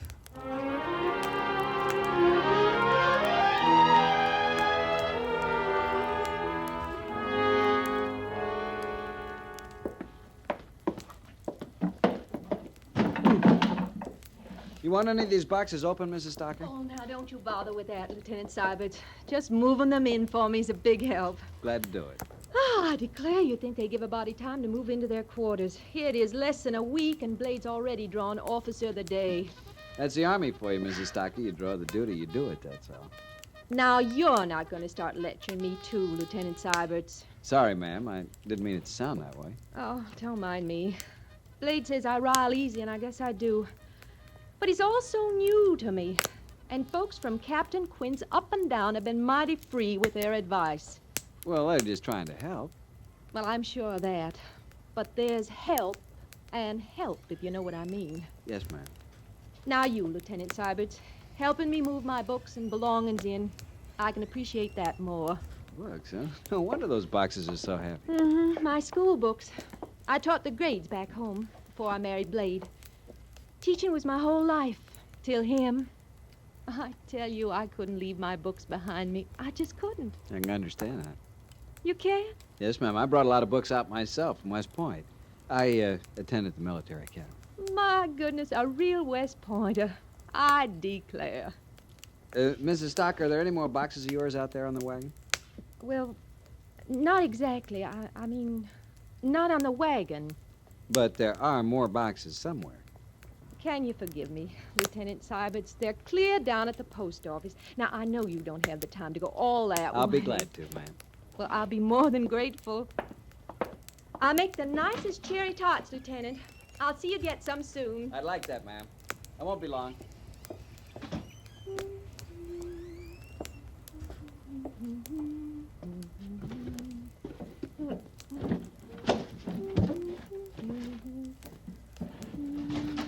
Anybody home? Oh, well, yes. Well, come in, won't you? I'm Liz Meade, 2 doors down. Well, I've seen you at the Sutlers, haven't I? Yes. Oh, I'm Hess Stocker. I know. Is it all right to sit on one of these boxes? Well, I'm afraid they're all I have to offer right now. I feel like I know you. Weren't you at Fort Kearny with Blade? No. We've just been married a month. I've never been anywhere with Blade but here. Oh? Well, my husband knew Blade better than I did, but there's sort of a link between anyone who served there. Fort Kearny? It's up on the old Bozeman Trail. It's closed now. That's all Indian territory since the treaty, but You must be mistaken about Blade, Mrs. Meade. He's never mentioned Fort Kearny to me.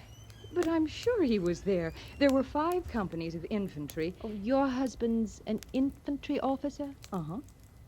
Well, that explains it then. You must be wrong about Blade. He's in the cavalry. There was a company of cavalry, too, under Captain Fetterman. Well, it's not important, of course. But I know Blade would have told me. Of course, I'm sure he would. And as you say, it's not important. Well, can I help you with anything? No, thanks kindly. Oh, my goodness, I almost forgot. I brought you a little present. Well, aren't you nice? I have a practical turn of mind. It's something no army wife should be without. What? Well, these are cartridges. Well, I just assumed yours was a .38 like mine. Well, I don't know. You know about firearms? A woman has to, out here. Well, I don't understand. A big post like Fort Laramie, with all these men here to protect us. But the men aren't always here, Mrs. Stocker. My husband and most of the infantry are out now. These are the facts of the West. Mm-hmm. Many of the Indians are hostile, and the fate of white women in their hands... Well, it's best to know how to defend yourself. You've had to defend yourself? Many times. At Kearny, the women held the fort in one Indian raid with less than a dozen men to help. Were any of the women killed? Some. And some carried off by the Sioux. Dying's easier. I'm a school teacher, Mrs. Meade. I want to make my way out here teaching the young that you don't have to kill to get along. I think schools are more important than guns. We can use the schools, Mrs. Stocker, and there's not a woman out here who won't want to help you get them. But till you do, you have to live. I guess I can defend myself if I have to. Well, it isn't always a case of defending yourself. Sometimes a woman has to make a choice, a quick choice. Of living or dying? Of living or enduring. Mrs. Stocker, don't you know what happens to a woman if a hostile carries her off? I think maybe that would be something for Blade to tell me, Mrs. Meade. Yes. Yes, you're right. And when he tells you that, maybe he'll tell you what the pistol is for. Really.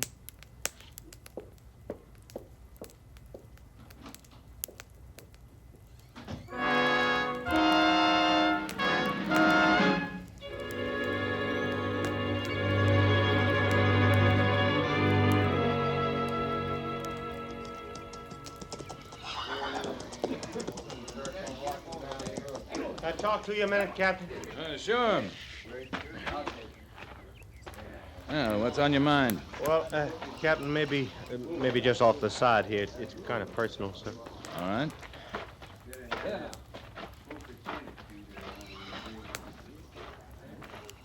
Would you be willing to do some talking for me, Captain?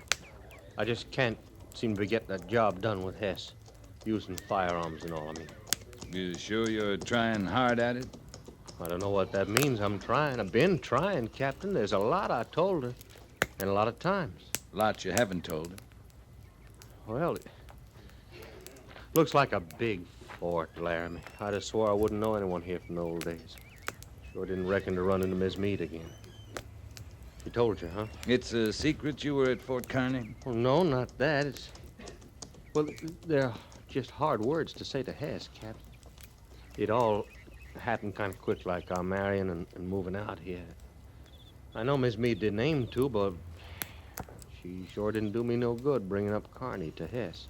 Miss Meade didn't get very far with your wife, and I can't talk to her about Fort Kearney. I wasn't there. But we only been married a month. We don't even know each other right good yet. Now, well, how are you going to say to a brand new bride that she ain't the first? I mean, you was married before. I don't know that. But you're the one to tell her, if she's told.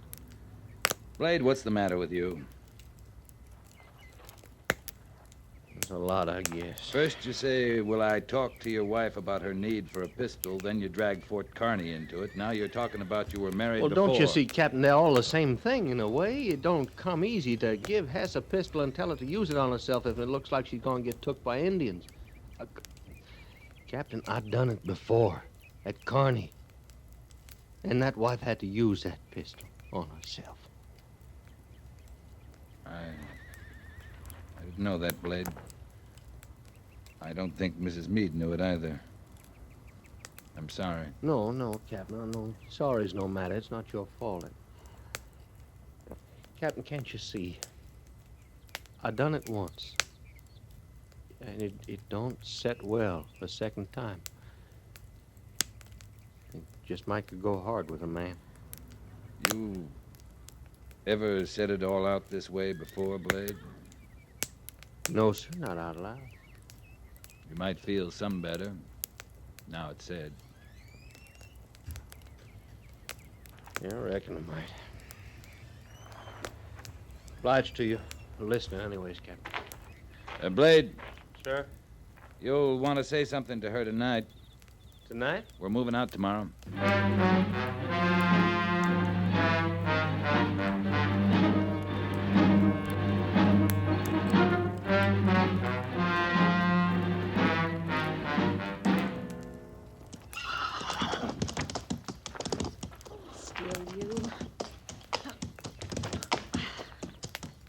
Why can't I do that? Oh, Mrs. Meade. Do what? Mount like that. I'll bet you wear fewer petticoats than I do. Might be I do. Sergeant Gorse says you ride beautifully. I know some about horses. Well, I'm learning. Mind if I ride with you this morning? Oh, I'm going quite a way. That is, I have some business to tend to. All right. I just thought with Blade gone a week now, you might be wanting some company. I hope you're carrying your pistol. I'm carrying it. That's good. Well, have a nice ride. I expect to, Mrs. Meade. I'm going over to the Indian Agency. Talk to the agent about setting up a school. You're not riding to the agency alone. Now, don't start telling me the agency Indians are hostiles. Blade told me different. But it's 10 miles from Fort Laramie, and you don't know what you'll run into between here and there. I reckon I can take care of myself. After all, Mrs. Meade, I'm carrying the pistol. Not that I'll have a minute's need for it.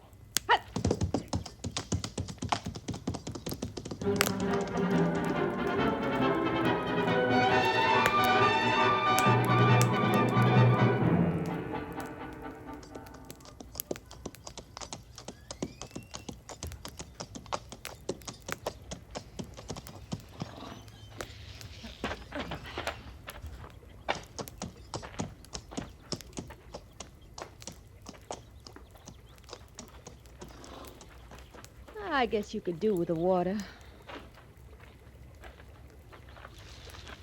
more of a ride than I thought.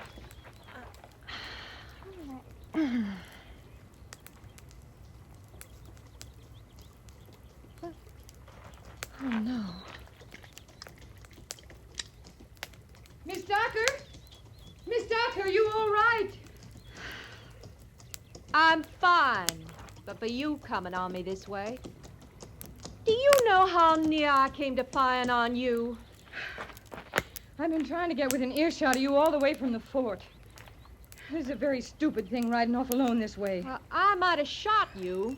Seems to me you're the stupid one. I suppose I am, but you've got to realize the dangers out here, Miss Docker. At least with the two of us, we're protection. Wait. What? Wait, it's over there. In that brush near the trees. Something big. Oh, how can you tell? I don't see anything. It moves big. Timberwolf, maybe a wildcat. I hope not. I hope that's all it is. You're just trying to frighten me. Hold your pistol steady toward that big tree. And be quiet. It's an Indian. You're not afraid, Hess. Pick up your pistol and show him you're not afraid. Don't let him. Stop. Stop where you are. We're not afraid of you. If you have something to say, say it and go away. You understand this pistol? Go on. Go away. Leave us alone or I'll fire. You understand?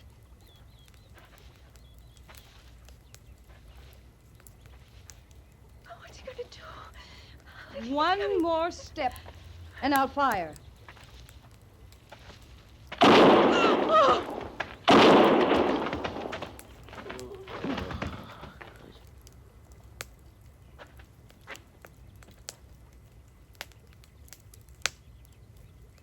Is he dead?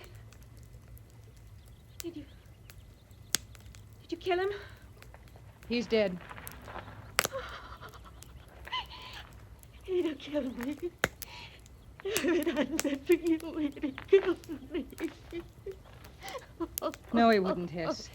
Not for a long time. Let's go home.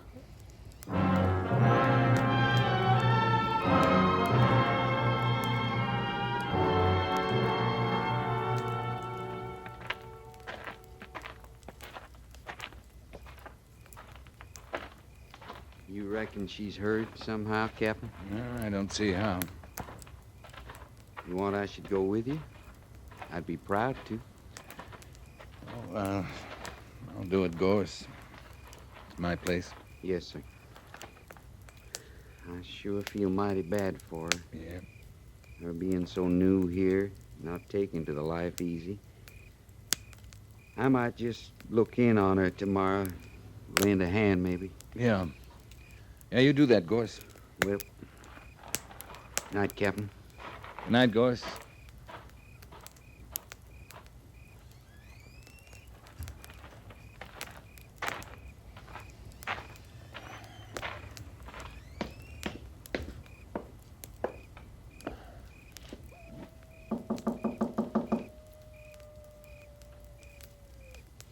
Miss Docker?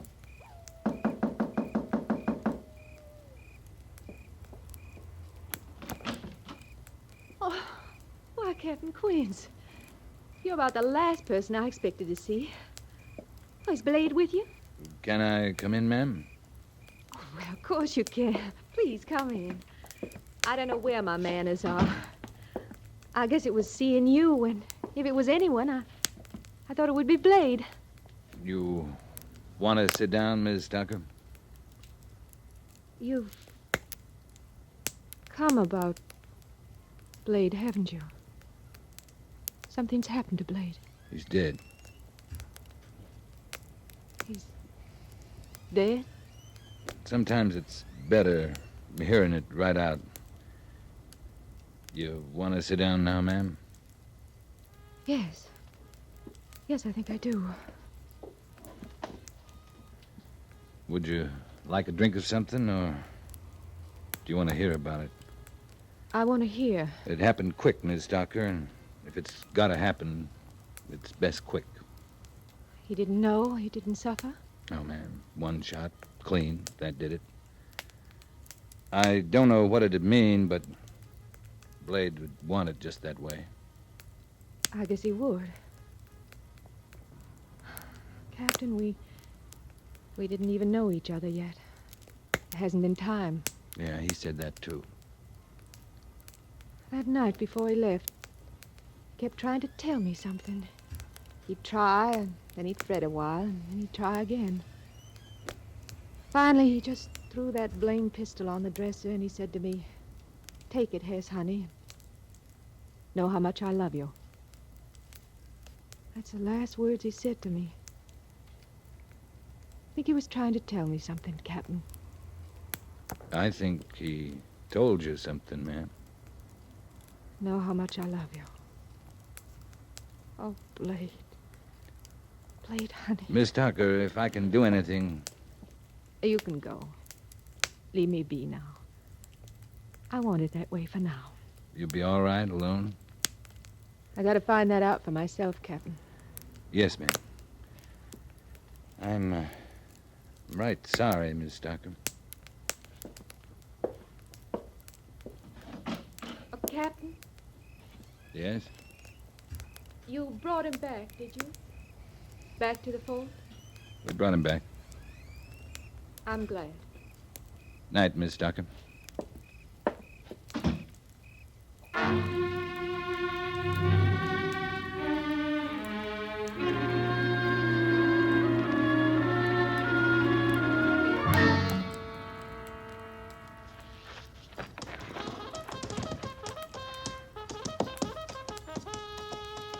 Captain? Captain Quince. Oh, morning, Sergeant. You heard about her, Captain? Mrs. Tucker? What about her? She's gone. Gone? Where? How? I went over there right after reveille, like I planned last night. I couldn't raise her, so I figured she was sleeping heavy. On the way back, the corporal of the guard told me some woman rode through the main gate not 10 minutes ago. Why didn't he stop her? Well, he didn't know her, or what's happened to her or anything. Captain Quincy knew one thing. She was carrying a pistol like she knew what to do with it. You said 10 minutes? Yes, sir. You gonna find her, Captain?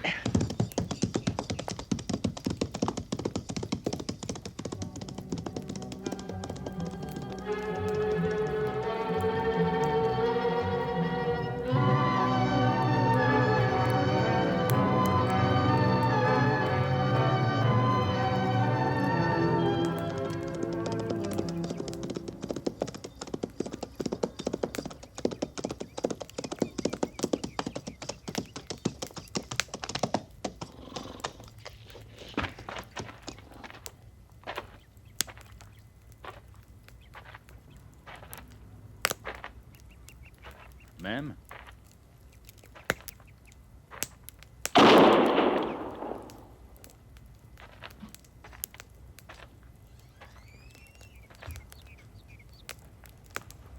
I was too scared to fire it before.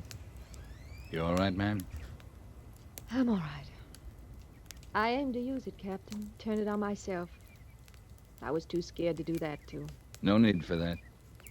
No matter, I couldn't do it. It's a pretty morning. Got no right to be. But it's pretty. It's new. It's a beginning. That's always pretty. We were beginning, Blade and me.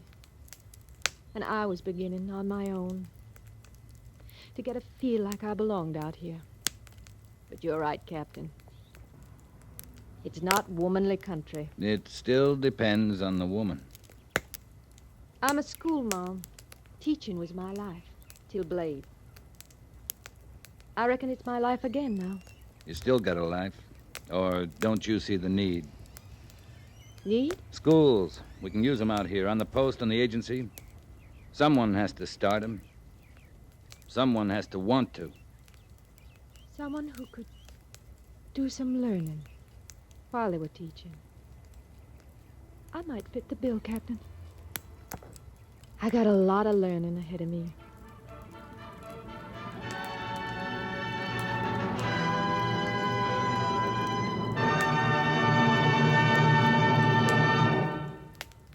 Fort Laramie is produced and directed by Norman MacDonald and stars Raymond Burr as Lee Quince, Captain of Cavalry, with Vic Perrin as Sergeant Gorse. The script was specially written for Fort Laramie by Kathleen Height, with sound patterns by Bill James and Ray Kemper, musical supervision by Amerigo Marino. Featured in the cast were Harry Bartell as Lieutenant Seiberts, with Gene Bates, Lynn Allen, and Lawrence Dobkin.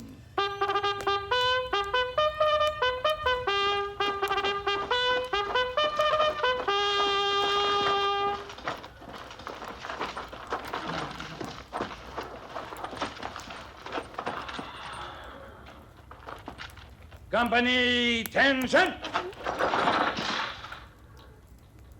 Dismiss.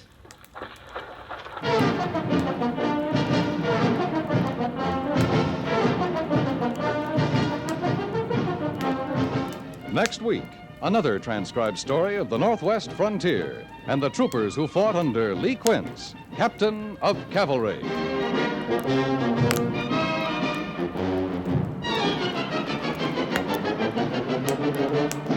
Each of us has an important part to play in defending our own locality as well as our country as a whole. If Los Angeles, Chicago, or Cincinnati is bombed, it will directly affect every farmer in North Dakota or miner in Kentucky. Won't you give a few hours of each week as a ground observer or a worker in a filter center to help your country? Become a Ground Observer Corps volunteer in your community.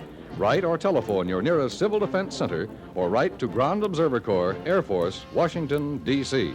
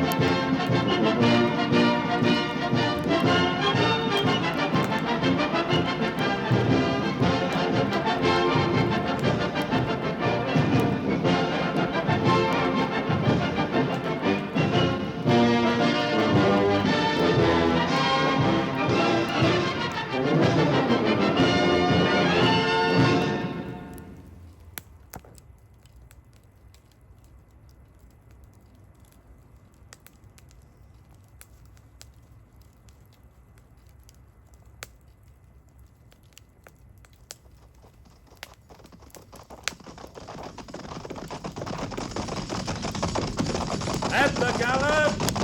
Oh!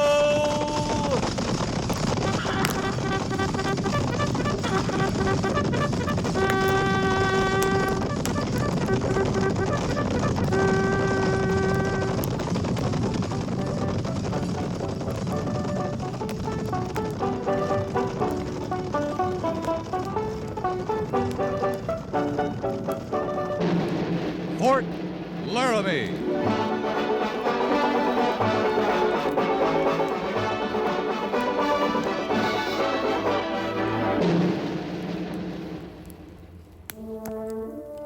Fort Laramie, starring Raymond Burr as Captain Lee Quince.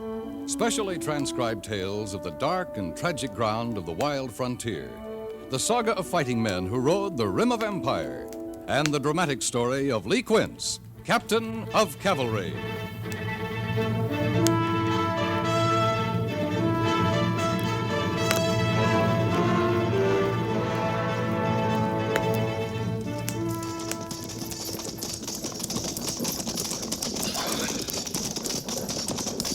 Patrol! Halt! Sergeant Gorse, dismiss the patrol. Yes, sir. Prepare to dismount. Dismount. Welcome back, Captain. Thank you, Sergeant Jenkins. Major Daggett in? He's been expecting you.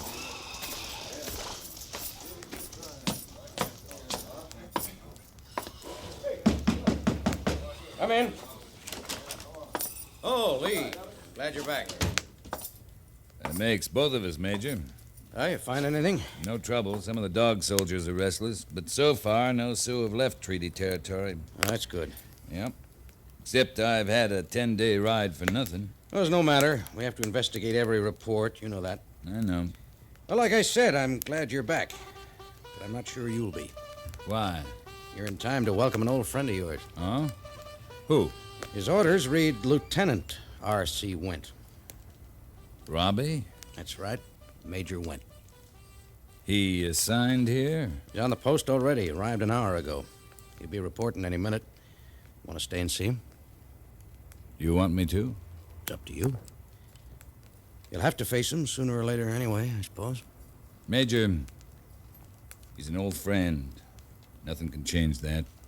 You still feel that way? Yep. Where will he be assigned?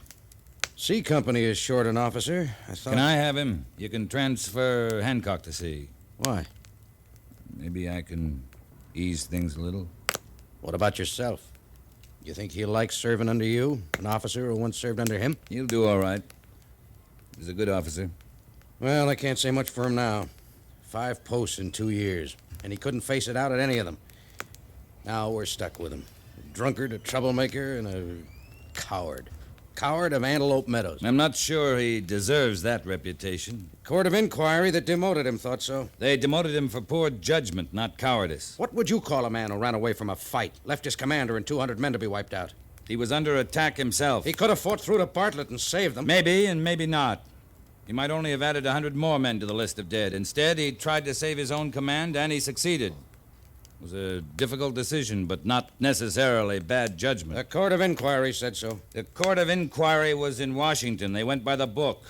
You know how different it can be out here, how hard a decision can be when you're under attack.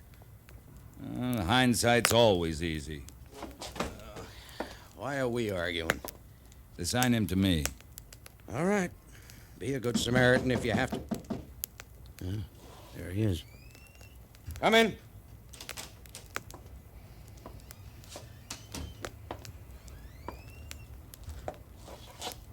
Lieutenant Went reporting to Major Daggett as directed. Yes, been expecting you, Went. I believe you know Captain Quince. Hello, Robbie. Captain? It's been a long time since Virginia. Yes. Sorry I didn't see you. I've developed a habit of speaking when I'm spoken to. You're looking well. Major, have you figured out a place for me? I didn't try to figure a place for you, Went. You're just another officer here. You'll be put where you're needed.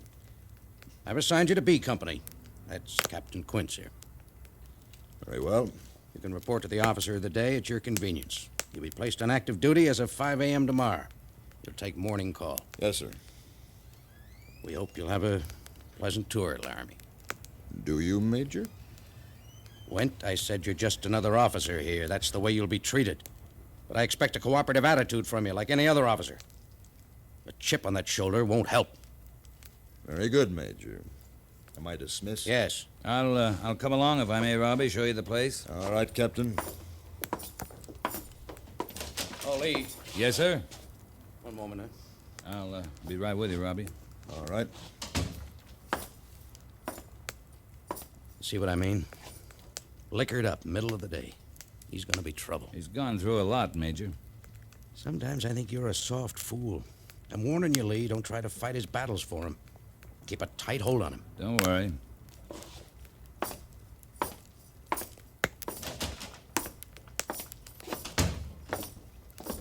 I'll take you over by the quarters, Robbie.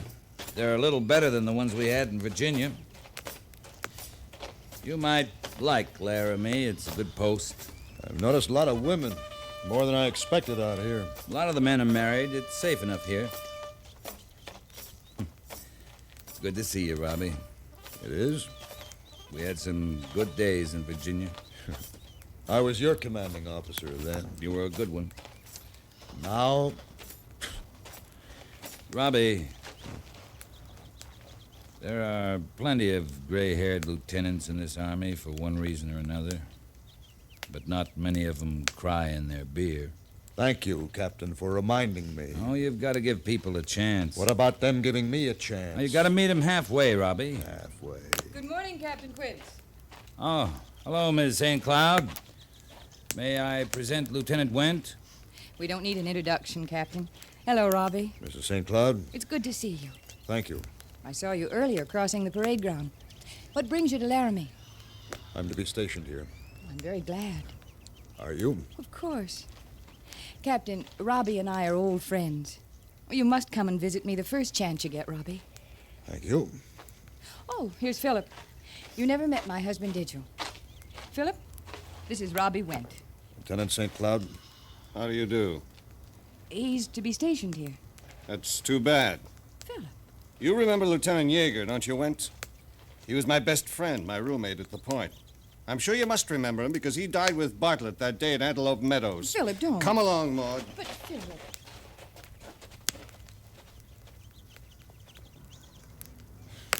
What were you saying about a chance, Captain? I'm sorry, Robbie. There's bound to be some feeling at first, but in time... You're why- an optimist, Captain.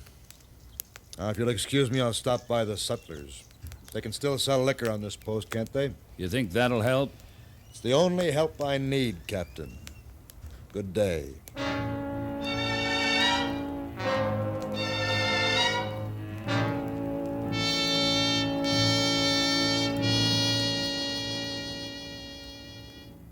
First platoon, all prisoner accounted for.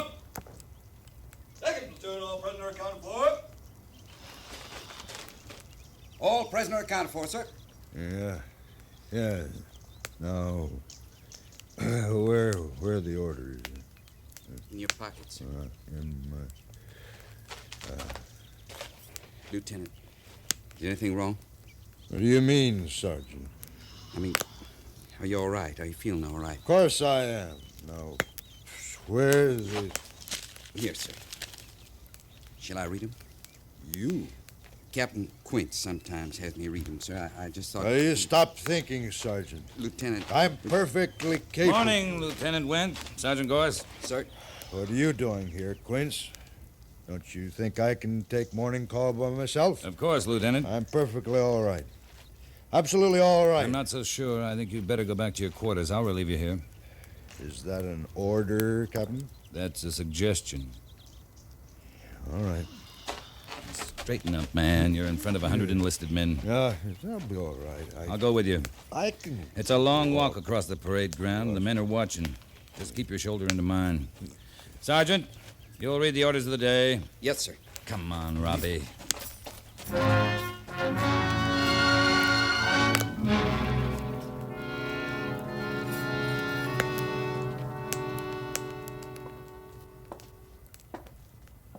Here, keep this cold compress in your head.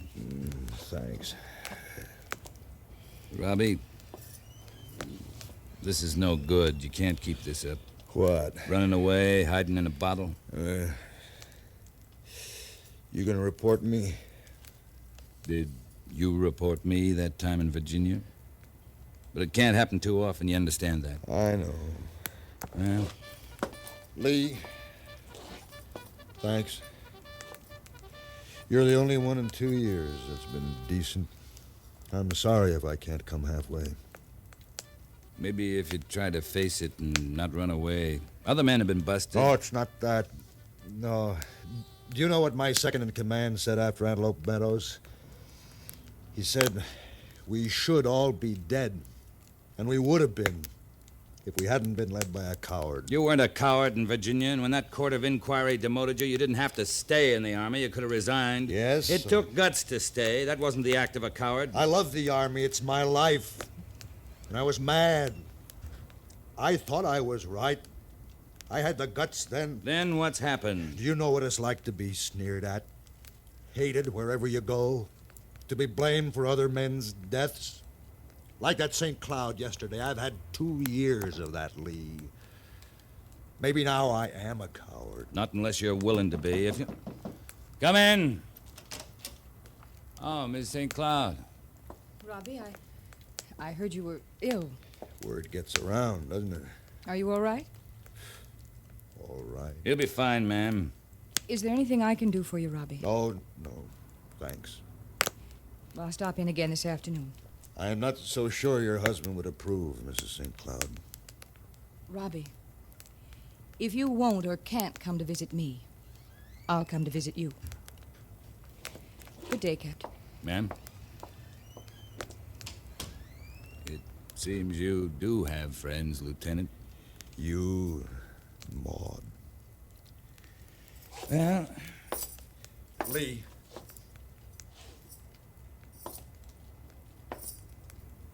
Was I wrong? About what? Antelope Meadows. I don't know. It tortures me, Lee. You did what you thought was right. Now, right or wrong, you better forget it. How can a man forget a thing like that? I don't know, Robbie.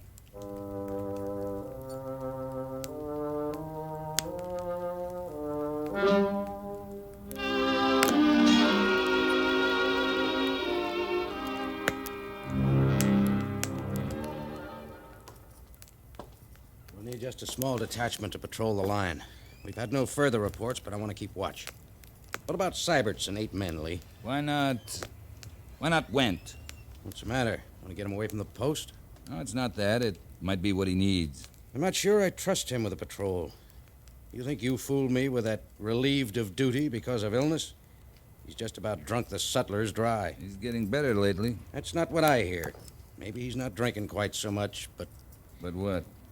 I've heard reports about him and Mrs. St. Cloud. They've been seeing each other entirely too much.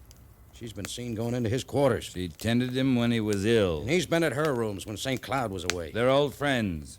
Maybe.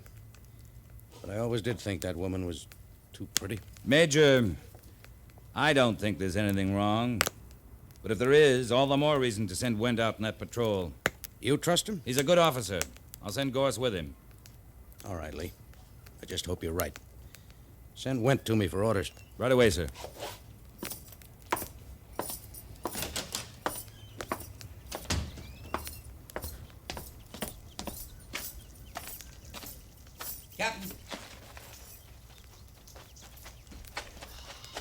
Captain. What's the matter, Sergeant?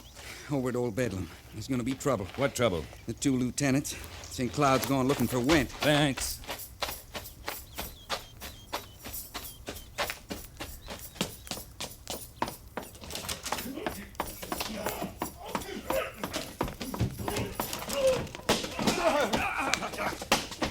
St. Cloud! Went! Eddie! Eddie!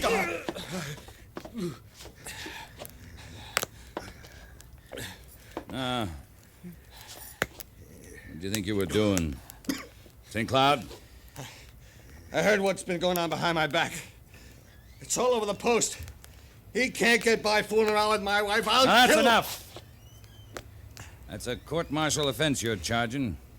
You want to make it official? And subject your wife to the embarrassment of it? No. All right. No. Went? Do you want to prefer charges against him? No. Then the 2 of you remember your officers in the U.S. Cavalry and act accordingly. He better stay away from my wife. You won't have to worry about that for a while. He's going out on patrol tonight. Now, get out of here, St. Cloud.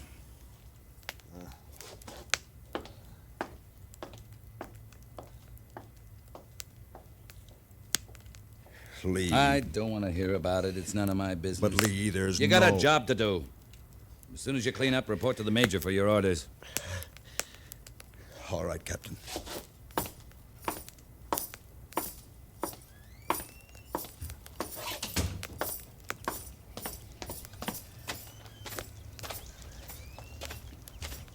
Captain? Yes? Captain, I No heard you... harm done, Miss St. Cloud. Except to the dignity of a couple of officers. It's my fault. I should have known Philip wouldn't understand. But I want you to understand, Captain. Why me? Because you're his friend, too. All right. I was only trying to help him. We're old friends, yes, but once it was more than that. Once, before I met Philip, it was going to be Robbie. I couldn't just stand by and see this happening to him. I see. Did I do wrong, Captain? Who's to say that, Miss St. Cloud? I don't know. I wish I were wiser. So do I, ma'am. So do I.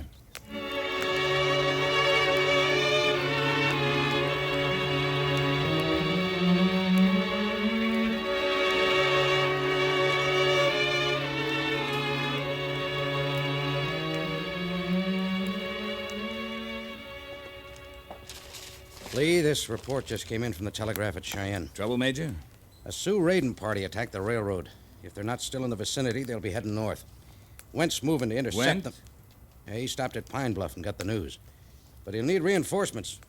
Might be a big party, we don't know. Besides, with Went in charge... I can have B Company ready in an hour. Oh, will that be enough? B's undermanned. You've only got 63 men. It'll be enough.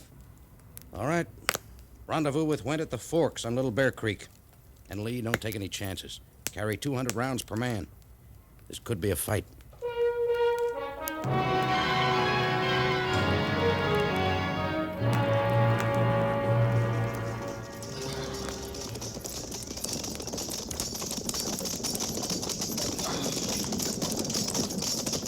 Captain, single rider approaching. Yeah, I see him. Looks like Gorse. Keep him going, Mr. Syberts. I'll swing out and meet him. Yes, sir.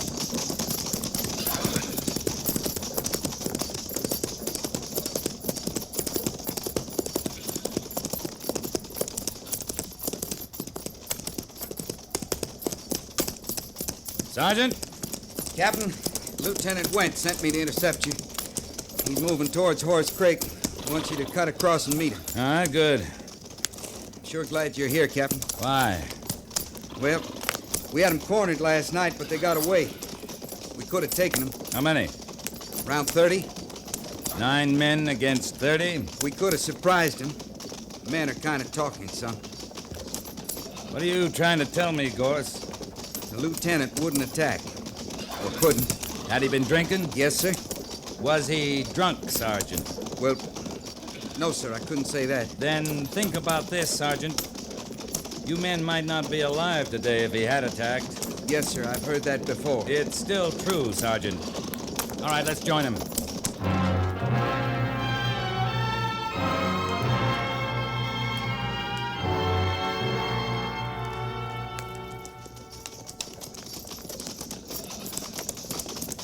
There's their signal, Captain.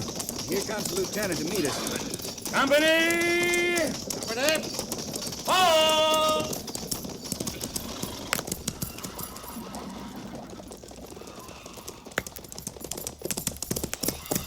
Lieutenant?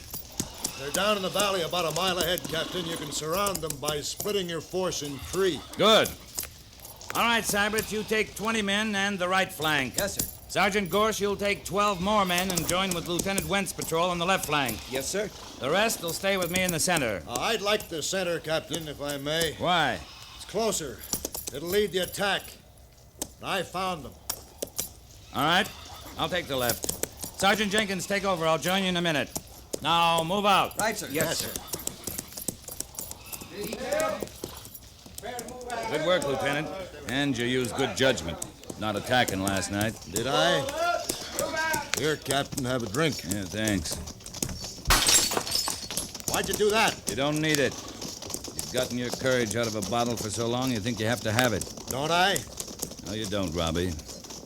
All right, Lieutenant Went. Move out.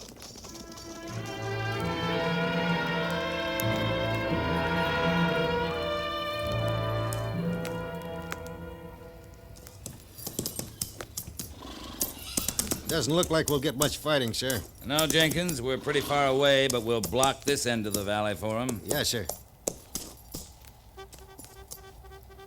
There they go, sir. All right. Company! Company!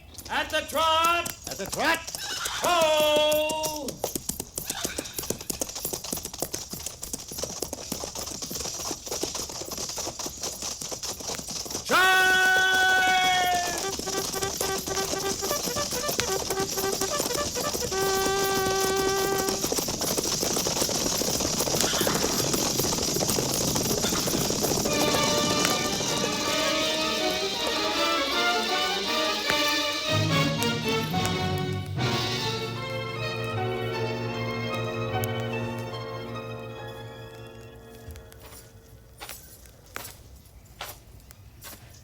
Syberts! We got them rounded up, Captain.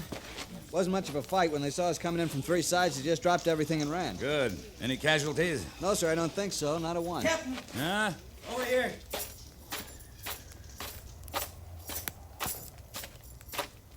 Casualties, sir. Lieutenant Wint.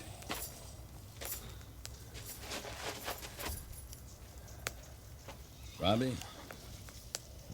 Lee. I'm sorry you smashed that bottle now. Gorse. Holder's bringing the first aid, sir. No. No use, Lee. No use, you know that. Robbie, I'm sorry. Yeah. So am I. About a lot of things. Maud St. Cloud. A lot of things. But Lee, there's one thing I'm not sorry about. Antelope Meadows? Yeah. I was right, Lee. I couldn't have saved Bartlett. But I could save my 100 men, and I didn't. That's right. Only one thing nobody understands.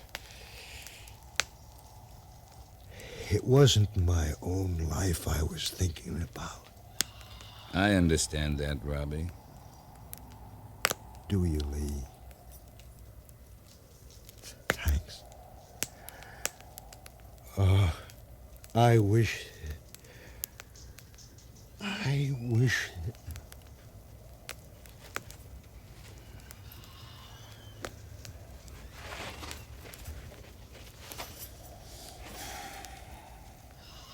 Captain. What is it, Sergeant? I saw it, sir. He deliberately cut in front of Holder and took the only bullet the engines fired. He saved Holder's life. I guess I was wrong, sir. Were you, Sergeant? Yes, sir. He was no coward. No? No, he wasn't.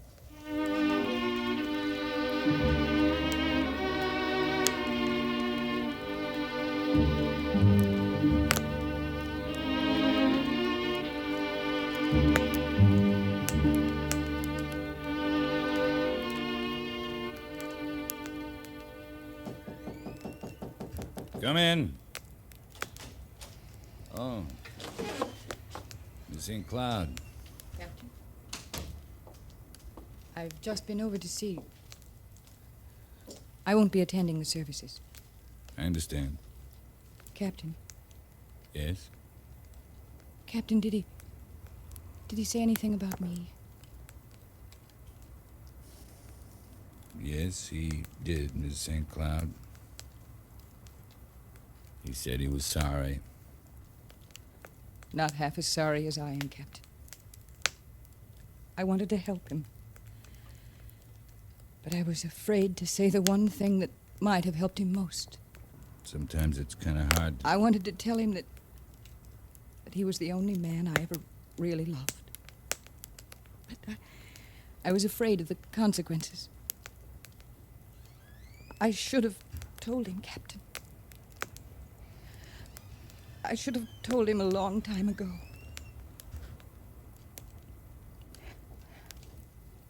Well, Philip will be wondering where I am. Good day, Captain. Good day, Miss St. Cloud.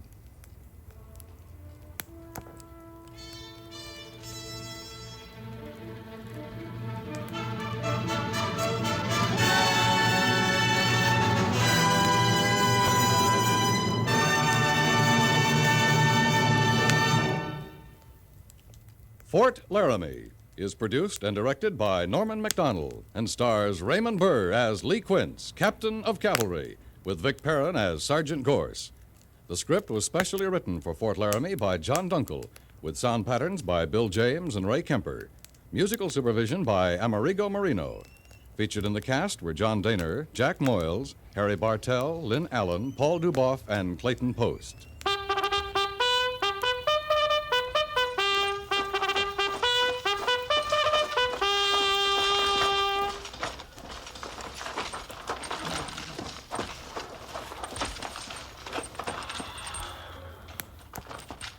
Company, tension! Dismiss!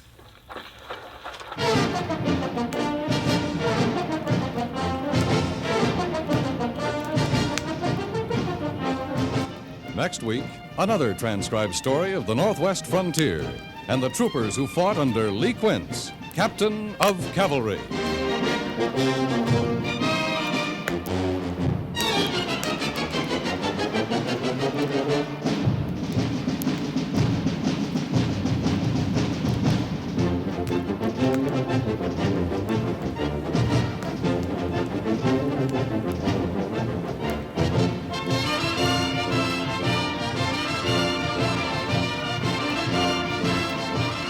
The news that makes headlines knows no time or place. News can be made next door or halfway around the world, at noon, at midnight, or in this next minute. To keep you fully informed, CBS News has reporters on 24-hour duty all around the world.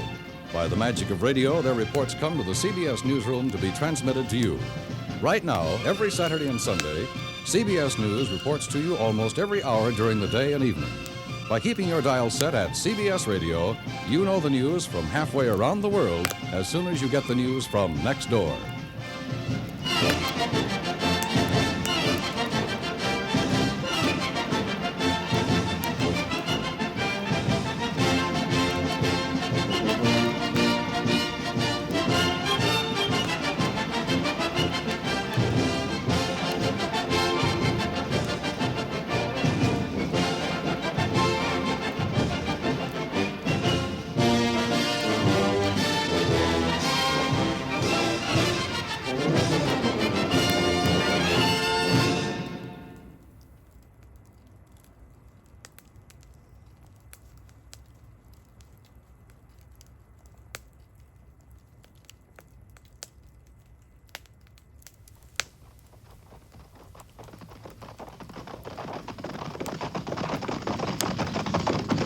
At the gallop! Follow!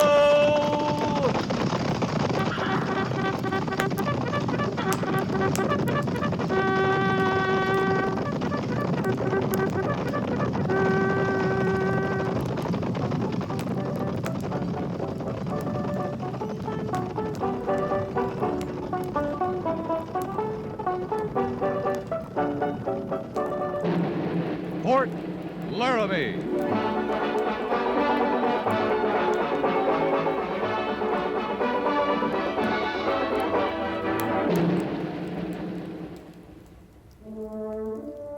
Fort Laramie, starring Raymond Burr as Captain Lee Quince. Specially transcribed tales of the dark and tragic ground of the wild frontier. The saga of fighting men who rode the rim of empire. And the dramatic story of Lee Quince, captain of cavalry.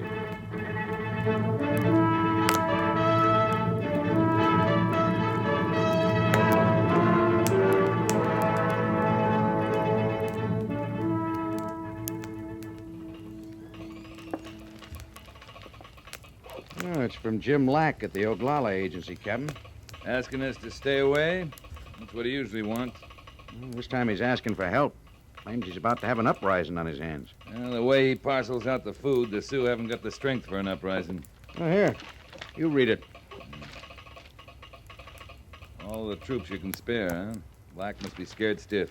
But he doesn't mention what the trouble's about, or if it started, just that he fears that it will. Oh, you better take a patrol down, Captain. That all the troops you can spare, Major? It is until I know better what the problem is. Yes, sir. How long since you saw Lack? Well, last month, when we went up to butcher the beef on the agency, he was hovering around like a mother hen, making sure no Indian got a fair share. You saw they did, of course. Yeah, that's when he ordered us off the agency. I got no way of knowing if the Indians got to keep their meat or not, but they had it when we left. He's a hard man to understand. When he first came out here from the east, remember, we both thought he had a good feeling about his job. He talked a lot about Indians being human, treating them fair. You saying he's changed, Major? Well, hasn't he? I don't think so. He still talks the same way, pretty much. It goes back to what he calls being human. He hasn't had much regard for us as human beings. Or his wife. Never seen her? I met her when they moved out here. Tall woman, thin, never says much. Never says anything anymore when he's around. I don't think he feeds her any better than he does the Sioux. Well, they're sure high on him in Washington. Yeah, sure, the budget boys. Old Lack's keeping them in the black just fine. Of course, they might feel different about him if there is a Sioux uprising. How soon can you leave, Captain? An hour? Good. As soon as you get an estimate of the situation, telegraph me. I don't know what you'll find. There's something wrong, Major. Up to now, he looked on the Army as just so much interference. Now he's asking for us. I'd say Lack's in real trouble.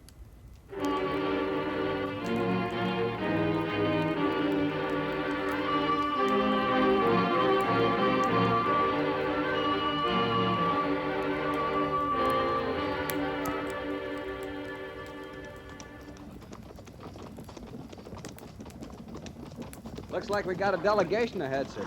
At least they're waiting for us, not charging out to meet us. It looks like Red Deer. Yes, sir. He's right at the reservation line. Might be that's as far as he wants us to go. Red Deer's not a hostile. Never has been. Patrol! Halt!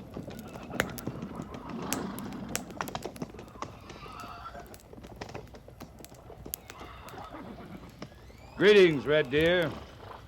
Greetings, Captain. You do not come our way in long time. I was here last month. You were off hunting. Hunting no good. Red Deer no longer find good hunting ground. Too much white man. Oh, sorry to hear that. Many moons ago, you tell Red Deer white man leave reservation to Indian. That's right. Indian to have fine hunting ground, good lodges, plenty food. Now lodges no shelter for squaw, papoose. Old, many holes in walls. Bring wind and snow against us. No good food. Now no hunting ground. You powwow with Mr. Lack? No good. Red Deer go make talk. Lack he not listen. If Red Deer talk, Lack he take food away. Make less. Not good.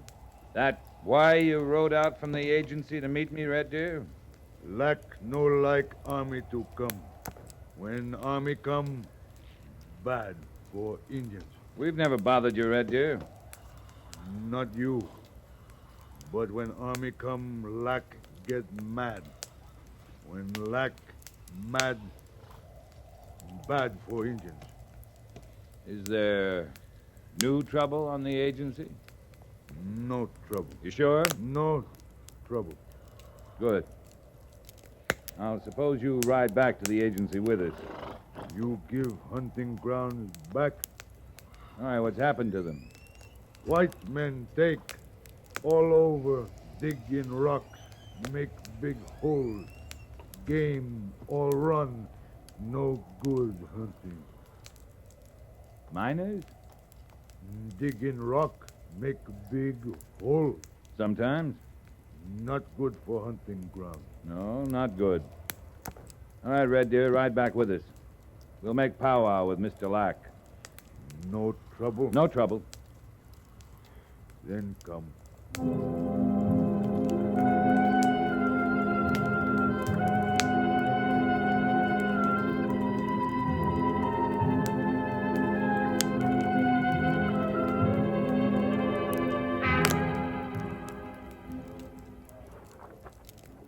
You heard me. Now go on, get on back to your lodges. Move now, or I'll cut your ration. I told Red Deer we'd powwow, Mr. Lack. Now, you'd no right to do that. I had the right, and we will powwow. Well, I want to talk to you first, alone. All right. Red Deer, go to your lodge and see your braves go to theirs. No powwow? Later. You have my word.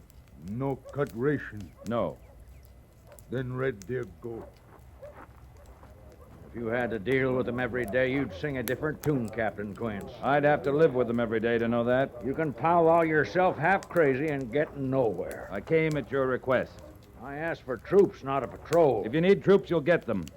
Well, come on inside. You never know who's listening around here. Mm-hmm. Better have your men stand guard. Over what? Over us. They'll see we're free to talk, Mr. Lack. All right.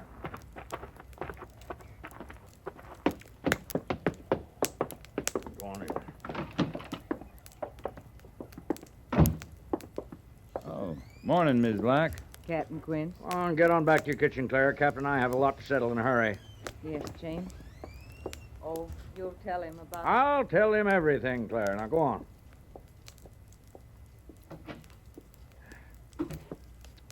You can sit if you want to. Yeah, thanks. Well, first things first. You'll telegraph Major Daggett immediately for reinforcements.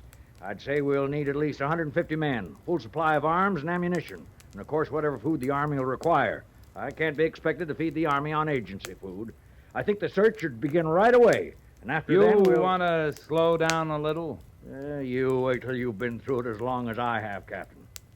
Before we move the Army from the entire department to the Platte over here, maybe you ought to tell us about this uprising. Mark my words, there'll be one. We don't nip it in the bud. Want a drink? No, thanks. Well, they've been growing sullen, without cause, mind you, for the last few days. I've cut their rations each time there's been a disturbance. Disturbance? What kind? Oh, delegations, committees, I guess they are. Why? Every time I look up, 2 or 3 chiefs are waiting on my front stoop with some new grievance. Well, these grievances. They're what you're calling a disturbance? That's what they are. I was thinking more like a demonstration of some kind. I think that's next on their list. Why? Because of the guns. Now that they're armed, I say we can expect shooting trouble any day. You know they got guns? Of course I know it. That's why I called for the Army. I want you to disarm them first, and after Where'd they that... get the guns? Oh, Captain, you're the most obstinate man I've ever encountered. I'm head of this agency. It should be enough for you that I say they have guns. But it isn't enough. Yes, I can see that. When this agency was established, it was agreed that the Braves could keep their guns if they were hunters. That was before my time, Captain. I'd never have agreed to that. No, but the Army agreed to it, Mr. Lack. All right. Then you may as well know I changed all that. Shortly after I came here, I was quick to see that no good could come of savages under my control having guns. You took them away. For disciplinary reasons, yes. What happened to their hunting? Well, what hunting they're willing to do, there's lazy as sin, you know. I figured they could do with bows and arrows. Now, look, the Sioux are traditional hunters. They're not lazy about it if they got hunting grounds. They've got hunting grounds by treaty. Red Deer says the miners scare the game off. Well, I can't keep miners out of here. That's not my job. It's the Army's job. We'll run them out. I'm not interested in miners. I'm interested in the Indians having guns. So am I. Now, ever since I took them away, I've kept their guns in one of the supply stores under lock and key. You can be sure of that. Well, yesterday, the lock was broken and the guns were gone. They took their own guns back. That was yesterday morning. I found them gone. That's when I telegraphed the major. Well, last evening, I found some of my own rifles gone. Now, I say they're spoiling for something, Captain. Might be you're right, Mr. I know I'm right. And I don't mind telling you, it frightens me. It should. Always been able to handle agency affairs by myself. I've done a good job of it, too, if I do say so. But when savages start arming against me, I don't mind admitting I need help. I'll start a search going for the guns right away, Mr. Lack. Well, good. But you better get some ideas about helping yourself, too. Well, in what way? In the way you look on humanity, Mr. Lack. Agency Indians got the right to enough food, proper living quarters, and hunting grounds. I abide by the letter, Captain. We'll start our search. See what we come up with. Naturally, I'll want to help you any way I can. That'd be by staying right here, Mr. Lack. Let us do the searching. Our way.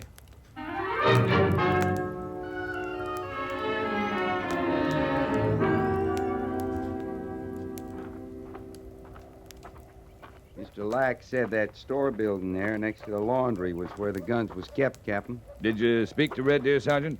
Well, he said he'd meet us here. Good.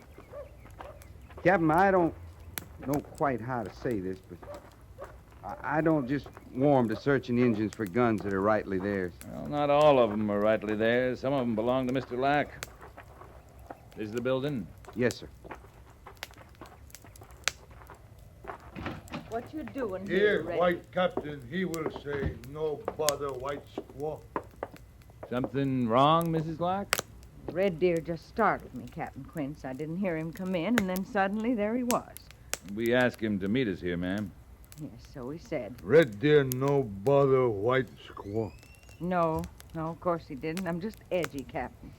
We all are, and Well, I've just never got used to their moccasins. You can't hear 'em, you know. You just can't hear 'em at all. If you've got business here, ma'am, we won't bother you. Not at all. I was just looking for some soap. I thought we'd stored the surplus here. Guess we've used it all. Mr. Lack keeps a very close check on supplies, you know. I'll bet he does. Yes. Well, I'll go now. Oh, ma'am. Yes, Captain. I was wondering, is this supply store kept open as a rule? Anybody can come and go? Oh, deed not, no. No, Mr. Lack keeps it bolted at all times. He and I have the only keys. Then you unlocked it just now, before we came. Yes. That's how Red Deer got in without my hearing him. Thank you, ma'am. Thank you very much. I'll see it's locked immediate. You're finished, Captain. Yes, ma'am.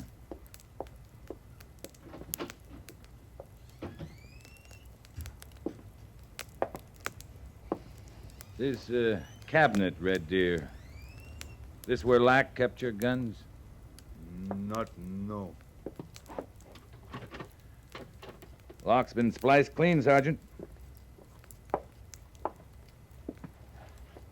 Real clean, Captain. A hatchet, maybe. Pretty good-sized cabinet. How many guns did it hold, Red Deer? Not know. Red Deer not know about guns. They were your own guns once. Maybe you figured you had the right to them.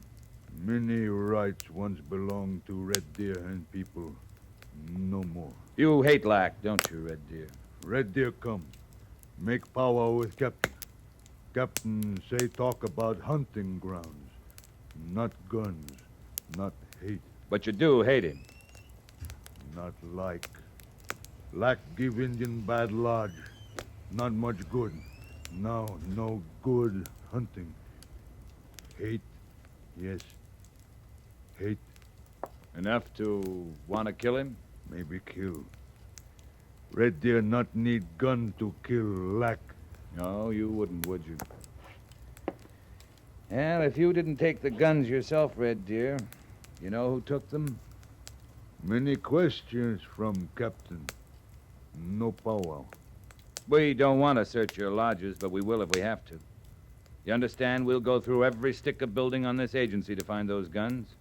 Unless your people give them up of their own will. Red Deer not know about guns. Red Deer, listen to me. We're going to try to do our best for you about the food and your lodges.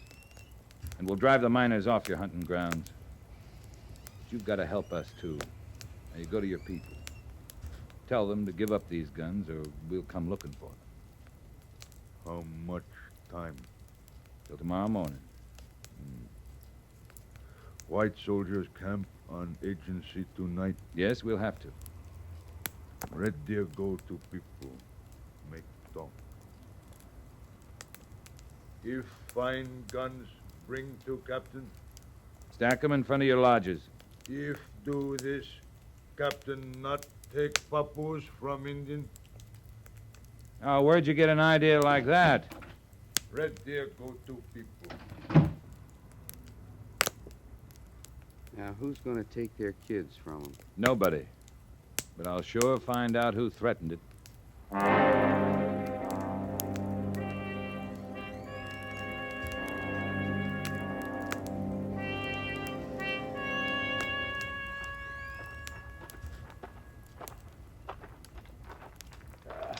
That kind of question doesn't deserve an answer, Captain. Well, I'm still asking it. Take their papooses away? Why?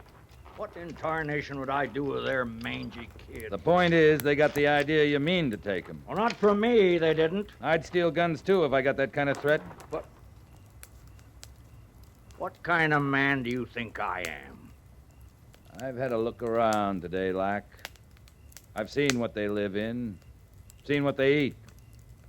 I know what kind of man you are. I do my job. I keep Indians in their place. I run an agency with a strong hand because that's the only thing they can understand. But I've never told them I intended to take their children. Now, you can believe that or not. Got all the food stuff locked up tight now, have you? All of it. You can go around exchanging honor pledges with them if you want to, Captain. Give them your word on this and that. But I keep their food for them. And that's something they understand. You're wrong, Lack. No man understands starvation.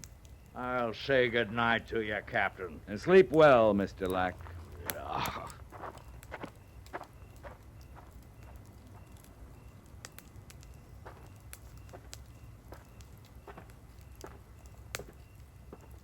Captain, Mr. Syberts? we kept our eye on the lodges until sundown, sir. No sign of the guns. They have until morning. I hope they give them up voluntarily. Yeah, so do I. Well, if you don't need me anymore, I guess I'll turn in, sir. Get a good night's sleep, Mr. Syberts. Tomorrow stands a chance of being quite a day around here. I know. Night, sir. Night, Mr. Syberts.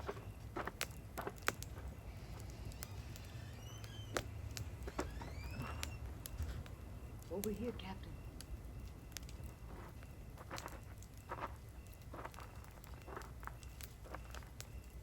Ms. Lack? I hope the pebble didn't startle you.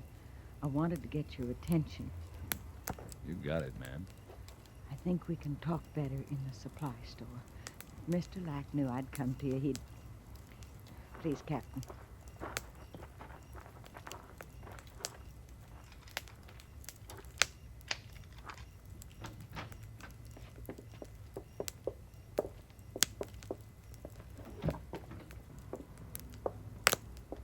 We don't dare light the lamp.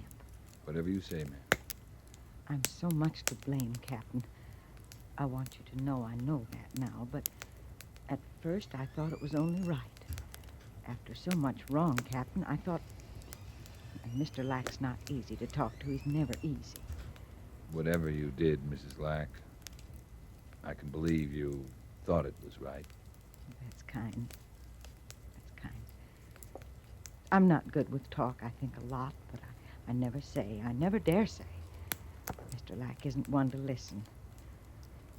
I guess I didn't make the Indians understand me very well. What did you tell them? About the school. Just the women, of course, the squaws. They're all I see, really, in the laundry mostly. Mr. Lack never comes there, and sometimes we talk. About the school? I thought if they couldn't see any hope for themselves here, that it would mean something to think their children would have a better chance. I told them maybe we could start a school. And they took it you meant to take their kids from them, huh? I guess I just didn't say it very well. It was after that they took the guns? Yes. It's a terrible thing I've done, Captain. Some terrible things have been done here, ma'am. But what you tried to do was a fine thing. Children, they're a mother's full hope. A woman will bear anything, knowing her young will have it better and easier. And I don't know what's possessed me speaking so free. Nothing wrong with speaking free. I'm a childless woman, Captain. I've not the right. I'd best get back to my quarters now. I wanted you to know. Will it help? Your knowing? I think it will, Mrs. Lack. I'm much obliged.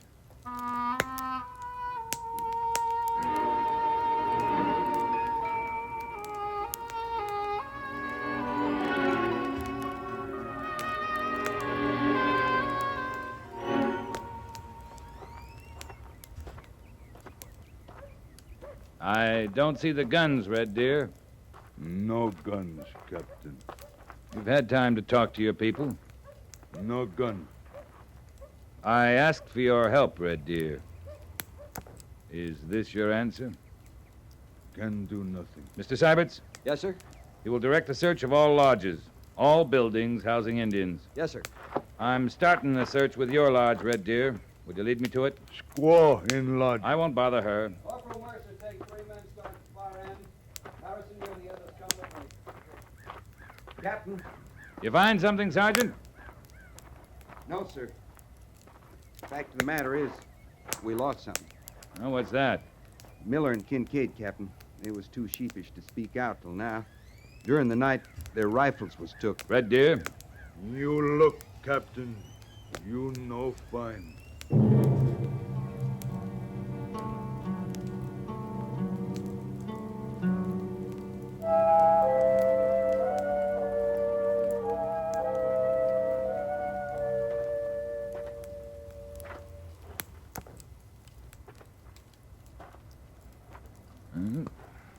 What's this? Belong to squaw. Soap. For papoose. Learn from white squaw. Mrs. Lack? White squaw keep all things very clean.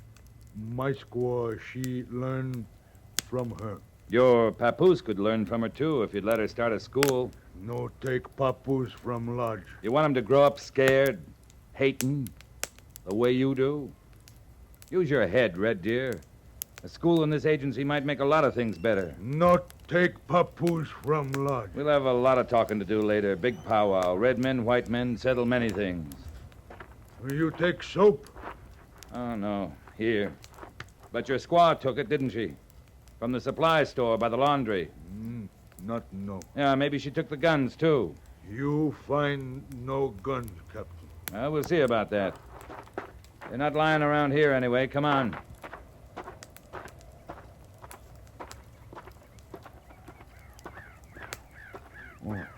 All people taken from lodges. Why? We're gonna find those guns, Red Deer. Red Deer, some sort of privileged character, is he, Captain? He'll stand search in due time, Mr. Lack. You'll conduct the search yourself, Captain? Of course.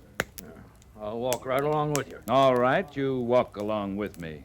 But save your talking for the Indian Commission. Major Daggett will be sending one over as soon as he gets my report. Captain, you'd have my job? You bet I would, Mr. Lack. You'll walk with us, Red Deer. Yes.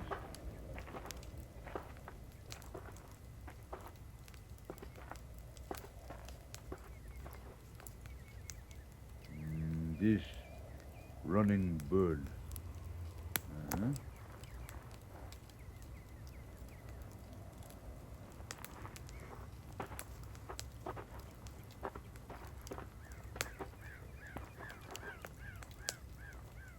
This many rivers.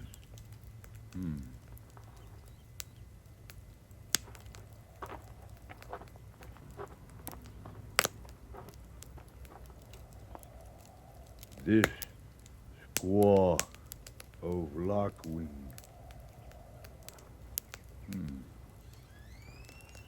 Sergeant? Yes, sir. Sergeant, walk toward us along that line. Take a good look. Yes, sir. Well, what is it, Captain? You didn't see, Mr. Lack? I saw nothing.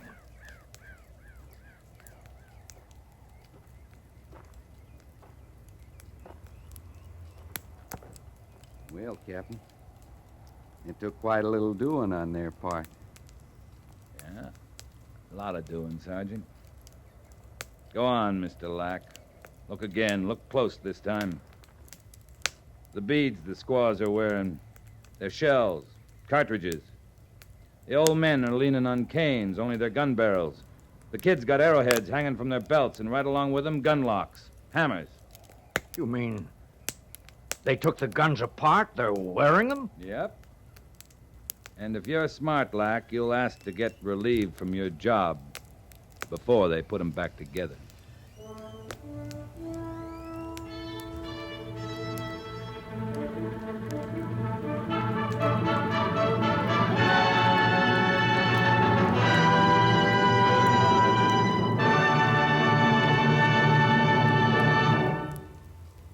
Fort Laramie is produced and directed by Norman MacDonald and stars Raymond Burr as Lee Quince, Captain of Cavalry, with Vic Perrin as Sergeant Gorse. The script was specially written for Fort Laramie by Kathleen Height, with sound patterns by Bill James and Tom Henley, musical supervision by Amerigo Marino. Featured in the cast were Joseph Kearns, John Daner, and Vivi Janis. Jack Moyles is Major Daggett, and Harry Bartell is Lieutenant Seiberts.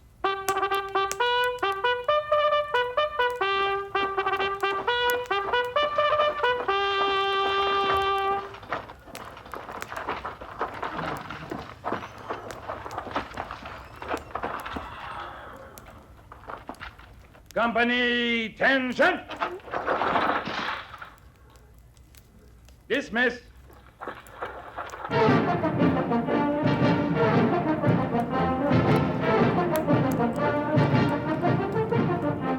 Next week, another transcribed story of the Northwest frontier and the troopers who fought under Lee Quince, Captain of Cavalry.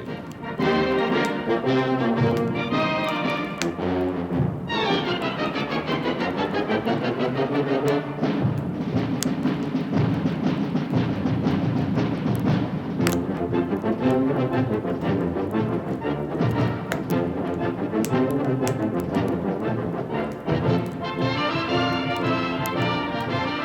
songs, the comedy, the exciting guest stars, and the problems that come up wherever the Kingfish happens to be may keep Amos and Andy spinning, but they'll keep you smiling each Monday through Friday evening as you listen to the Amos and Andy Music Hall. For good company and for a barrel of fun, too, make the Amos and Andy Music Hall a nightly stopping-off place.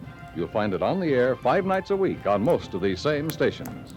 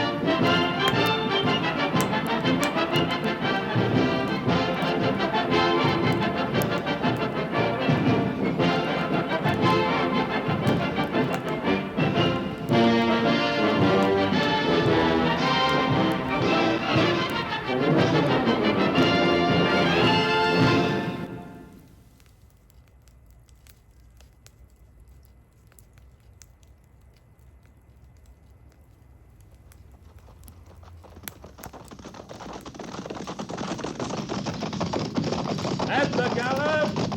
Oh!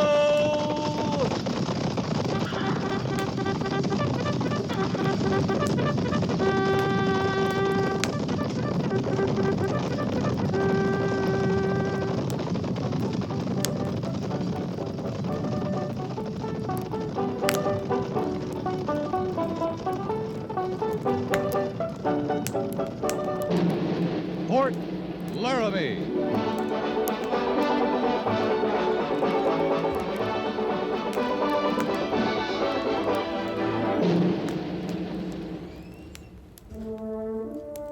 Fort Laramie, starring Raymond Burr as Captain Lee Quince. Specially transcribed tales of the dark and tragic ground of the wild frontier. The saga of fighting men who rode the rim of empire. And the dramatic story of Lee Quince, Captain of Cavalry.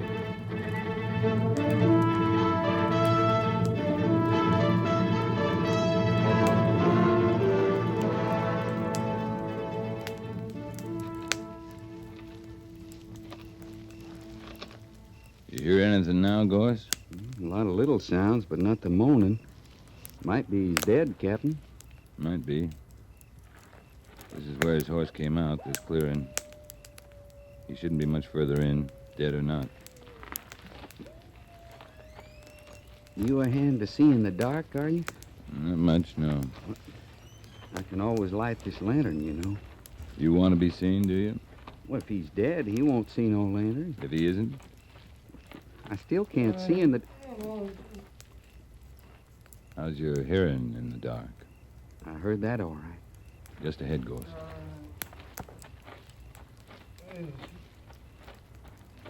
You can light your lantern now.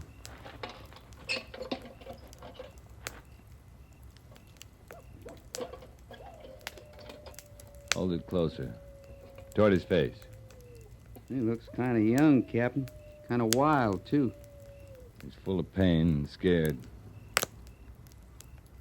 Do you speak the tongue of white man? I speak. Our camp is back by the river. We'll carry you there. You kill? No. Got a canteen, Gorse? Yes, Captain. Give him a drink. You'll mind the lantern? I'll mind it. Can you lift your head up to it? Oh, no drink. What's the matter with you? You shot up for fair. You must be burning inside. You drink some of it, Gorse. Oh, yeah. You see, Injun, good water. Now you drink. No drink. Looks like his right leg, Gorse. Couple nicks across his belly. What kind of show I got to put on to make him drink? Well, drink some more. Captain, I swilled down 3 cups of coffee before he come riding through the camp. I got no Another sense. swallow or two. Now, go ahead. Mm.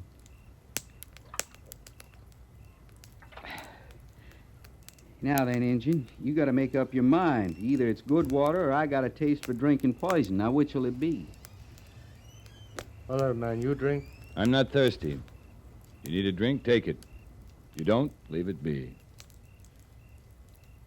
Give. Drink. You born contrary, or you just come along that way? Good water. Good. Didn't I tell you? What's your name? Charlie. Charlie? Fine. Charlie, you got one good leg. We'll help you up on it. Gorse? Oh.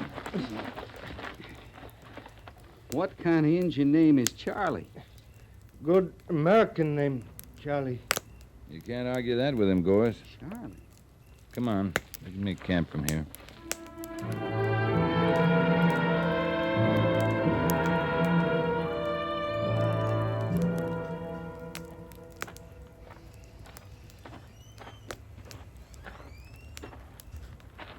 He's sleeping, Captain. He's bound to. He lost a lot of blood. Did you watch him eat? He'll gain back his strength in no time. Did he do any talking? Mostly he ate and smiled. Kept asking everyone to call him Charlie. Good American name, Charlie. What do you think about him, Captain? Well, there's not much to think about him, Mr. Syberts. Takes pain well, he smiles, he eats a lot. I mean, the way he rode right up to our camp alone. Rode right past the pickets without any fear at all, apparently. And got shot for his trouble. Yes, wouldn't you think he'd expect that, Captain? I'd expect it. You would. Maybe Charlie's different. Tinkham and Prevost, they both swear he made no move to fire back, just rode like the devil for the woods. You redoubled the pickets, Mr. Syberts? Yes, sir, I did. I guess you think maybe Charlie wasn't alone? I told you there's not much to think about Charlie right now. If he wanted more than food and a good drink of water, he hasn't said. I can't take the chance he's alone. The tourniquet stopped the bleeding. Then maybe we'll know more about Charlie tomorrow. You gonna cut the bullet out tomorrow, Captain? I'm going to cut at least 3 of them out. 3, Captain? But Tinkham and Prevost said Charlie was wounded before he got here, Mr. Syberts.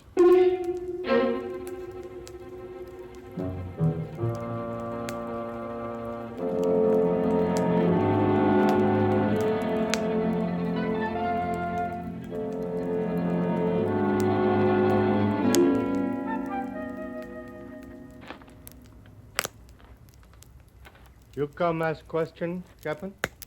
How do you feel this morning, Charlie? Charlie, feel fine. Leg feel bad. Yeah, I'll bet it does. All right if I look at it? You look.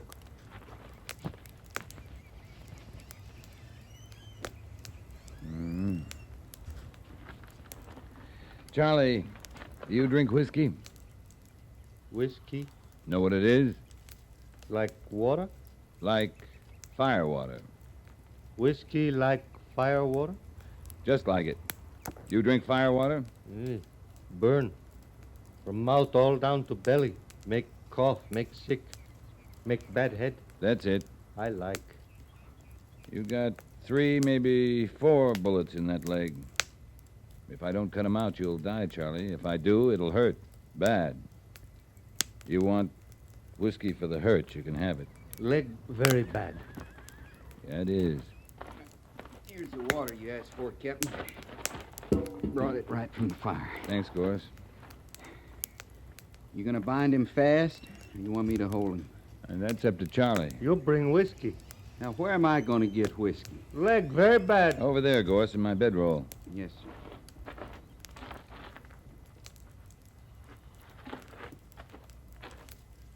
I suppose I gotta take a couple of gulps before you figure it's safe to drink, ain't you? You got bad leg? Only bad thing I got's my temper. Give Charlie whiskey. Charlie take for pain. One thing, he ain't no dumb, ain't you? Go on, Charlie, drink it down. Let me know when the leg doesn't hurt anymore.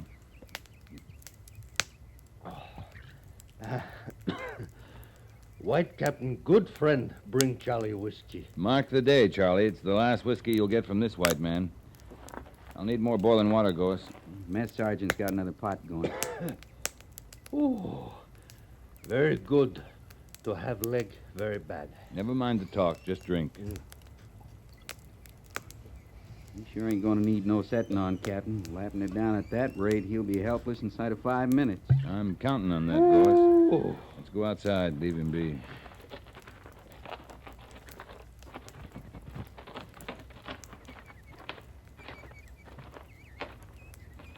I sure never seen the like of him.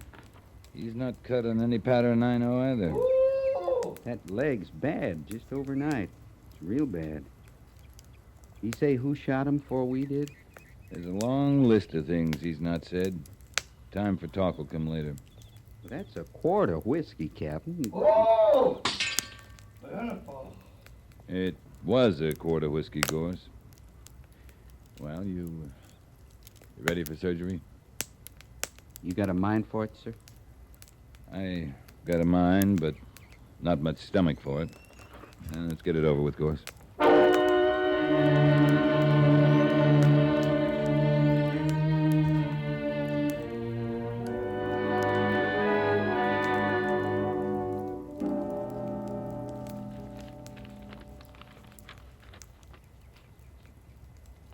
The runner still around, Mr. Syberts? Yes, sir. He's having something to eat, Captain. When he's through that, see he gets his rest. He was asking about a fresh horse, sir. He won't need one. There's no reply to this message. Time he's ready to move again, both him and his horse will be rested.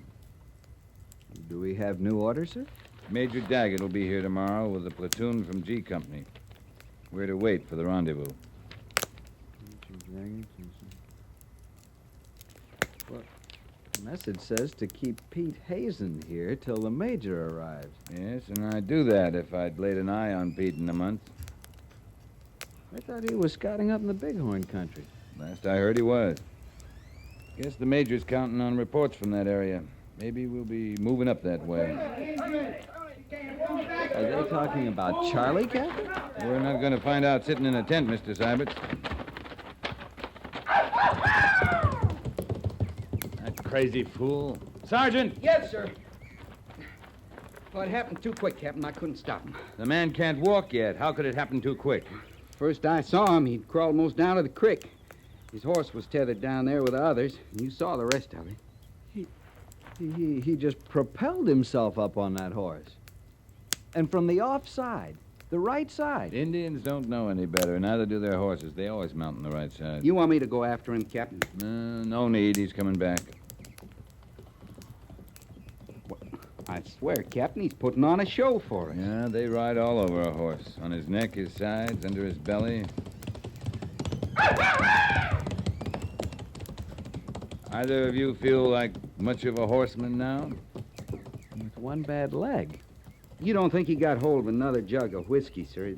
I'll break the man who gave it to him if he did. Captain, guess he's played himself out. Charlie, good rider, yes? Charlie, stupid fool. Leg very bad. White Captain, sorry, leg very bad. Your leg's a sieve, but it's your leg. You can break it off and throw it away if you're of a mind. Leg very bad, good friend.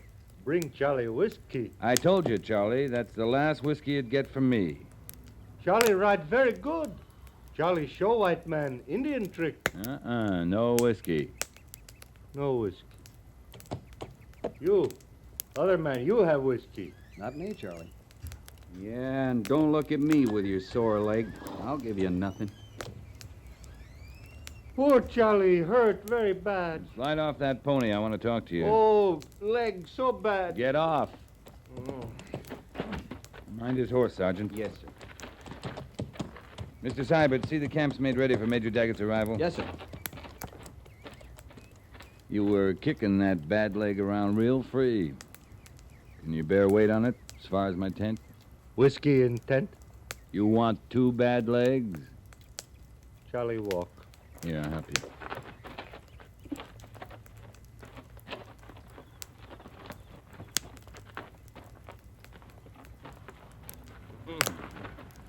There now. Let me see that leg. Charlie do bad thing to ride? It should have killed you. But you're such a contrary cuss. It looks fine, Charlie. It's got no right to, but your leg looks fine.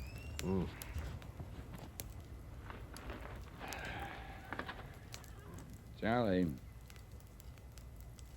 who shot you? Before we did. White settler, he shoot 2-3 times. Why? Oh, Charlie try steal horses. You ought to be shot for that. You ever lived on a reservation? One time. Short time. Charlie not like reservation. Nothing can do. Charlie like steal horses. You steal horses all alone, do you? Sometime alone, sometime with Cheyenne brave.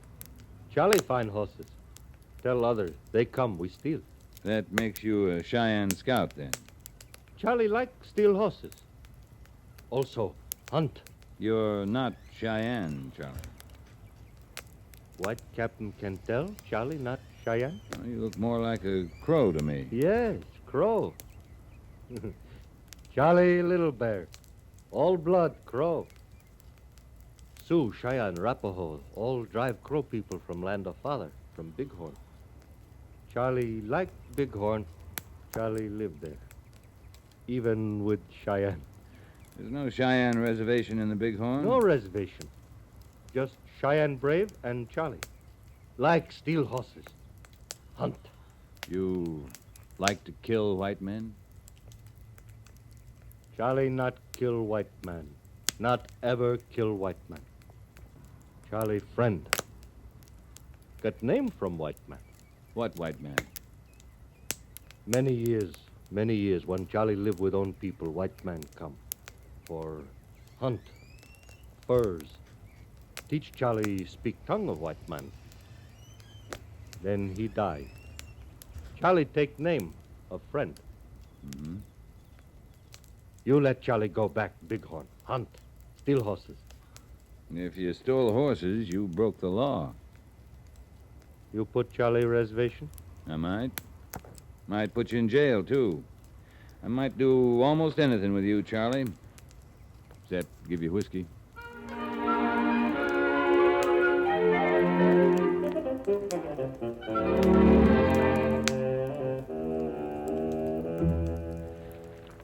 Now, the last word we had from Hazen, the Bighorn, was as peaceful as Sunday church.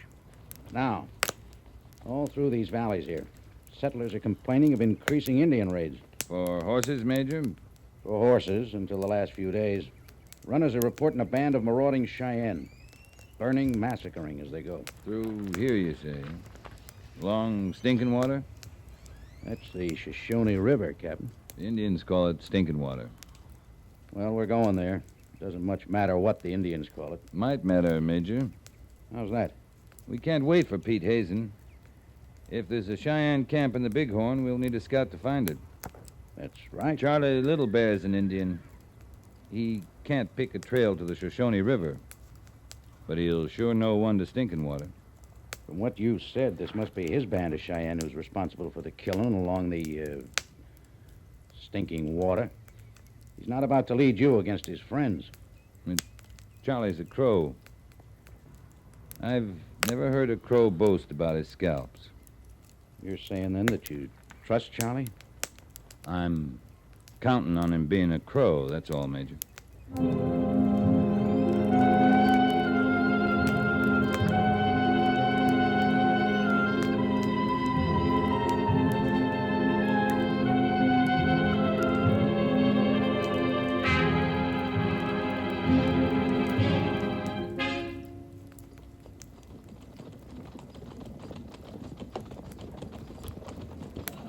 Well, just look at that Charlie Little Bear, Captain. Smiling, riding easy. You'd think he was out on a happy hunting party. I'm looking at him. You call him a scout? I could have got us this far by myself. You know where the Cheyenne camp is, Gorse? No, sir. Well, I don't either, but Charlie does. I'm hoping he'll lead us there. Just because you fixed his leg, Captain? Just because Charlie doesn't like killing, Sergeant.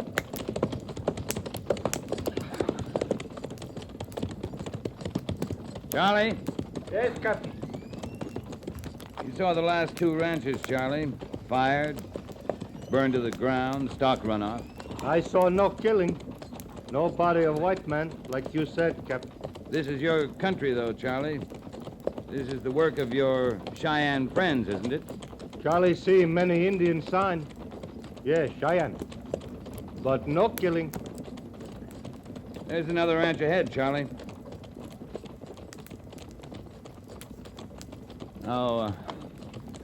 How's your leg holding up? Oh, good. White Captain fix leg very good. Charlie not forget.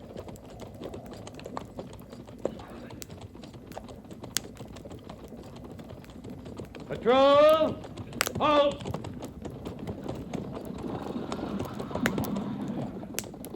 Dismount. Search the premises. Dismount. Sergeant, report anything you can find to me. Anything. Yes, sir. Blood here, Captain.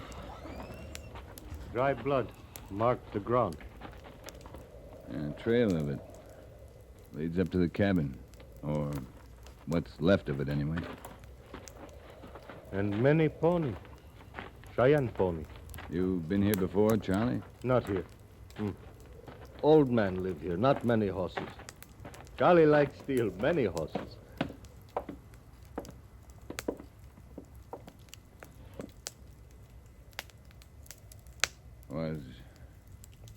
Was that the old man?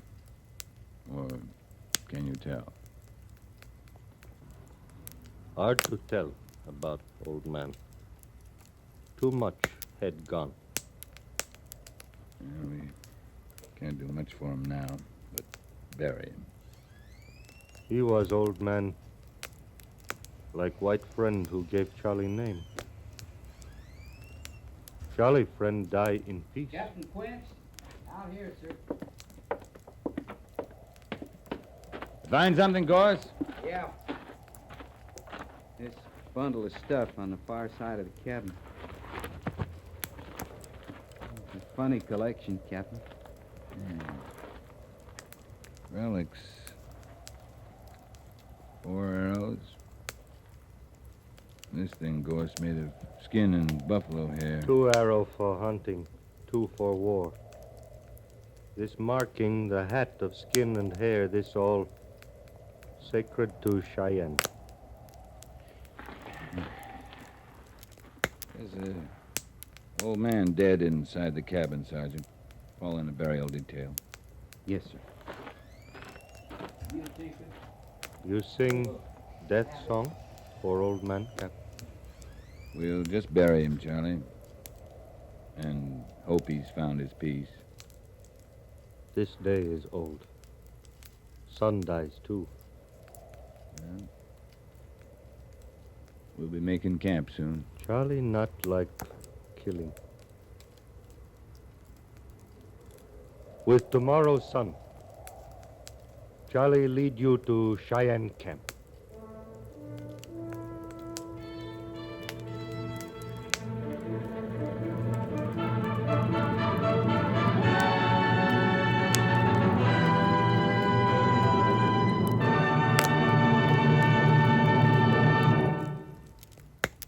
Fort Laramie is produced and directed by Norman MacDonald and stars Raymond Burr as Lee Quince, Captain of Cavalry, with Vic Perrin as Sergeant Gorse.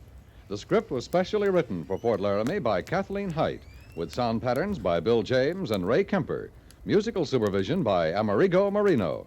Featured in the cast were Lawrence Dobkin as Charlie, Jack Moyles as Major Daggett, and Harry Bartell as Lieutenant Seiberts.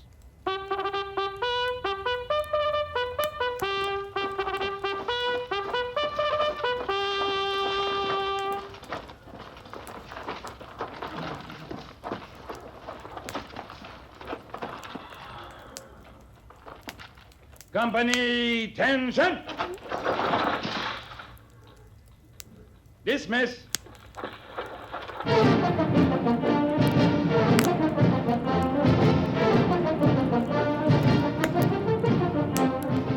Next week, another transcribed story of the Northwest frontier and the troopers who fought under Lee Quince, Captain of Cavalry.